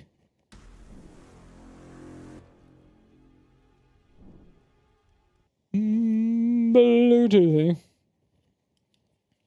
They're just like foldable little things. I don't know. They last a really, really long time. They're cheap. I just used them when I work out. That's it. Anyway, I need to go to bed. I'm fucking tired as shit. I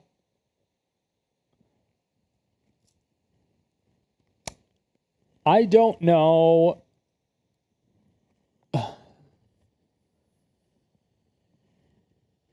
Because, like, apparently this video is good, and apparently the Penguin Zero video is what got, like, almost 500,000 signatures in, like, a day or two.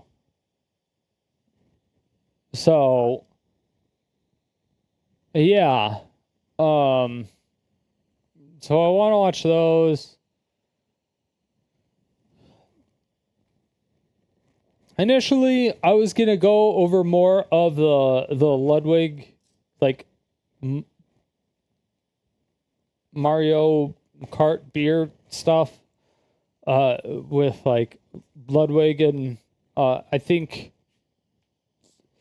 Extra Emily got off scot-free. I don't think anybody cares. I don't think she's gonna get banned for the stuff that she did in that situation. I don't think Ludwig's gonna get banned. I don't know.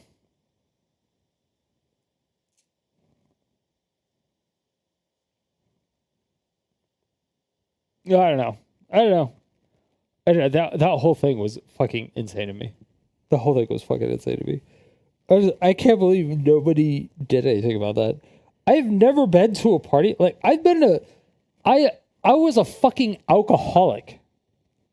And we had parties like every fucking weekend. And like we rented a house and we called it the GoDaddy Patty. Because like everybody worked at GoDaddy, right? And we had parties like literally every weekend. And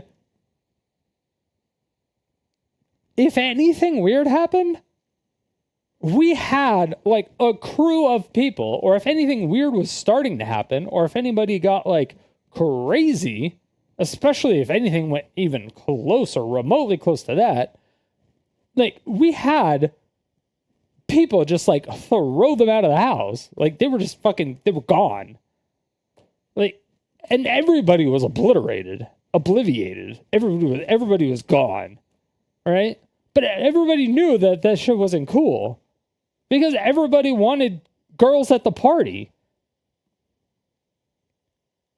So, if there's a guy doing creepy ass shit around girls, you throw that motherfucker out because you don't want the girls to leave.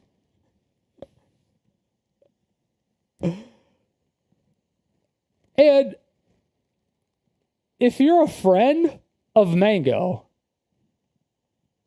and if you've been like a best friend of Mango for like a decade or more, and you're hosting an event, and you know he's an alcoholic, and you know his dad died of alcoholism, encouraging him to drink more and break records on a breathalyzer, and once you see him starting to harass somebody, and then you kind of push him off a little bit, you know, you back him off, you're like, all right, dude, fucking homie, calm down. And then comes back and does the same shit, and then you do nothing, and then he does way worse shit to a bunch of other girls. It's like,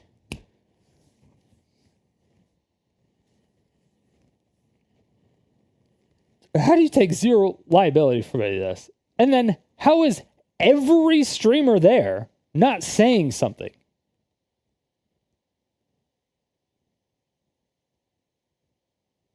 Like, any guy streamer there should have pulled him aside or pulled Ludwig aside and said, yo, you got to get Mango the fuck out of here before he ruins his entire goddamn career because he's humping people. He's air humping people with his shirt off.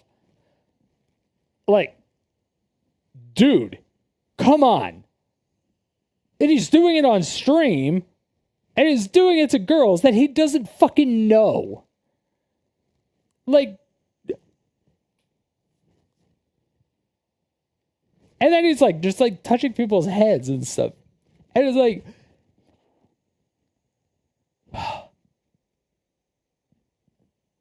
and you can even see it because like someone walked behind a girl and she like freaked out for a second. And she's like, oh, sorry, I thought you were Mango. And it's like, yo. Once it gets to that level and he's still there,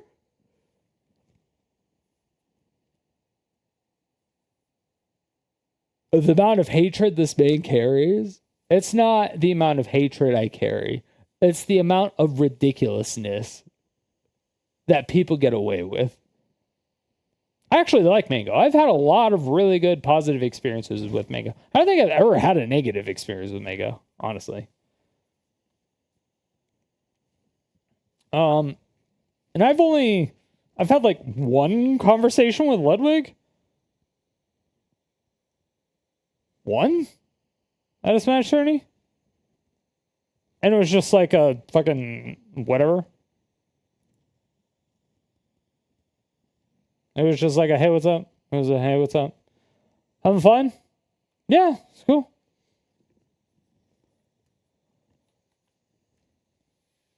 And I was like, you better be repping for AZ, dude. Hometown. And he's like, I don't live in AZ anymore. And I was like, So it was like a meme, but that was it. It was like less than a minute of a conversation.